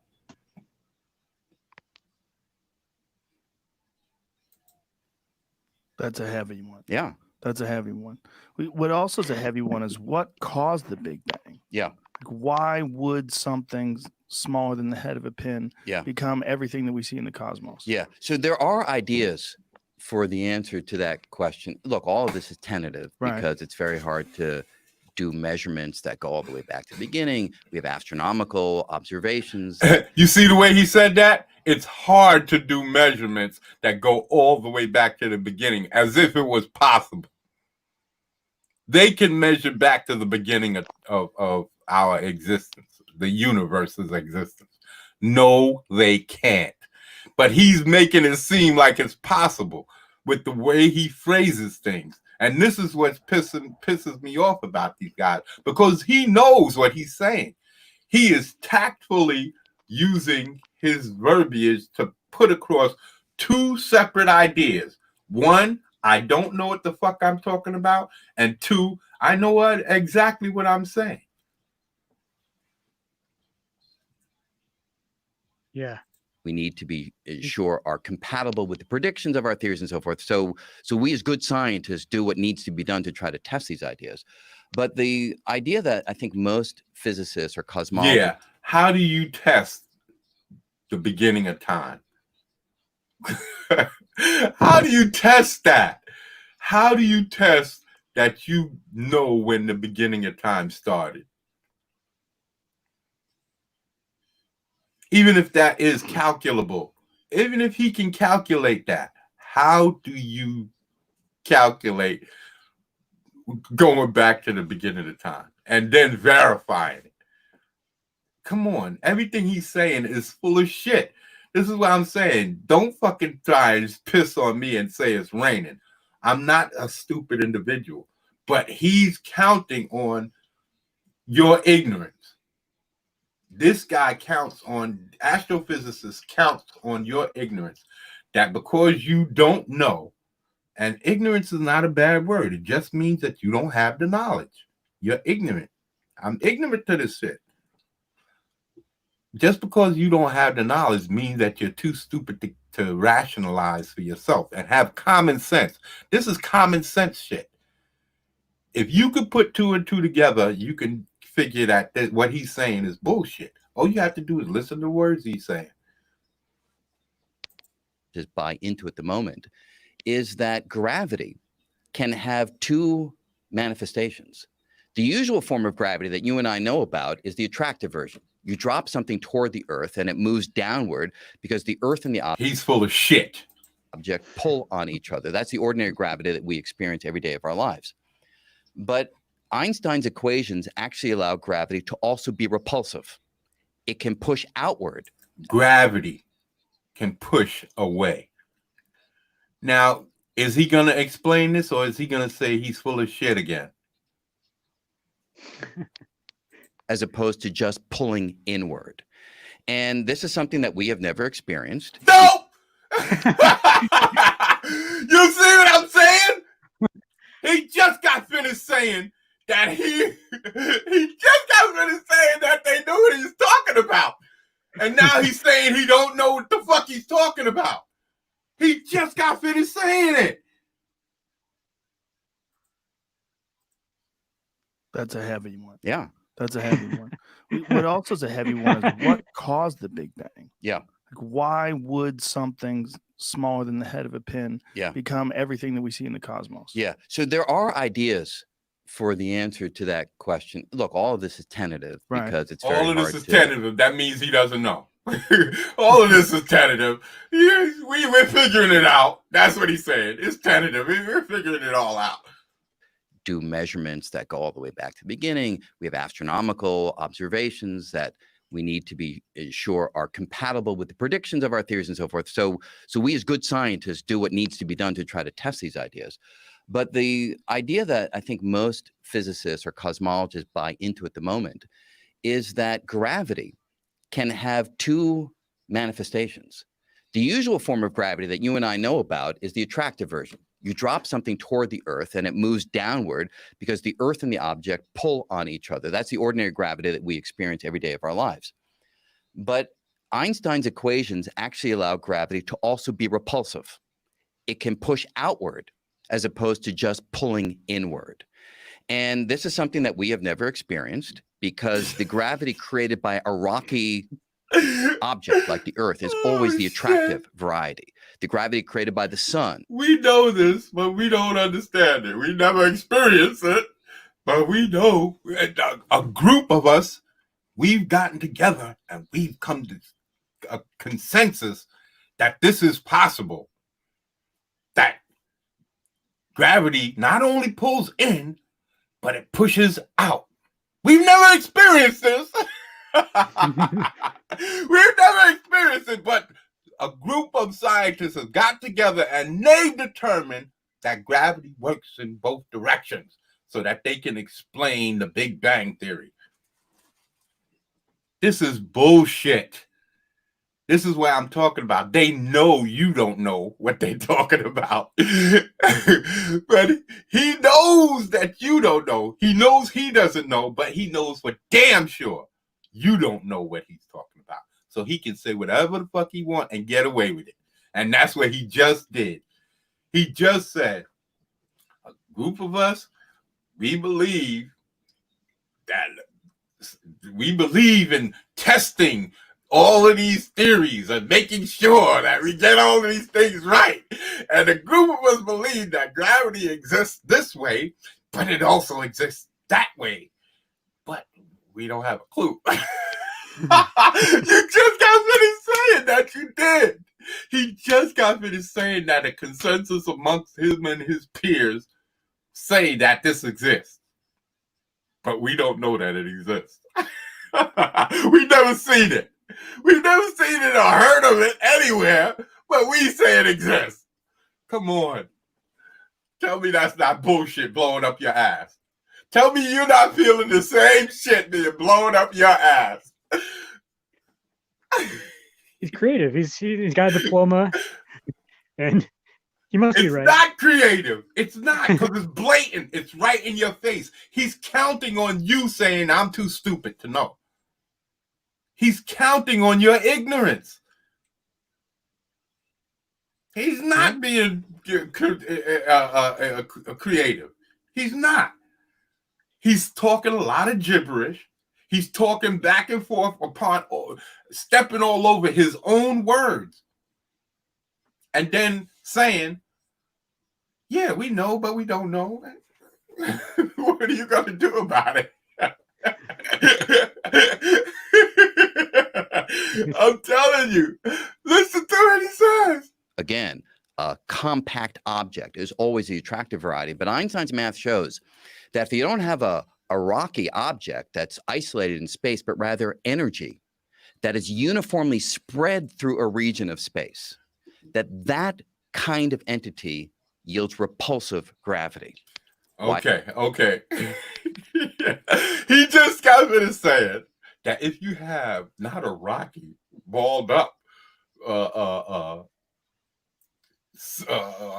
entity like a planet, but a flat sheet that is going to spread out of energy, that's going to be repulsive. Now, if they don't know anything about this flat sheet, where are they getting this shit from? If they're not pulling it out their ass. He just said they never experienced it, right? He just said they never experienced anything like that. So where are they getting this idea that there's a flat sheet of energy that has this repulsive gravity? Where is this coming from? If it's not coming from square out the center of a crack. It's bullshit. It's utter bullshit. And that's what I'm talking about. The Matrix exists. The Matrix is real. The Matrix is real, and we live it all the time. And we take it for granted. We do. This guy has no clue what the fuck he's talking about. But he's convincing people out here that he does. And he gets paid to do it. Good money. They get their papers published and get millions of dollars. $100,000 grants. This is ridiculous. For a person who's admitting to your face. Now, I know you have to see what I see. You have to see this. You have to see him saying, I don't know, but I know. Yeah, he's just guessing. He's just guessing what's going on. He's guessing.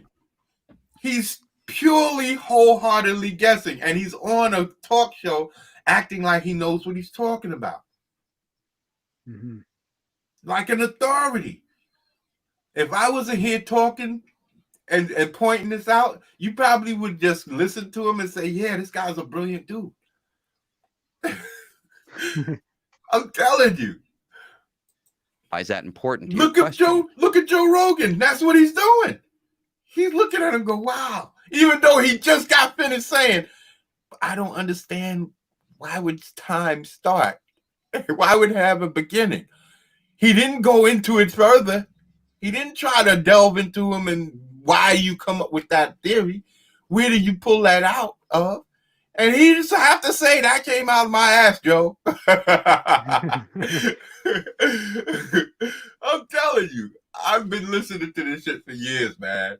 And from the Big Bang Theory to speed of light to black holes, all of that shit. It's bullshit. It's bullshit. These people have no idea. No idea. Mm-hmm. And I have an alternate theory on the whole Big Bang Theory with the background noise. Look it up. Background noise. That's where they get this Big Bang Theory from. This background noise is supposed to be the leftover reverberations from the bang, the explosion is still reverberating throughout the universe. There's no void. You can't hear shit in space. Why would it still be reverberating? Everybody says that. It's a void. There's dead air in space. It's dead. Mm-hmm. Sound would cease to, it'd be like falling right out of your mouth and dying right there at your lips. And you're talking about sound reverberating throughout for billions of years. Why would that be? Wouldn't it make more sense that there's something else out there making this noise? Like I said, couldn't it be the sun that they say makes all of this noise? And being that we're here on Earth and we have some radio telescope, we hear this thing buzzing in the telescope, this radio telescope. We don't know where it's coming from. Back then, it was back in the 60s or the 50s or some shit. They didn't know that the sun had all of this noise. And I still doubt they know for a fact that the sun makes all of this noise. That's speculation. Nobody's been that close to the sun. So come on. You're going to tell me that the sun is making noise and I'm going to believe every word that falls out of your mouth? Come on, people. Come on. We got to stop it. We got to stop taking people's words as gospel. And that's another thing, the gospel. That's another thing based on fabrications. Listen, I don't mean to tear down no religion because, like I said, if it wasn't for religion, I wouldn't be who I am. But I just don't believe in religion no more because it was written by men. Constantine, a man named Constantine, gathered up stories from around the world 300 years after the supposed death of Jesus Christ. Jesus Christ was a carpenter. All of his disciples were poor men. Poor men didn't know how to read and write. They didn't. Where were they going to get papyrus from? Where are they going to get the tools? Those are rich people's utensils, writing tools. and papyrus. Poor people didn't write shit down back in that time. But we're to believe that the apostles, they, after leaving Christ, after Christ's death, they wrote up all of these books. The book of John, the book of Peter, Paul, and all of these different guys, right? And then somehow they got stashed away in some cave where they didn't decay for more than 300 years, because who knows when the first archaeologists found them. Could have been in the 1900s, early 1900s, 1920s or something like that. And you're going to tell me after 2,000 years that they're intact and you can read them? No. What I understood is that a lot of the stories from the Bible were found on pillars in ancient Egypt. So did the ancient Egyptians prophesy Jesus was coming? Or did Constantine get these stories and just equate them to Jesus and his people? I'm not saying one way or the other. I don't know. I wasn't there. And I'm saying the same thing about those people. They weren't there either. So how could you take... There's one thing I know more than anybody, anything else in this whole world. There's not a man on this planet that can tell me more about God than me. Because they know just about the same amount that I do. They know the same exact amount about God as I do, which is absolutely nothing. The Pope can't tell me about God. He can tell me about religion, but he can't tell me about God. He can't. He knows God just about as much as I do. He knows religion. He knows the pages of the Bible. He does not know God. Mm-hmm. That's all I can say about that. How do you trust somebody who says who can't give you the help that you require? Even in the Bible, it says your relationship is between you and God. No one has the right to get in between that. No one has the right to tell you how you sinned or how you didn't sin or what you do or don't do. That's between you and your God. Period. No one could judge you. It's for him to judge you. Amen. That's as far as I could go with that. Because I don't know nothing about it. I can't speak on it intelligently because there's no intelligent thing there to grasp on to talk about. It's all speculation. And it would be speculation on my part to go into it. But I do know what I do know that much, that there's not a man on this planet that can tell me a thing more about God than I can tell him, because we know the same amount. That's a damn sure guarantee. We know the same amount. I know the same amount about God as the Pope. Every last one of them. And that's nothing. Absolutely nothing. But yeah, so if the very early universe, that little tiny head of a pin that you're talking about, if it was filled with a uniform bath of this energy, we call it the inflaton field. The name doesn't matter. But if it was filled with that energy, it would have been subject to repulsive gravity. What is repulsive gravity? You hear him saying it? If. Every time he opens his mouth, it's if. He's saying this is bullshit. He's saying it's not a possible. It's not something. But just in case, let me talk about it anyway. And that's what he's saying. Every time gravity pushes everything apart. causes everything to rush outward. He said for a fact, this is what would happen in this space. How does he know that? How does he know that? We call it the inflaton field. The name doesn't matter. But if it was filled with that energy, it would have been subject to repulsive gravity. Why would it be subject to that? Why? How would you say that? How could you possibly say that when you wasn't there? You don't even know what you're talking about. You don't even know how to describe what you're talking about. You can't possibly describe what you're talking about because you have no way of grasping what you're saying. All you're talking about is energy. What's energy? Especially cosmic energy. Creative energy that creates the universe. And he's talking about energy. It would be there and it would be in there. And he's stating facts.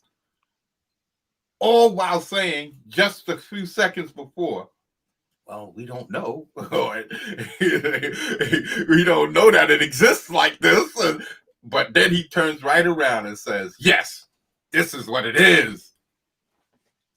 This is what I'm saying. He's a goddamn liar because he's talking out of both sides of his neck. With authority. He's saying, I don't know out of this side. And then, yes, I do know out of this side. This is what it is. With authoritative intent in his voice. What does repulsive gravity do? Pushes everything apart. What's repulsive gravity do? Didn't he say that we've never seen repulsive gravity? We've never seen it experience repulsive gravity.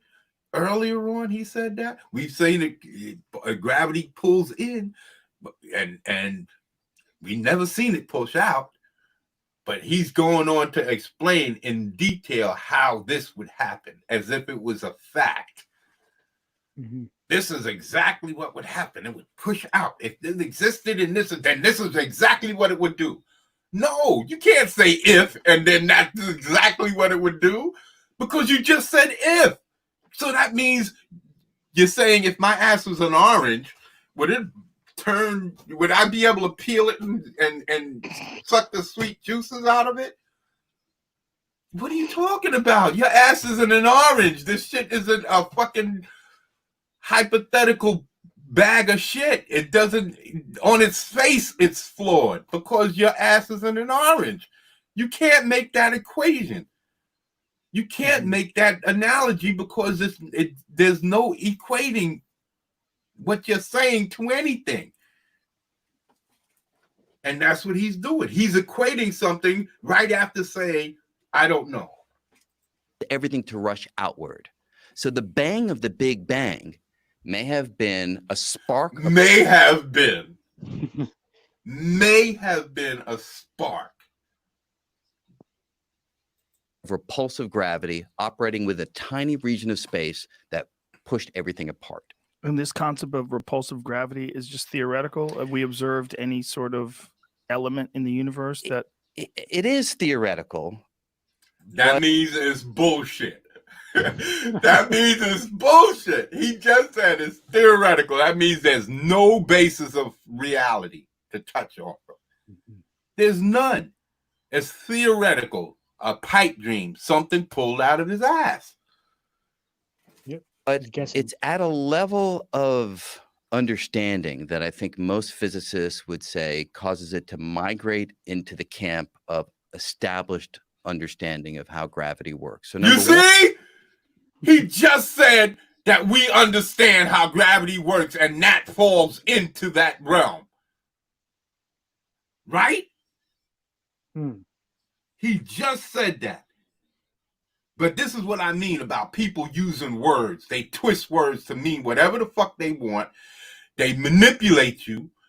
And animals don't do that. When an animal comes to you, they're either going to show you anger, rage, they want to fuck you up, they want love, they want to eat, they want some kind of attention. It's never lies. It's never false equivalency. Oh, I like you, but I don't like you. I'm gonna do this, but I'm not. It's never. This guy is talking out of both sides of his ass. Over and over again in a whole variety of circumstances. The detection of gravitational waves just a couple of years ago is like the crowning triumph of Einstein's math. 100 years ago, the math says there should be ripples in the fabric of space. 100 years later, we finally detect ripples in the fabric of space. Oh my God! Really? But he's not saying how he did it, right? He detected ripples in the fabric of space. Do you hear what he's saying?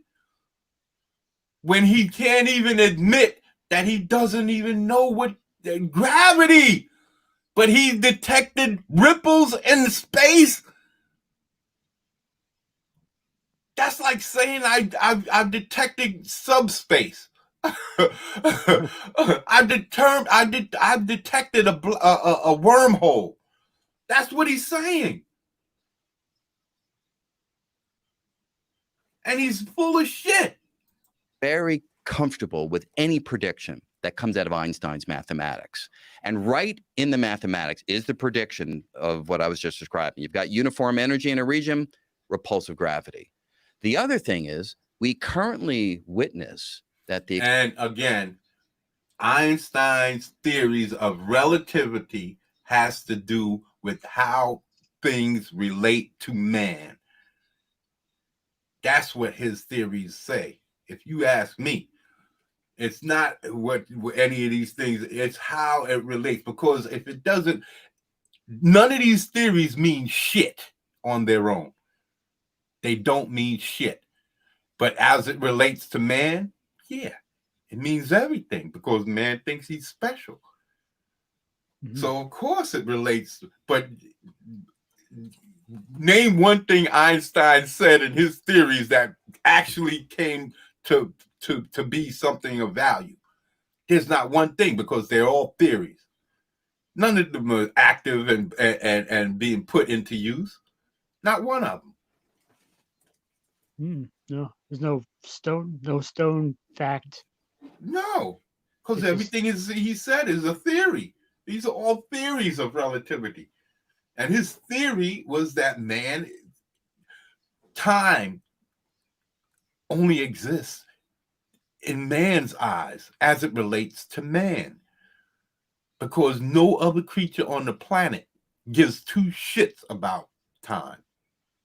They don't. Not one creature. They don't care about what a tree is called. They don't care about what a rock is called. They don't. We're the only ones. Why?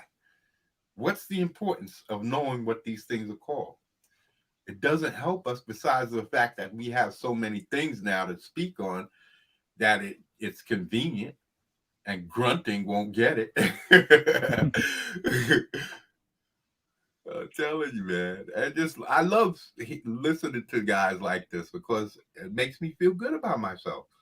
Like I said, come on, I'm an uneducated dude, but I feel just as smart as this guy. Why shouldn't I? He's not saying anything. He's not saying one word. He's putting it very eloquently, but he's not saying a damn thing. Very eloquently. He's saying a whole lot of dog shit. Very, very nicely. Sophistry. Expansion of the universe. What? Oh, sophistry. It's called sophistry. When you say a bunch of complex, fancy words and it's just gibberish. Gibberish, yeah. And I was thinking about dolphins are pretty intelligent. Yeah. And if they were trying to, if dolphins, if this guy was a dolphin out in the ocean trying to guess what land creatures were doing, it would be, oh, those birds are flapping their fins. You know, like dolphins, even though they've been shown to have a lot of brain activity, they can't really grasp what it's like to be on land or in the sky, like birds and dogs and all them. And do they really give a shit about all of that other shit? Or do they just want to live? I don't know. Those animals have ultimate freedom. They don't have to answer to anyone. Why would they want to? Why would they want to question anything that goes on? You know, say that dolphins are highly intelligent, just below mankind, right? Mhm. They have freedom, and if they have the rationale to think and conceive of things the way we think, and any of them have the capacity to say, why would we want to do anything that these guys are doing when we have freedom to do whatever we want, however we want, just the way it's always been? And these people are locking themselves away in these brick houses and all these things. A dolphin has the whole ocean to travel. People, they have to set up times and dates and all types of permission. You just can't up and go. There's no freedom. No freedom, man. What if dolphins have their own? This is a what if, so I don't know. But what if dolphins have their own little game that they play, similar to ours, where they want to one up each other and outsmart each other and We don't know. be curious about? We don't have Yeah, no. we don't know. We have no clue. We don't know what they're doing under the ocean, up underneath the waves. We have no clue. They could be on there having orgies and doing all kinds of freaky stuff. We don't know. I think about the language. How do we know that they don't actually have language? Just because it's not pronunciations and enunciating like we do, that doesn't mean that they don't have some form of communication that's just as valid as what we do. Because, like I say, we, for the most part, talk a lot of nonsense. Half of what we say is not worth anything. The times that we really do say things is very few and far in between. And most, like I said, the important things is I'm hungry, I want to fuck, I need to sleep, I need some shelter, stuff. That's the basics of life. Everything else is bonus, and we don't need it. Everything else is bonus. None of that stuff is necessary. And like I said, if a dog and a cat don't need policing, I don't need policing. Why should I give up my power to other people that have no judge, that have no capability of judging me? Why should they have a right to judge me for something that's legally, by nature's law, legitimate? I should be able to do whatever I want, because every other animal on the face of the planet has the right to do it, whatever they want, and they do. Not only animals, but like I say, plant life. Plant life. Murders. All you have to do is look at a Venus flytrap. That's murder, she wrote.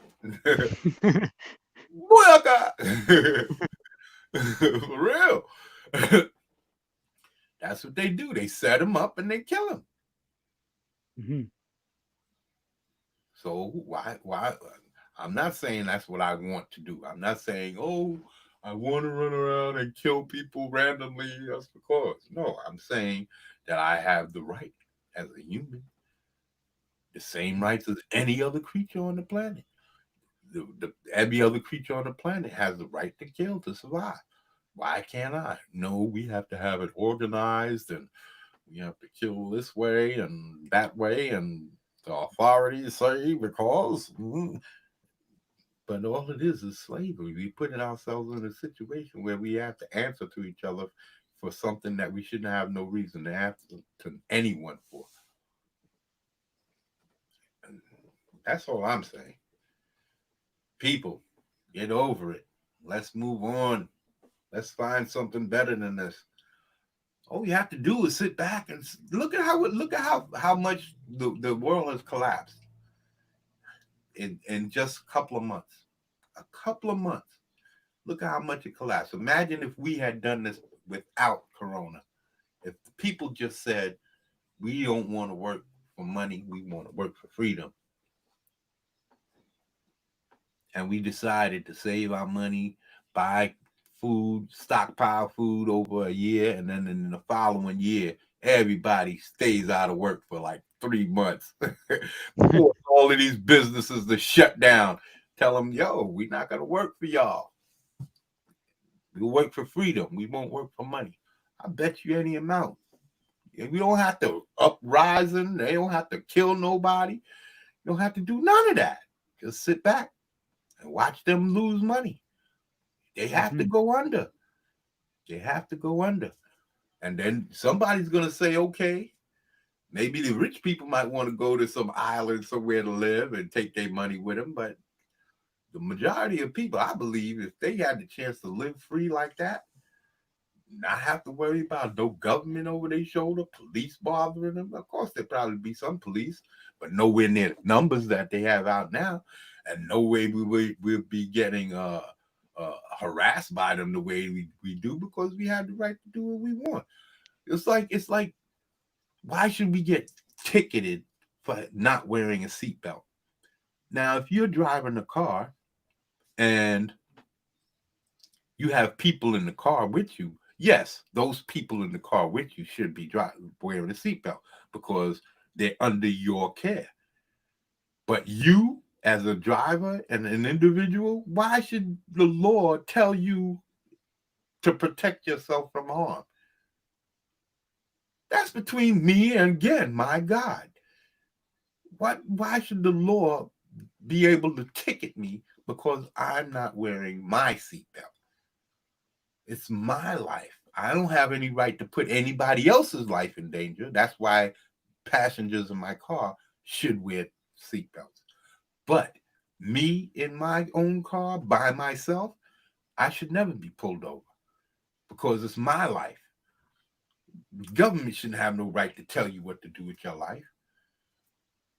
And that's what I'm saying, man. People are giving up our power, man, for no reason whatsoever. This is not necessary to give up our power over fear. The fear is still going to exist no matter what. There's always going to be somebody wanting to harm you, no matter what, for whatever the reason.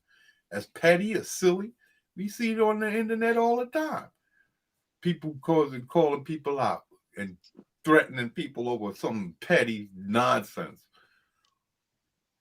Ridiculousness. So, people, I'm going to call it quits for tonight. It's my first stream on the MATRIX Doctrine. And, wow, it's almost 5 hours. Okay. Thought I was going to get out of here by 4, but I was running my mouth. Okay, I'm glad I got to get this out here and get this guy on here. I saw this the other day. I was watching Joe Rogan, and I hadn't watched him in a while, but then I heard he was moving to what's his face? What's that? Spotify? Yeah. I heard he was moving, so I said, let me catch up. I don't know if he's going to be taking down his videos or not, so let me catch up on some of these old stuff. And being that this guy, I don't know who this guy was, but then when he was, I think they had some short clips, and I watched the short clip, and he was talking about space, and I was listening to this thing. So I went in, found the whole thing, and started watching it, and I just couldn't believe the things he was saying, man. So I hope y'all guys see what I saw. That's all I'm saying. I hope y'all guys see what I saw, and that this guy talks out of both sides of his neck. He says he don't know, and then he turns right around and explains how he knows. And you can't have it both ways. This is an oxymoron. This is what an oxymoron. Two opposite things that can't possibly exist in the same space. But this guy is talking two things on the opposite spectrums and trying to make them exist in the same space. That's an oxymoron. It can't happen. Two things that can't possibly, it's like fire and water. It's an oxymoron. They can't exist the same.